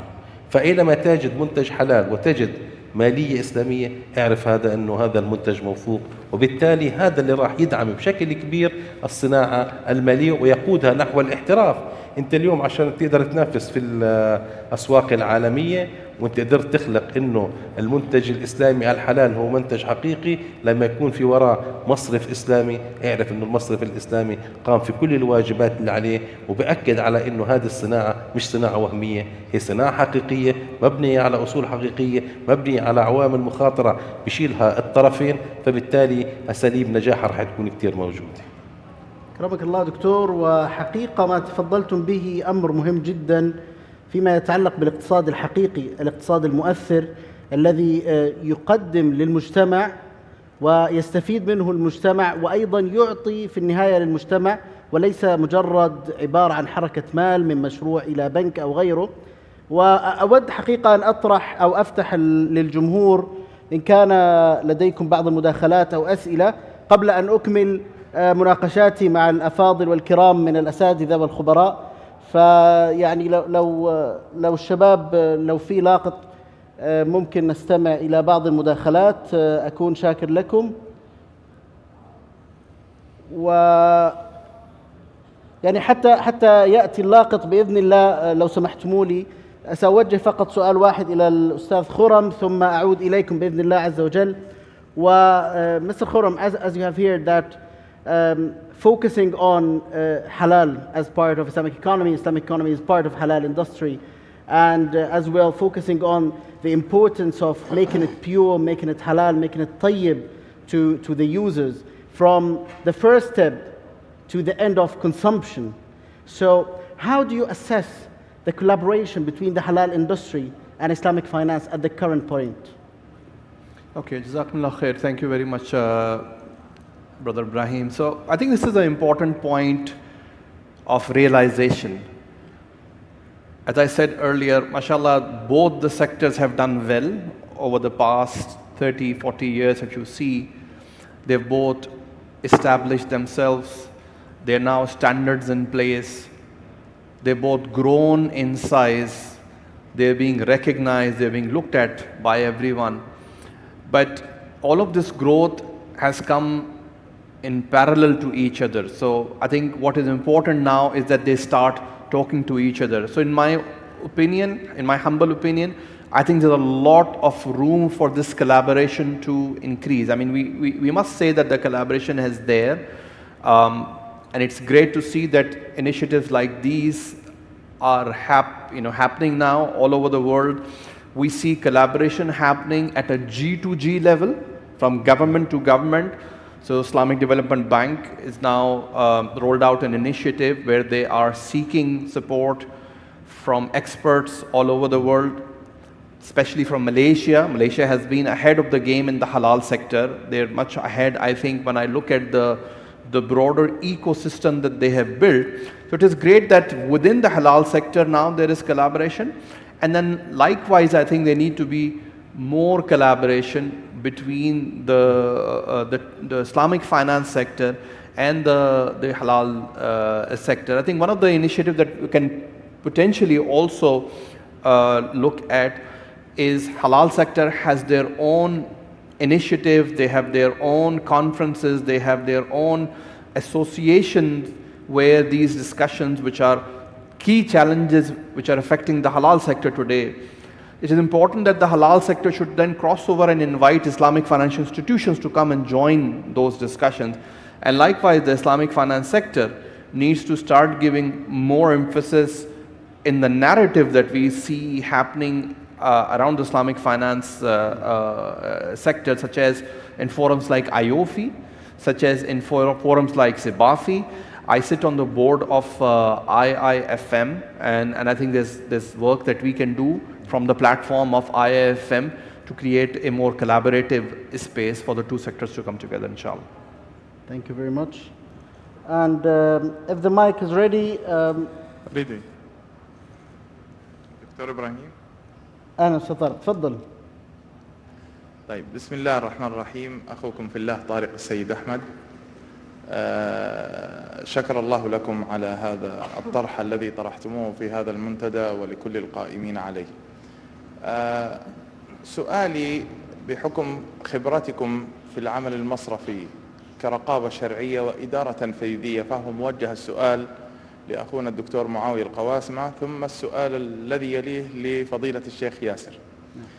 من وجهة النظر الإدارية كبنوك إسلامية من واقعنا الحقيقي، هل تجد أن البنوك الإسلامية قادرة اليوم على الدخول بشراكة استراتيجية فاعلة تتحمل المخاطر بصيغ التمويل لمنحها إلى رواد الحلال؟ هذا السؤال الأول. واليوم كما تفضلتم في ورقتكم وطرحكم بأن هنالك قيمة تدرس بين هذه المؤسسات عند منح أي تمويل لأي مشروع يكون مبني على إدارة المخاطر، إلى أي مدى تكون قياس هذه المخاطرة في الصيغ التي تحتاج إلى جرأة في اتخاذ القرار بتبني صيغ مثل المشاركة والمضاربة، وكيف يؤثر ذلك بالانتقال إلى السؤال الشرعي الآن إلى فضيلة الشيخ ياسر.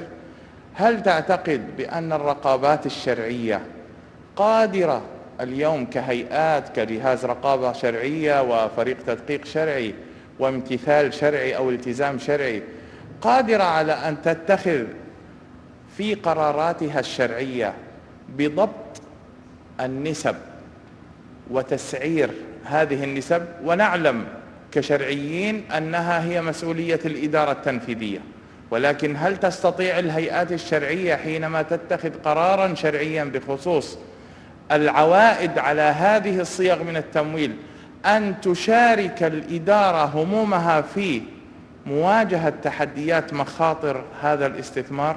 شاكرا الله لكم. فيكم أستاذ طارق وشكرا لكم. لو ممكن نوجه المايك للدكتور محمد بالتاجي. دكتور محمد وبعدين هرجع لك بإذن الله. بدي حدا يسجل.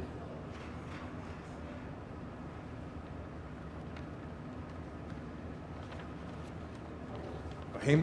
شكرا جزيلا دكتور ابراهيم وعلى هذه الجلسه الطيبه والعلماء الافاضل.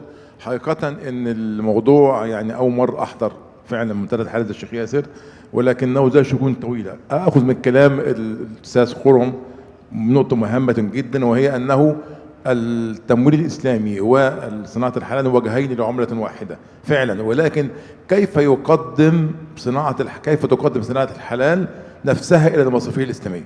لابد ان يكون هناك معايير. المصرفيه الاسلاميه نجحت عندما قدمت للعالم معايير محاسبيه وشرعيه ومعايير حوكمه في ICB، فعشان كده نجحت وقدرت الناس تتقبل هذا الامر وطلعت بازل 2 وغيرها. فاعتقد ان صناعه الحلال تحتاج الى معايير يتم من خلالها وضع تقديم للبنوك الاسلاميه حتى نتعاون معها. في خلال وجودي في المعرض بره كنت اسال المنتجات المعروضه وجدت ان كل جهه لها معاييرها، ولكن لا يجب ان يتم توحيد المعايير. يعني كل جهه قال لي دي معايير خاصه بهذه الدوله ودي معايير طب يعني النهارده احنا انهي معايير مقبوله دوليا؟ فاعتقد ان هناك احتياج للخرم ان احنا يكون عندنا معايير مقبوله للصناعه المصريه الاسلاميه تقدم من خلال هذه الصناعه الهامه، وفي الاخر على البنوك الاسلاميه ان تعد نفسها للتعامل مع طبيعه هذه الصناعه، لان ليها معايير اخرى سواء ستارت اب او سواء معايير الوركينج كابيتال او معايير خاصه بتحمل المخاطر. اعتقد هم الوجهين زي ما اتفضل استاذ خرم بان احنا نتكلم على الوجهين عمله واحده ولكن بمعايير مقبوله من الطرفين. شكرا جزيلا يا دكتور ابراهيم. شكرا جزيلا دكتور، وناخذ السؤال الاخير ونتمنى ان شاء الله الوقت يسعفنا ان نفتح جوله اسئله اخرى ومداخلات قبل نهايه الجلسه باذن الله. تفضل. السلام عليكم. السلام. بارك الله بجهودكم جميعا. حقيقة قبل السؤال، هو دائما عندما نتكلم في الحلال وهذا المصطلح العظيم والكبير، هو الأصل في المعاملات الإباحة، فبالتالي وما جاءت كلمة الحلال إلا من أصل هذا الدين العظيم ومن أصل العقيدة الإسلامية. فبالتالي عندما نتكلم الآن وكما تفضلتم جميعا كمقترح أو كتوصيات أو كهدف بإنشاء مجلس للحلال، الآن نحن نتكلم بما أن دين الإسلام هو الدين العالمي ونجعل الحلال هي شيء عالمي. ما التحديات؟ هنا السؤال. ما التحديات التي يمكن أن تواجهنا في صناعة الحلال؟ وكما تفضل الدكتور معاوية، ليس فقط الحلال هو في المالية الإسلامية فهي أصل الحلال، ولكن الحلال في السياحة والمأكولات والمشروبات وكل منهج الحياة ونمط الحياة.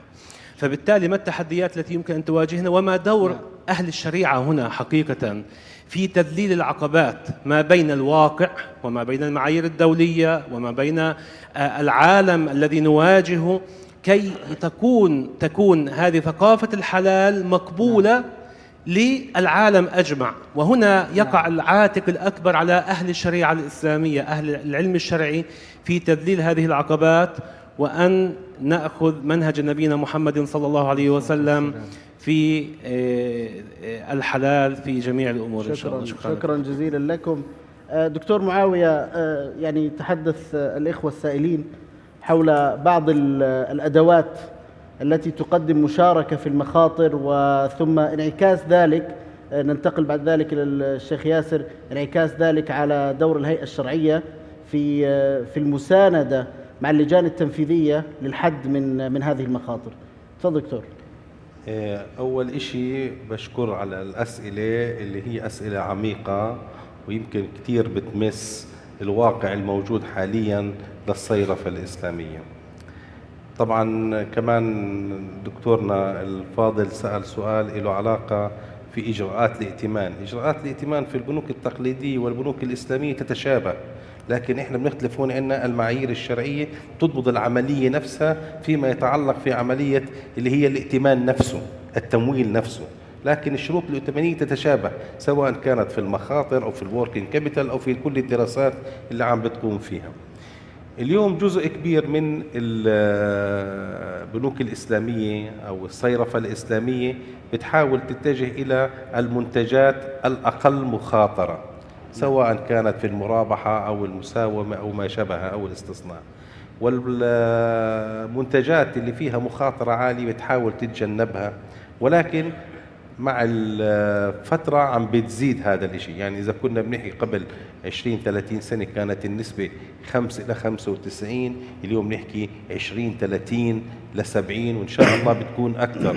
هذا الحكي بحاجة إلى تغيير في الفهم، لأنه إحنا اليوم دائما لما نيجي نقول البنك التقليدي والبنك الإسلامي، إحنا بنحط البنك الإسلامي كبديل للبنك التقليدي. لا، هو مش بديل للبنك التقليدي. البنك الإسلامي له نظامه الخاص. أنا كنت كاتب كلمتين كخاتمة بدي أحكيهم في هذا الموضوع. احنا لسه ما ختمنا دكتور. لا مش رح أختم، بس لأنه هذا هو الجواب. التمويل الإسلامي ليس بديلا عن التقليدي، بل هو نموذج عالمي متكامل يقوم على الحوكمة الرشيدة، تقاسم المخاطر، ربط التمويل بالاقتصاد الحقيقي، وهذا يجعله أحد أهم الركائز الاحتراف المالي العالمي. هذا هو الأساس. الأساس اليوم لما نيجي نحن نقول إنه التمويل التقليدي ونحكي على التمويل الإسلامي، أول شيء بنقارن فيه التمويل التقليدي. لا، هو مختلف. لا يجوز أن تقارن بشيء غير شرعي بشيء شرعي، بتقارن إشي شرعي مع إشي شرعي. أنه أفضل. لكن لما تيجي تحكي عن نظام محرم مع نظام غير محرم، لا يجوز إنه إحنا نيجي نعمل هذا الشيء في عملية المقارنة. الشيء الثاني موضوع المخاطر. الأساس في الاقتصاد الإسلامي مبني على المخاطر. إذا واحد بده يربح واثنين بدهم يخسروا ما بينفع، لازم الكل يشارك في الربح والكل يشارك في المخاسر. لما يكون الكل بده يشارك في المخاسر فبيعمل كل دراساته اللازمة. البنك بيعمل دراساته اللازمة وبتأكد إنها أصول حقيقية، وبتأكد إنه العمل حقيقي، وبتابع الجهة اللي عم بتقدم هذا الشيء إنه إشي حقيقي. فبالتالي من هذا الإطار أنت بتعرف إنه الصناعة الإسلامية، المالية الإسلامية أينما وجدت إذا يزيد الثقة في الصناعة اللي هي الحلال. ليش؟ لأنه هم قاموا بالدور الكبير، أعطوك إشي جاهز في السوق. أينما تكون في صناعة تقليدية أنت بتحكي في معظم الأحيان وليس دائما عن شيء وهمي. واللي بيصير في الأيام من 20-30 سنة في الانهيارات في الأسواق العالمية، هذا بدل على أنه اليوم صار جزء من المالية الموجودة في العالم هي لقضايا المقامرة والمغامرة، وليست إلى الاقتصاد الحقيقي. بينما المالية الإسلامية سواء كانت في الصكوك أو كانت في المالية الموجودة في معظم الدول الإسلامية اليوم هي ناتج عن اقتصاد حقيقي وهدف حقيقي. فمن هون الجواب على موضوع المخاطرة هي جزء أصيل في المالية الإسلامية، وهي اللي بتزيد الثقة في منتجات الحلال. نعم، تفضل شيخ ياسر.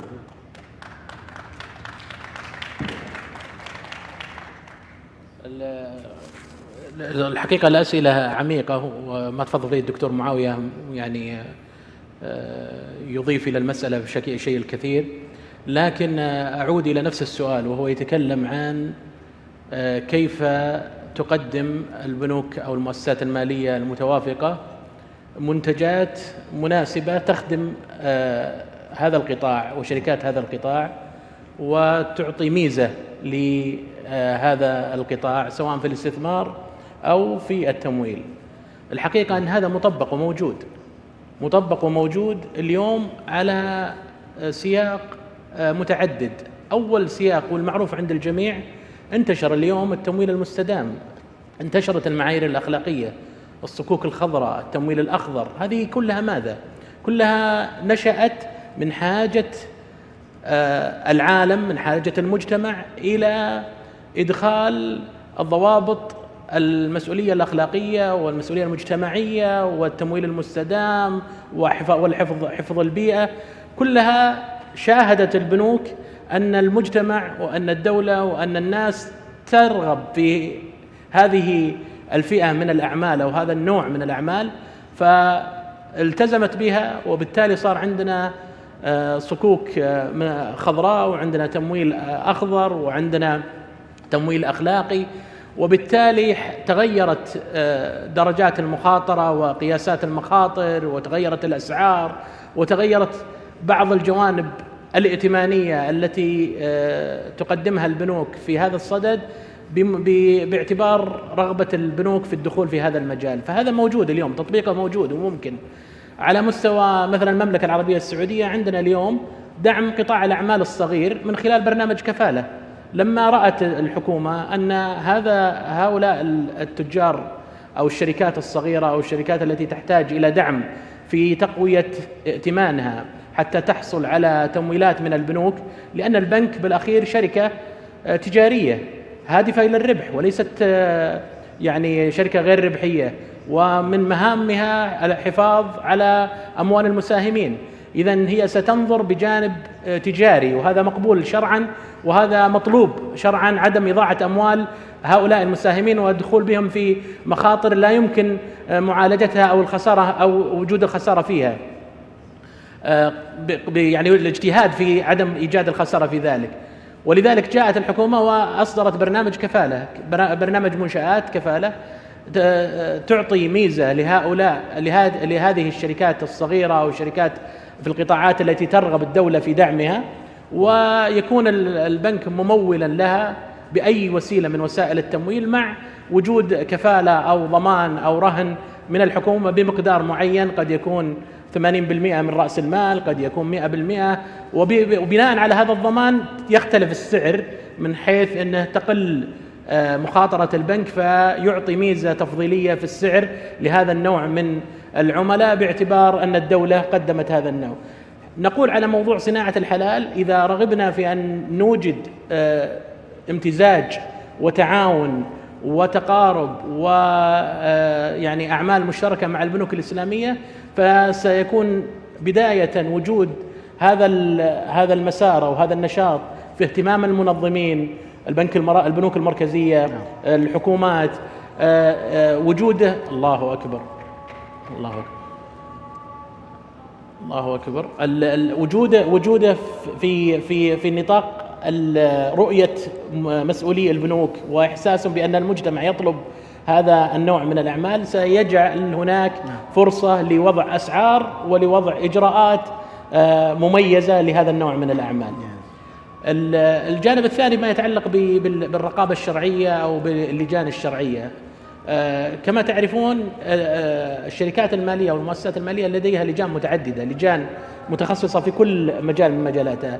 اللجان الشرعية ليست متخصصة في التسعير يحكمه السوق، يحكمه درجة الائتمان، يحكمه مخاطرة الاستثمار، يحكمه عوامل متعددة هي التي تجعل هذا السعر يعطى لهذا العميل بهذا الشكل وعميل آخر يعطى بسعر آخر. وبما أنه مجاز شرعا أو حلال شرعا اختلاف الأسعار، لا يوجد ما يبرر منع أو تثبيت الأسعار أو التسعير وتحديده. والتسعير وجد في فقهنا الإسلامي كما تعرفون في بعض التجارات التي كان منشأها الاحتكار، فجاء التنظيم من الخلفاء الراشدين وولاة الأمر المسلمين بتسعير بعض السلع إذا أدى ترك السوق إلى مضارة الناس. فمن هذا الباب اللجان الشرعية لا تكون أساس أو ليس لها سلطة أو صلاحية مباشرة في تحديد الأسعار، لكن لها سلطة في التوصية، في المراجعة، في المناقشة. عندنا مثال في أحد البنوك السعودية، بنك من البنوك استغنى بمنتج من المنتجات، يعني أصدر منتجا إضافيا وأراد أن يلغي منتجا تعتقد اللجنة الشرعية أنه فيه منفعة أكبر للعملاء، ومع ذلك اللجنة طلبت أن يقدم المنتجان للعميل بحيث أنه لا يلغى المنتج الأول ويبقى المنتجان أمام العملاء الاختيار بينهما، ولا يقفل المنتج الأقل يعني رغبة من الناحية الشرعية بالمنتج الأكمل من الناحية الشرعية. ولذلك نقول المنتجات الشرعية على درجات، ولذلك حتى الحلال فيه على درجات، مثل ما قال الأخ السائل اللي تكلم عن كيف يقدر الحلال أو كيف يعرف الحلال. نعم، الأصل في المعاملات الإباحة، وأحل الله لكم الطيبات، هذا صحيح، لكن قياس هذه الأعمال في واقع الحياة يحتاج إلى درجات. في عندنا حلال مباح وحلال طيب، حلال فيه يعني إحسان وحلال عادي، وكلها تجارة وكلها جائزة، لكن هذه الاجتهاد فيها من الناحية الشرعية يحتاج إلى قواعد ويحتاج إلى دراسات ويحتاج إلى أبحاث، ويختلف كل مسار ونشاط من نشاطات الحلال.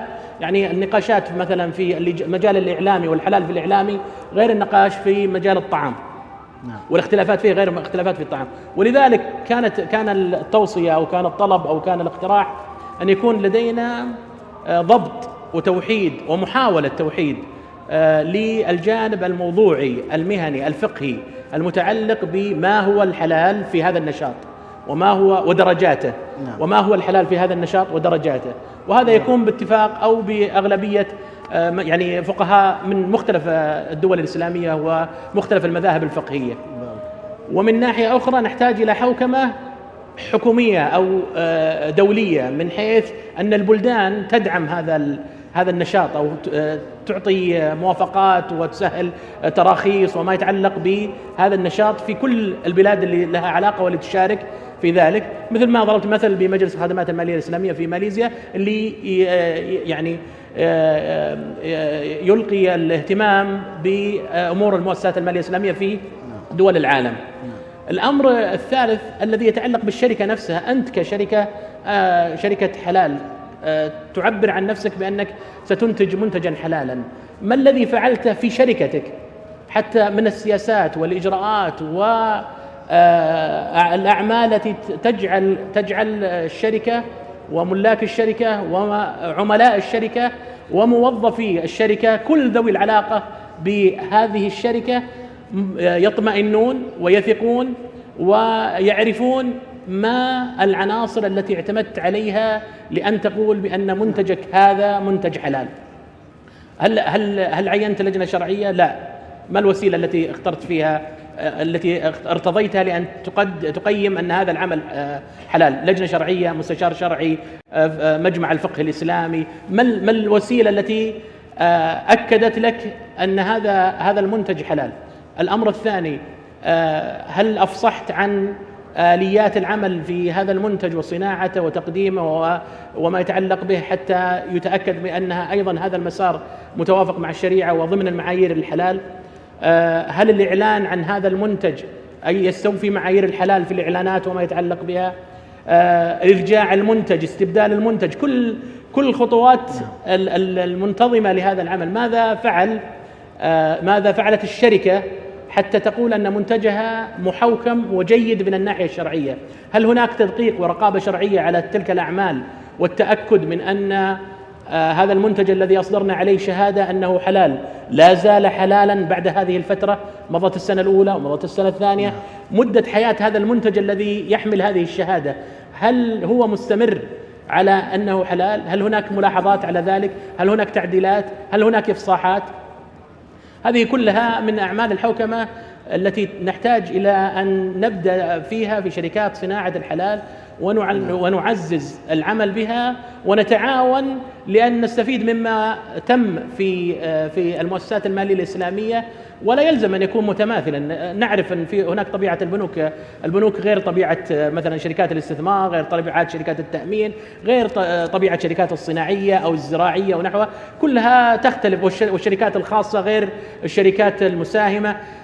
لكن الفكرة التي نتفق عليها جميعا أننا بحاجة إلى ضبط من حيث الجانب الفقهي، وهذا مفترض أن يكون متوائم مع جميع البلاد الإسلامية ونقلل الاختلاف قدر الإمكان، ومن ناحية مهنية بحيث أن يكون العاملون والشركات التي تعمل في هذه الصناعة تعرف ما هي أساسات ومعايير الشركات صناعة الحلال أيا كان مجالها، والعاملين في تلك الشركات.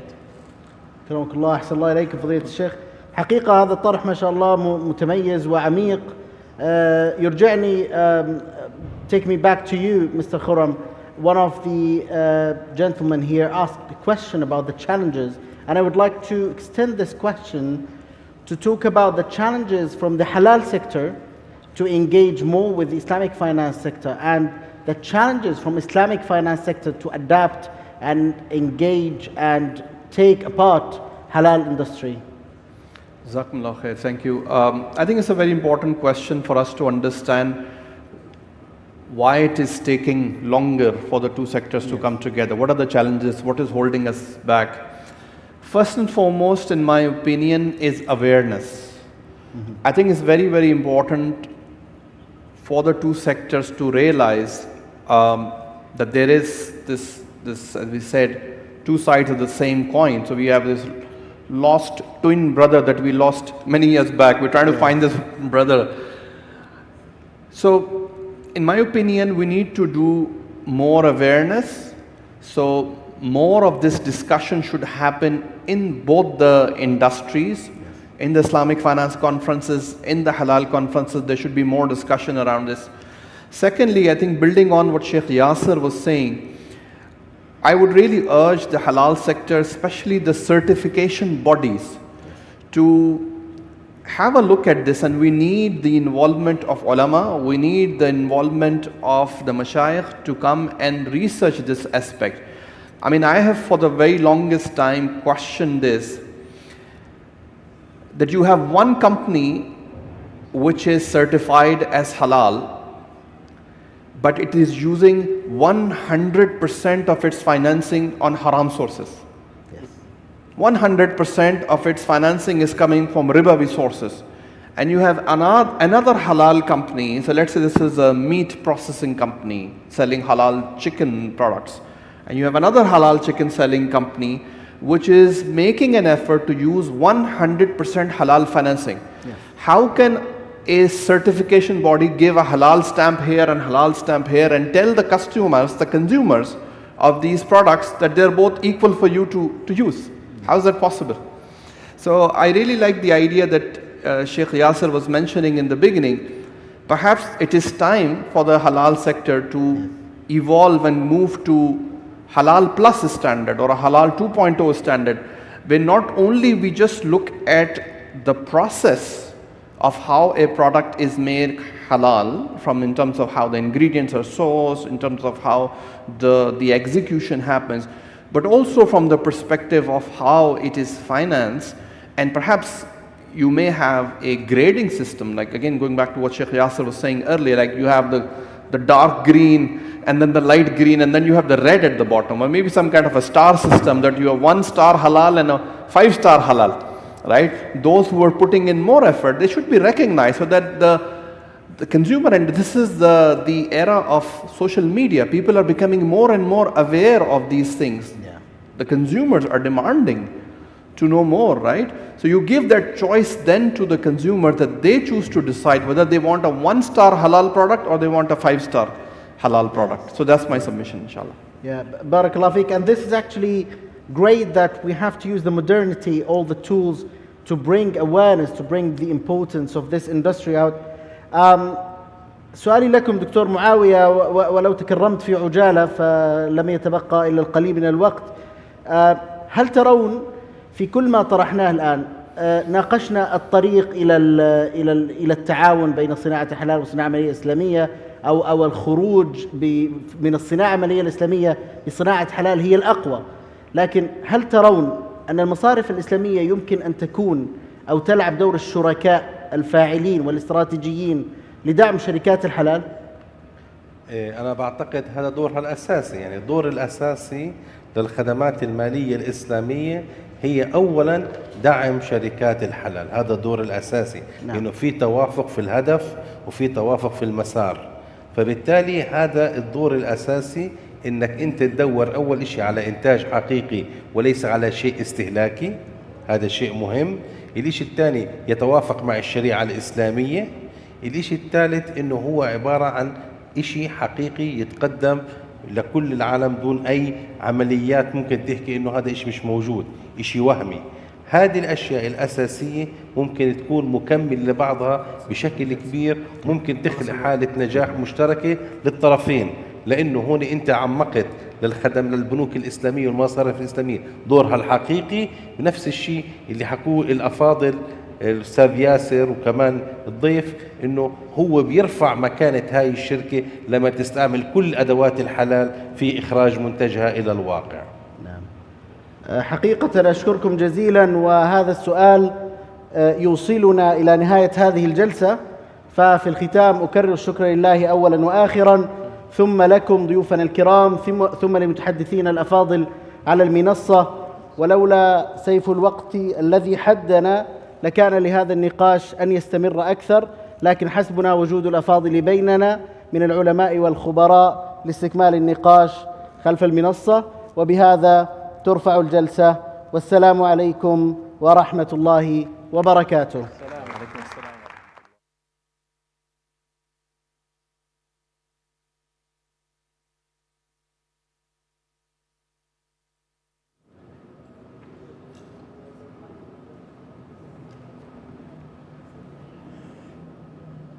حضورنا الكرام، يتفضل الأستاذ أحمد الرحابي المدير التنفيذي للعلاقات العامة والاتصال المؤسسي بمبادرة منافع لتكريم مدير ومحاوري الجلسة.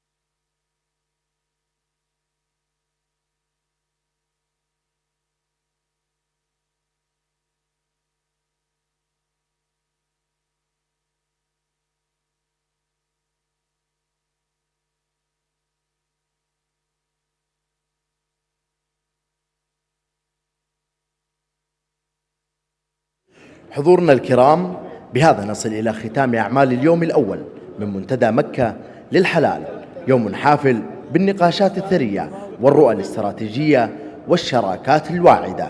نشكر لكم حضوركم وتفاعلكم، ونلتقيكم غدا بإذن الله لاستكمال أعمال المنتدى ومواصلة صناعة مستقبل حلال معا. والسلام عليكم ورحمة الله وبركاته.